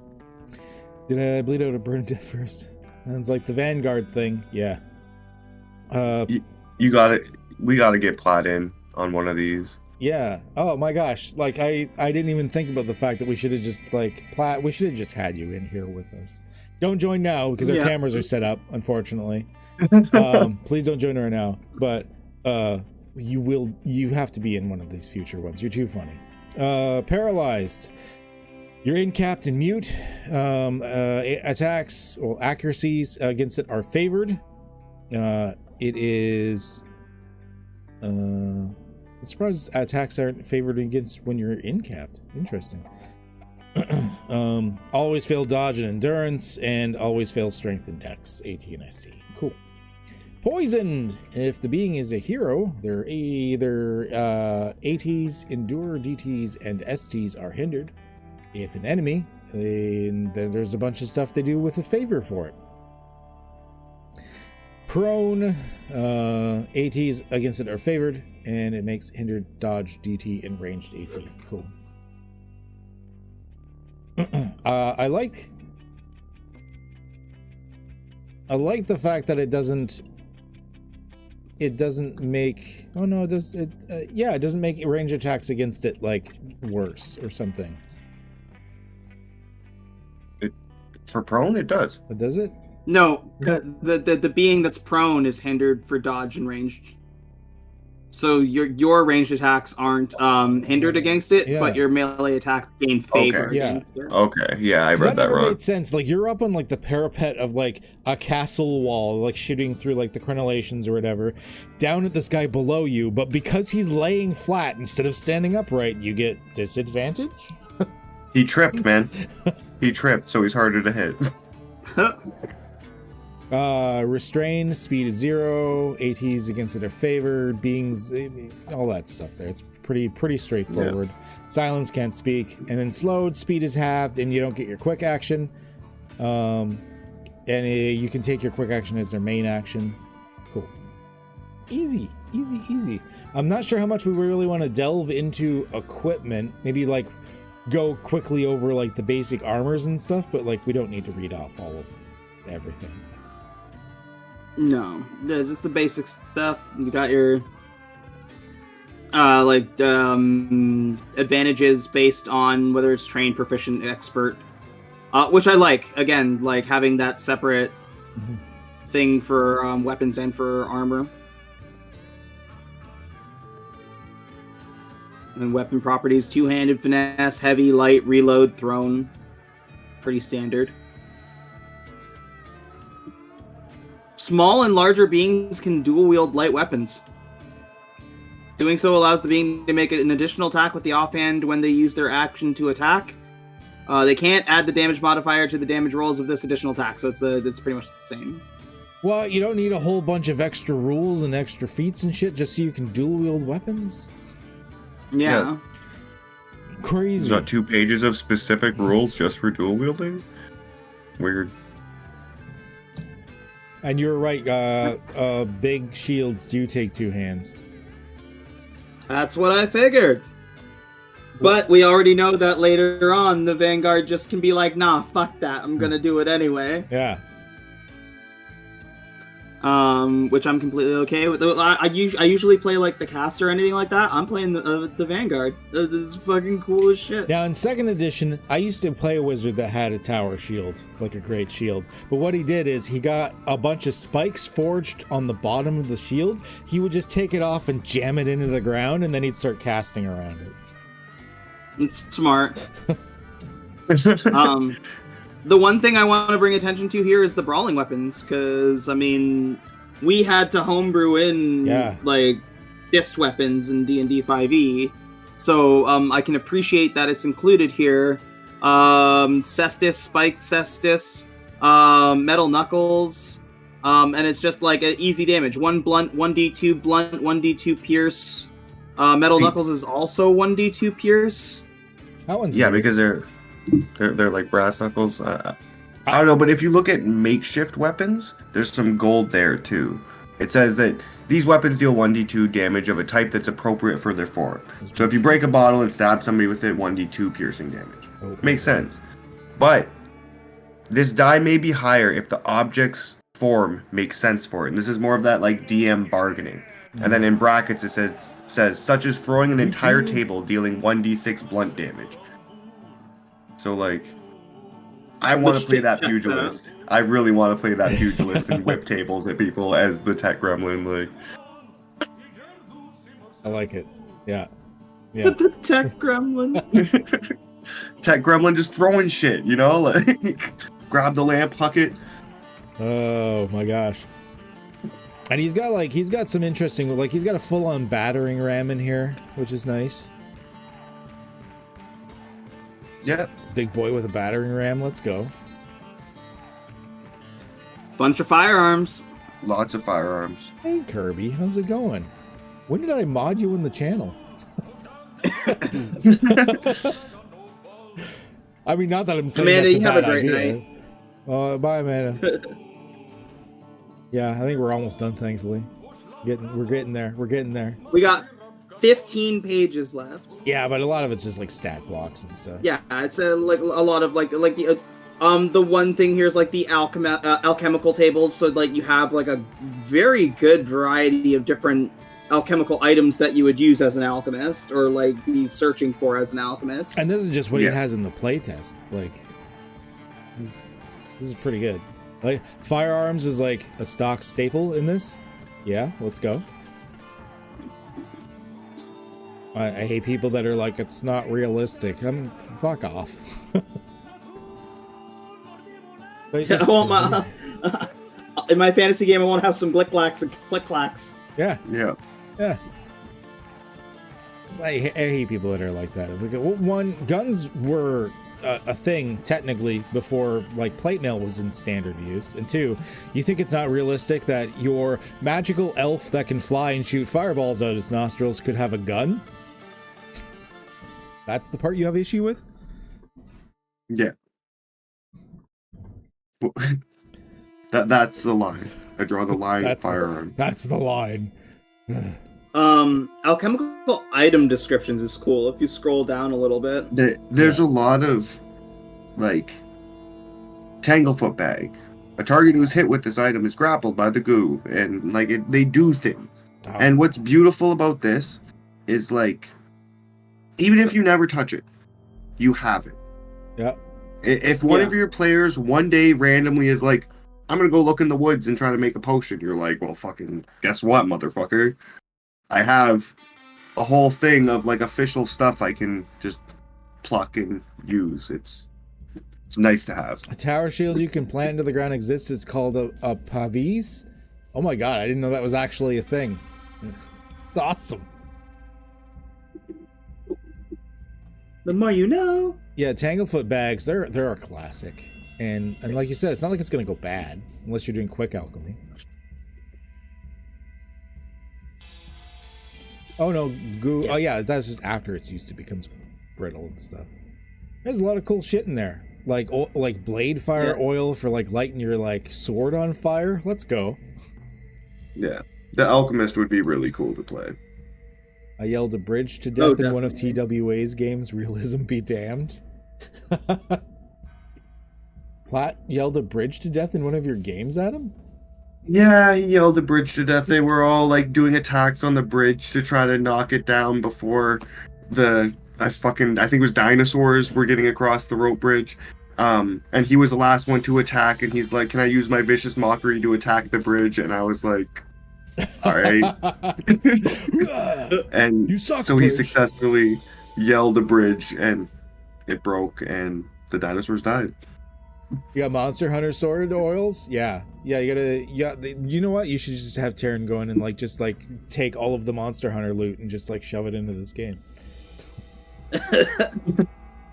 There you go. Monster Hunter class? Let's go.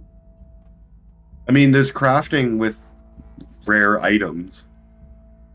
So yeah, the relics or whatever is that, I think his name for like the magical or rare or special items. Awesome. All right, let's we won't go through all of those. There's just like it's lists of equipment stuff. Casting rules, magic. We're here.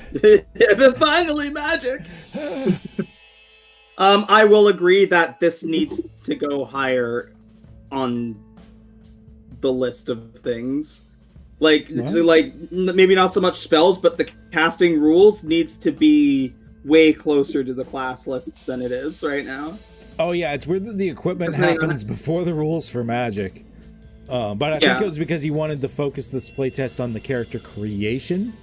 Although I would have putting the casting rules with like the other rules for like combat and the basics of how rolls work probably would have been a good idea too. Like keep the rules together and then the character creation stuff together.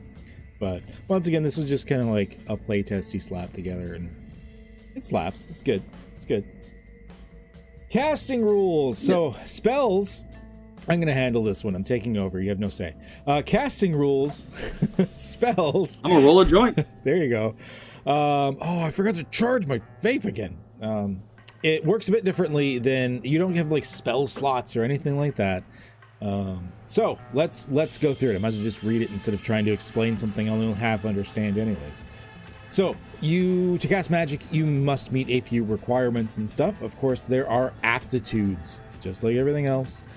Beings have a feature that allows them to gain aptitudes in ranks with various magical essences. The essences aren't on these pages, they're on these pages.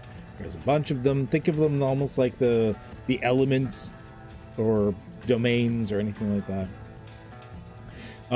Your aptitude rank is what limits you on how much mana you are allowed to spend on that spell. So if you are, say, trained in fire, then you can spend a maximum of 4 mana to like tinker with and fuck with the fire spell to like give it more damage or a bigger area or a mixture of the two, what have you. Mana. If a caster attempts to do more with an essence other than its described effect or in dealing 1d6 damage of the indicated type, they must spend a resource, typically mana. A being without mana to spend can't get anything out of an essence other than effects that don't cost mana. So there it explains right there. Barbarian with spells. Action. All magic requires the cast action to use, but you can do the action. You can do the quick cast action, but it costs you. It'll cost you. You must pass your caster skill test. Sorry, as described in the class featured that granted the magic. Obviously, different classes will require a different skill. Gestures and incantations. Of course, you've got to be able to like scream at the sky, hold holy symbols, wave your arms around, like a Karen angry at target, that type of thing. And then spells will happen. Essence characteristics. Each essence has an indicated school of magic in the subheader, possibly a damage type and an effect. Damages, he's made it nice and easy. Damages are always just D6s. It's just D6s. Everything's like mini fireballs. If a damage type is indicated in an essence, it can be cast to deal a D6 of the indicated type. It just happens as either self, bolt, or touch. I'm not sure why you would want to self-immolate with like fire, but I mean the option is there. And you can add damage at 1 mana per extra d6 of damage that you add. Effect is the effect. The effects of the essence when the target is subjected to it, unless it's to cast deal damage. Duration is instant unless you make it not instant, according to like the other bits. Unless the caster immediately uses their quick... Oh, you have to do the quick action to focus on it after the initial cast. Doing so requires a cast to spend mana equal to half the original casting mana cost. Minimum 1 mana each time they focus. So some of them have like a minimum cost by the looks of it. Interesting. Okay. Alright. Augmented casts. Casts can harness a magical essence to create customized effects. You can do things like make it into a aura, or the bolt is free, of course, or a cone, cubes. You want to summon a cube of squirrels, you can do that. A glyph, line, remote. Yeah, we're gonna create some weird shit with this, I think. Weird shit. That's really, really interesting. So delivery, it's saying all of these spells, well, like most of the spells that you get, you can make a cube of squirrels. There's nothing stopping you from taking any of these essences and like making it a cube. I can make a bolt of squirrels. Aura of squirrels. No, that's really interesting, and I really like the wording in mana. If a caster attempts to do more with an essence other than its described effect. The beast one does specifically say this essence can only be cast with the delivery of remote to the target. Boo. Boo. 0 out of 10. I would partly want to suggest, I would partly allow like fucking lines or cones or spheres. Give me a fucking cube of squirrels, you coward. Do it. You won't. Do it. You won't. Fight me. Or an aura of squirrels, just like squirrels pouring out of you as you walk along. I want to sweat squirrels. Oh, fuck. Why would you limit us, Taryn? Why are you limiting my creativity? Wait, what happened to player agency, man? Yeah. You want to shackle us. It's like telling Bob Ross to paint with the other side of a paintbrush. Yeah. No, I love the delivery thing, and like I said, in the mana description, it says when you use an essence other than its described effect, they must spend like more mana. Yeah.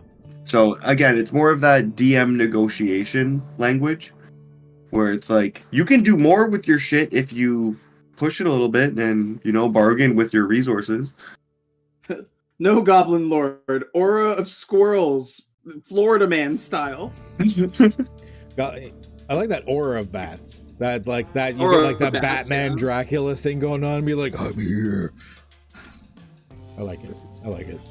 Awesome. Yeah, and then We need it. you can and it's got the chart there, like handy reference chart for like your delivery types. Quick casting doubles it. Sorry, what's up? Oh, sorry. He mentioned the cube of rats first, and I didn't see that. But that also like that makes sense in a way. He's got to implement like the beast one is what you summon creatures out of. I really hope he implements like something with like little vermin instead, where you just like so you can use the like cube or sphere or things like that. Aura of killer whales. Aura of killer whales. Aura of bears. Oh my god. A line of bears, cube of bears. Let's go. Well, I'm thinking of like Star versus the Force. Bear bolts. I'm thinking of a Star versus the Forces of Evil, where one of her spells is like a line of narwhals. I feel like there needs to be an unhinged mode for this, where it just like unlocks it. Like, here you go, just do it. I like it. Oh, that's good stuff. Jesus. And then it costs extra, of course, if you want to subtle cast it. So if you want to quick cast, subtle cast something, you're doubling it and then doubling it again. Oof. But I mean, you're paying for some dirty stuff at that point, though. Yeah. Create your tome. Magic users in nearly every world are known to create signature spells to give them an evocative name. Basically just saying, like, occasionally just write down your shit so you don't have to, like, calculate it every time. Makes sense. So here's what he was talking about before. The magical arts where, like, things are known as spells, miracles, rites, or dreads. Basically, they just have certain essences tied to them. But in this case, like for the evoker, for example, you could treat anything from any essence as long as it's labeled as evocation in the essence as a spell. So that's pretty cool. Yeah. Yeah. The create your tome thing is really cool. Like, because the system is really interesting that you would literally write down, because what damage, effect, delivery, duration, and you determine the cost from that, and you name it, and you're like, it's good customization. I like it. Yeah, like this is bomb. I like this. Like this is. I'll take this over like pre-done spells. A lot. You're not gonna get some of those spells that have like that really weird, unique flavor, but at the same time, the fact that you can do this off the fly is really nice. I really like it. And we have a bunch of essences. First one is Apoplex, which is you just berserk the target.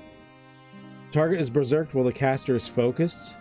There's no limitations on that. If you want to do like a line of berserking people or a cube of berserking people, you can.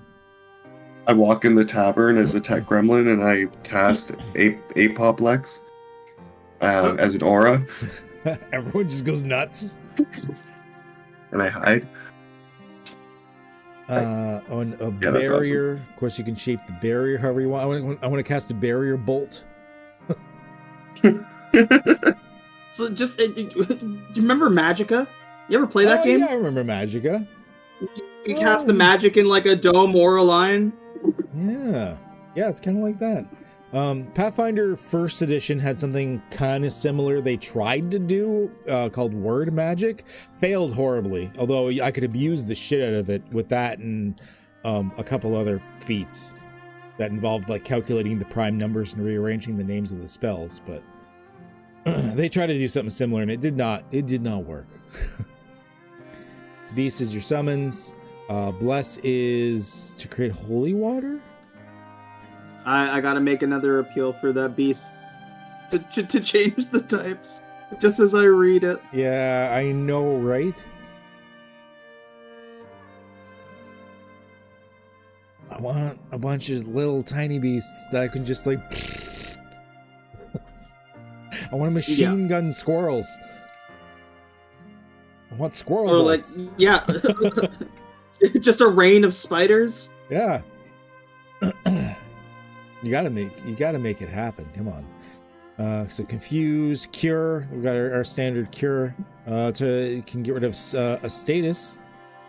Oh, the cure just gets rid of the status. Okay. The target is under effect of a status.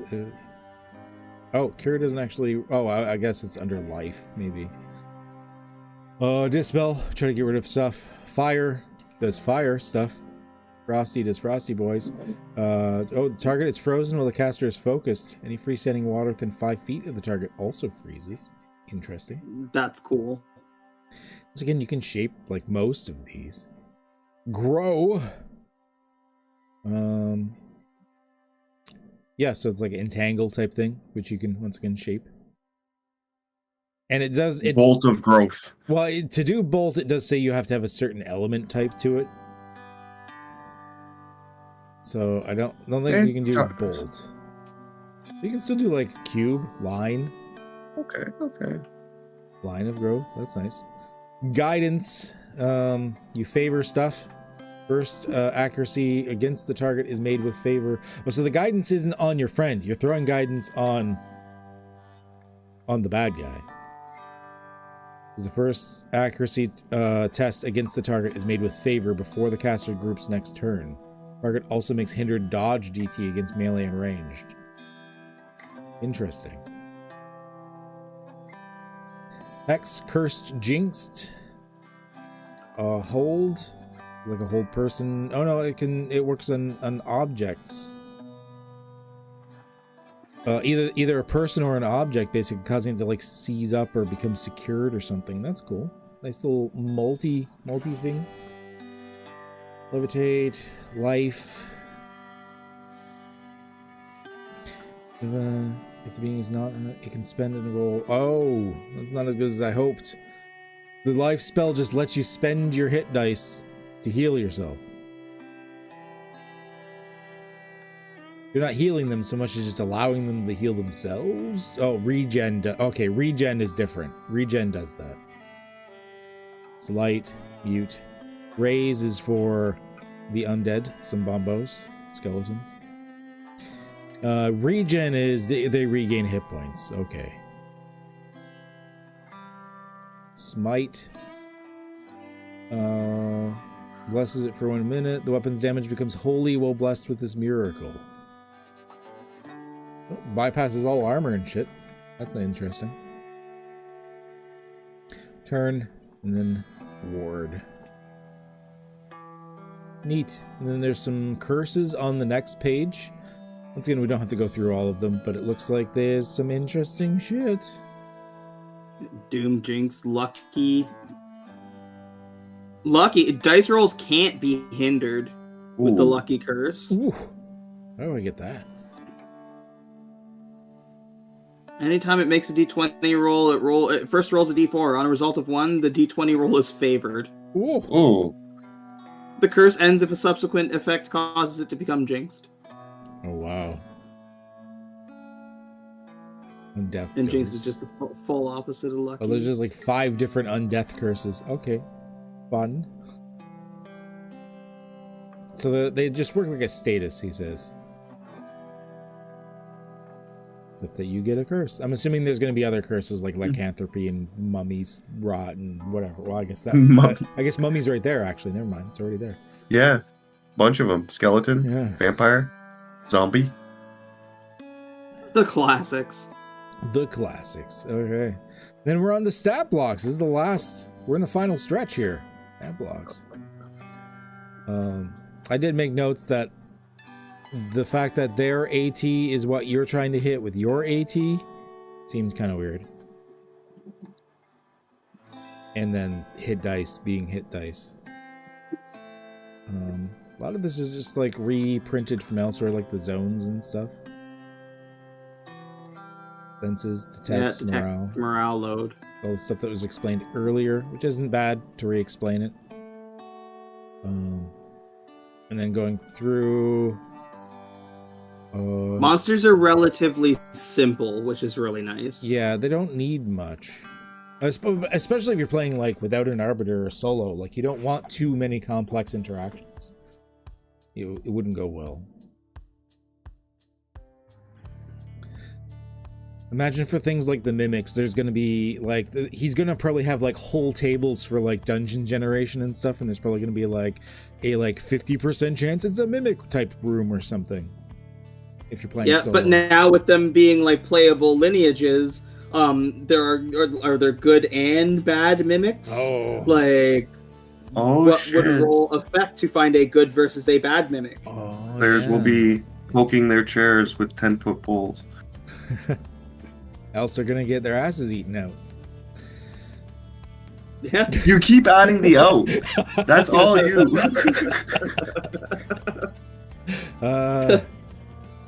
This stream has been sponsored by Eating Ass. Pretty much brings us to the end. Yeah. There's the rust monster with its Ferris sense. That's interesting. Oh, I want to look at zombie. How does he do zombie? Is it like a 5e style toughness? Unless the damage is a critical, instead it remains at 11. Not quite. It's just a d6. On a roll of a 1 on the d6, it dies. So you just keep wailing at it, and you're waiting for that 1 in 6 chance for it to actually die. I like it. You keep hacking bits off zombies. I mean, yeah. I like the overall setup for the creatures here. Mm-hmm. Mm-hmm. Yeah, it's pretty good. It's pretty good. I like it. I would play this. I would. I want to play this. Yeah, I would give it a shot for sure. There's a nice balance, it seems, of crunchy combat and narrative give and take. I'm interested to see how the solo shit would work out. Yeah, we gotta do a playtest of this. I'm not sure if we would do like a arbiter free group playtest, or if we should try like one of us takes like the arbiter role. If I get a couple free hours at some point this week, I think I might whip up a character and just like fight some goblins. Do some solo stuff. Yeah. Well, yeah, because like that's the two things I want to look at. I want to like look at the classes and then just like the goblin stat blocks and how combat actually plays. It's not a bad idea. Just see how some of the interactions work. Yeah. I like it. Yeah. But that's cool. We're 4 hours and 20 minutes in. Let's go. Yeah, well, like 4.5. Like, Jesus. Well, I think this put in a more than long enough stream. I'm surprised we got through it as fast as we did. Like, I remember doing the D&D play tests, and they were so much shorter, and it still took us like 4 hours. So, we got through it in a decent time, I think. All things considered. There's so much more we did like. We didn't so much skip over, but we did glare over like a bunch of stuff that I think like once we actually play, we're gonna learn a lot more about the system in a different way. Yeah.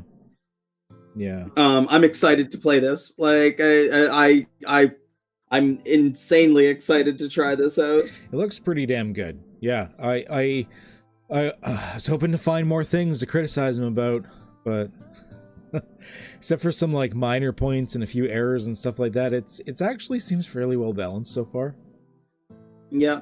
But I mean, like he's got not only game design experience at this point, as you can see even from like the layout of this and everything else, but like he spent a lot of time. Like it's taking up some brain space.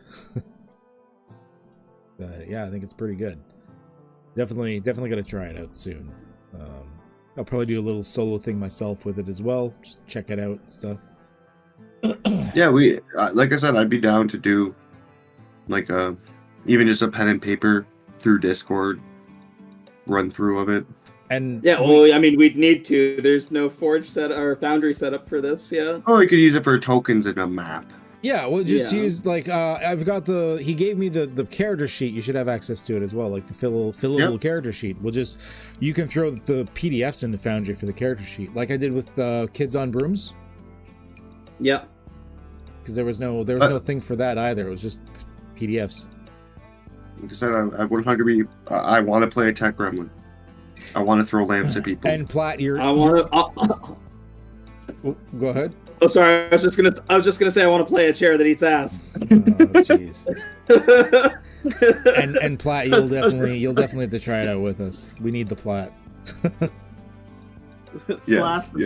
Slash dual shielding Kool-Aid, man. Because Platt's hilarious, and Platt dissects rules in a way that I've just never seen. Yeah. Like that. If I'm on fire and I go down, which one do I roll first? Like, he's really good at he's really good at breaking like the game, but in not a way that's cheaty. Like he's the reason I've been sending a lot of my shit as I'm doing like writing my own stuff. I send it to Platt and I'd be like, "What's wrong with it? Break it." And he's the one that figures it out.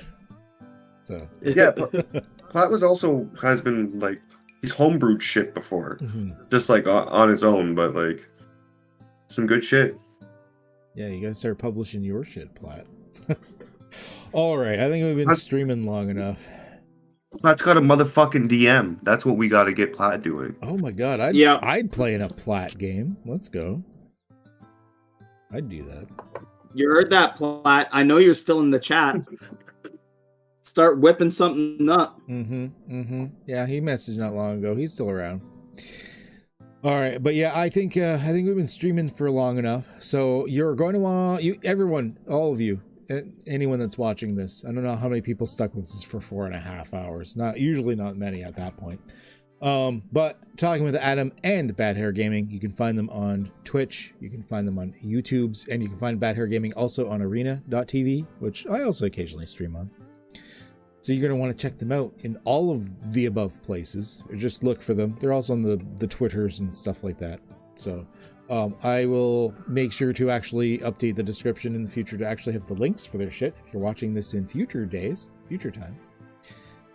And yeah, I think that's all we got. If you're looking for another playtest of this, I believe Wintry did one yesterday, probably significantly more put together than ours.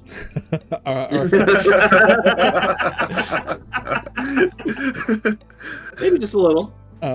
We just kind of like smoke weed and shoot the shit. That's what we do. We're Canadian. Smoked weed and yelled about eating ass. We're 90% of the time. We bruise buds and badassery. Let's just... Kent's definitely not getting monetized on this one. Fucking sure. No, probably not. That's fine. I don't honestly care. I just want to have fun with it. We just got Canadians doing Canuck things. That's fine. But yeah, check it out. Also, of course, I will have the links hopefully shortly for all of Tyrone's Pounds stuff. Everything for Vagabond, the playtest and everything that is happening there. And yeah, I think that's all we got to share for tonight. So as always, stay healthy, stay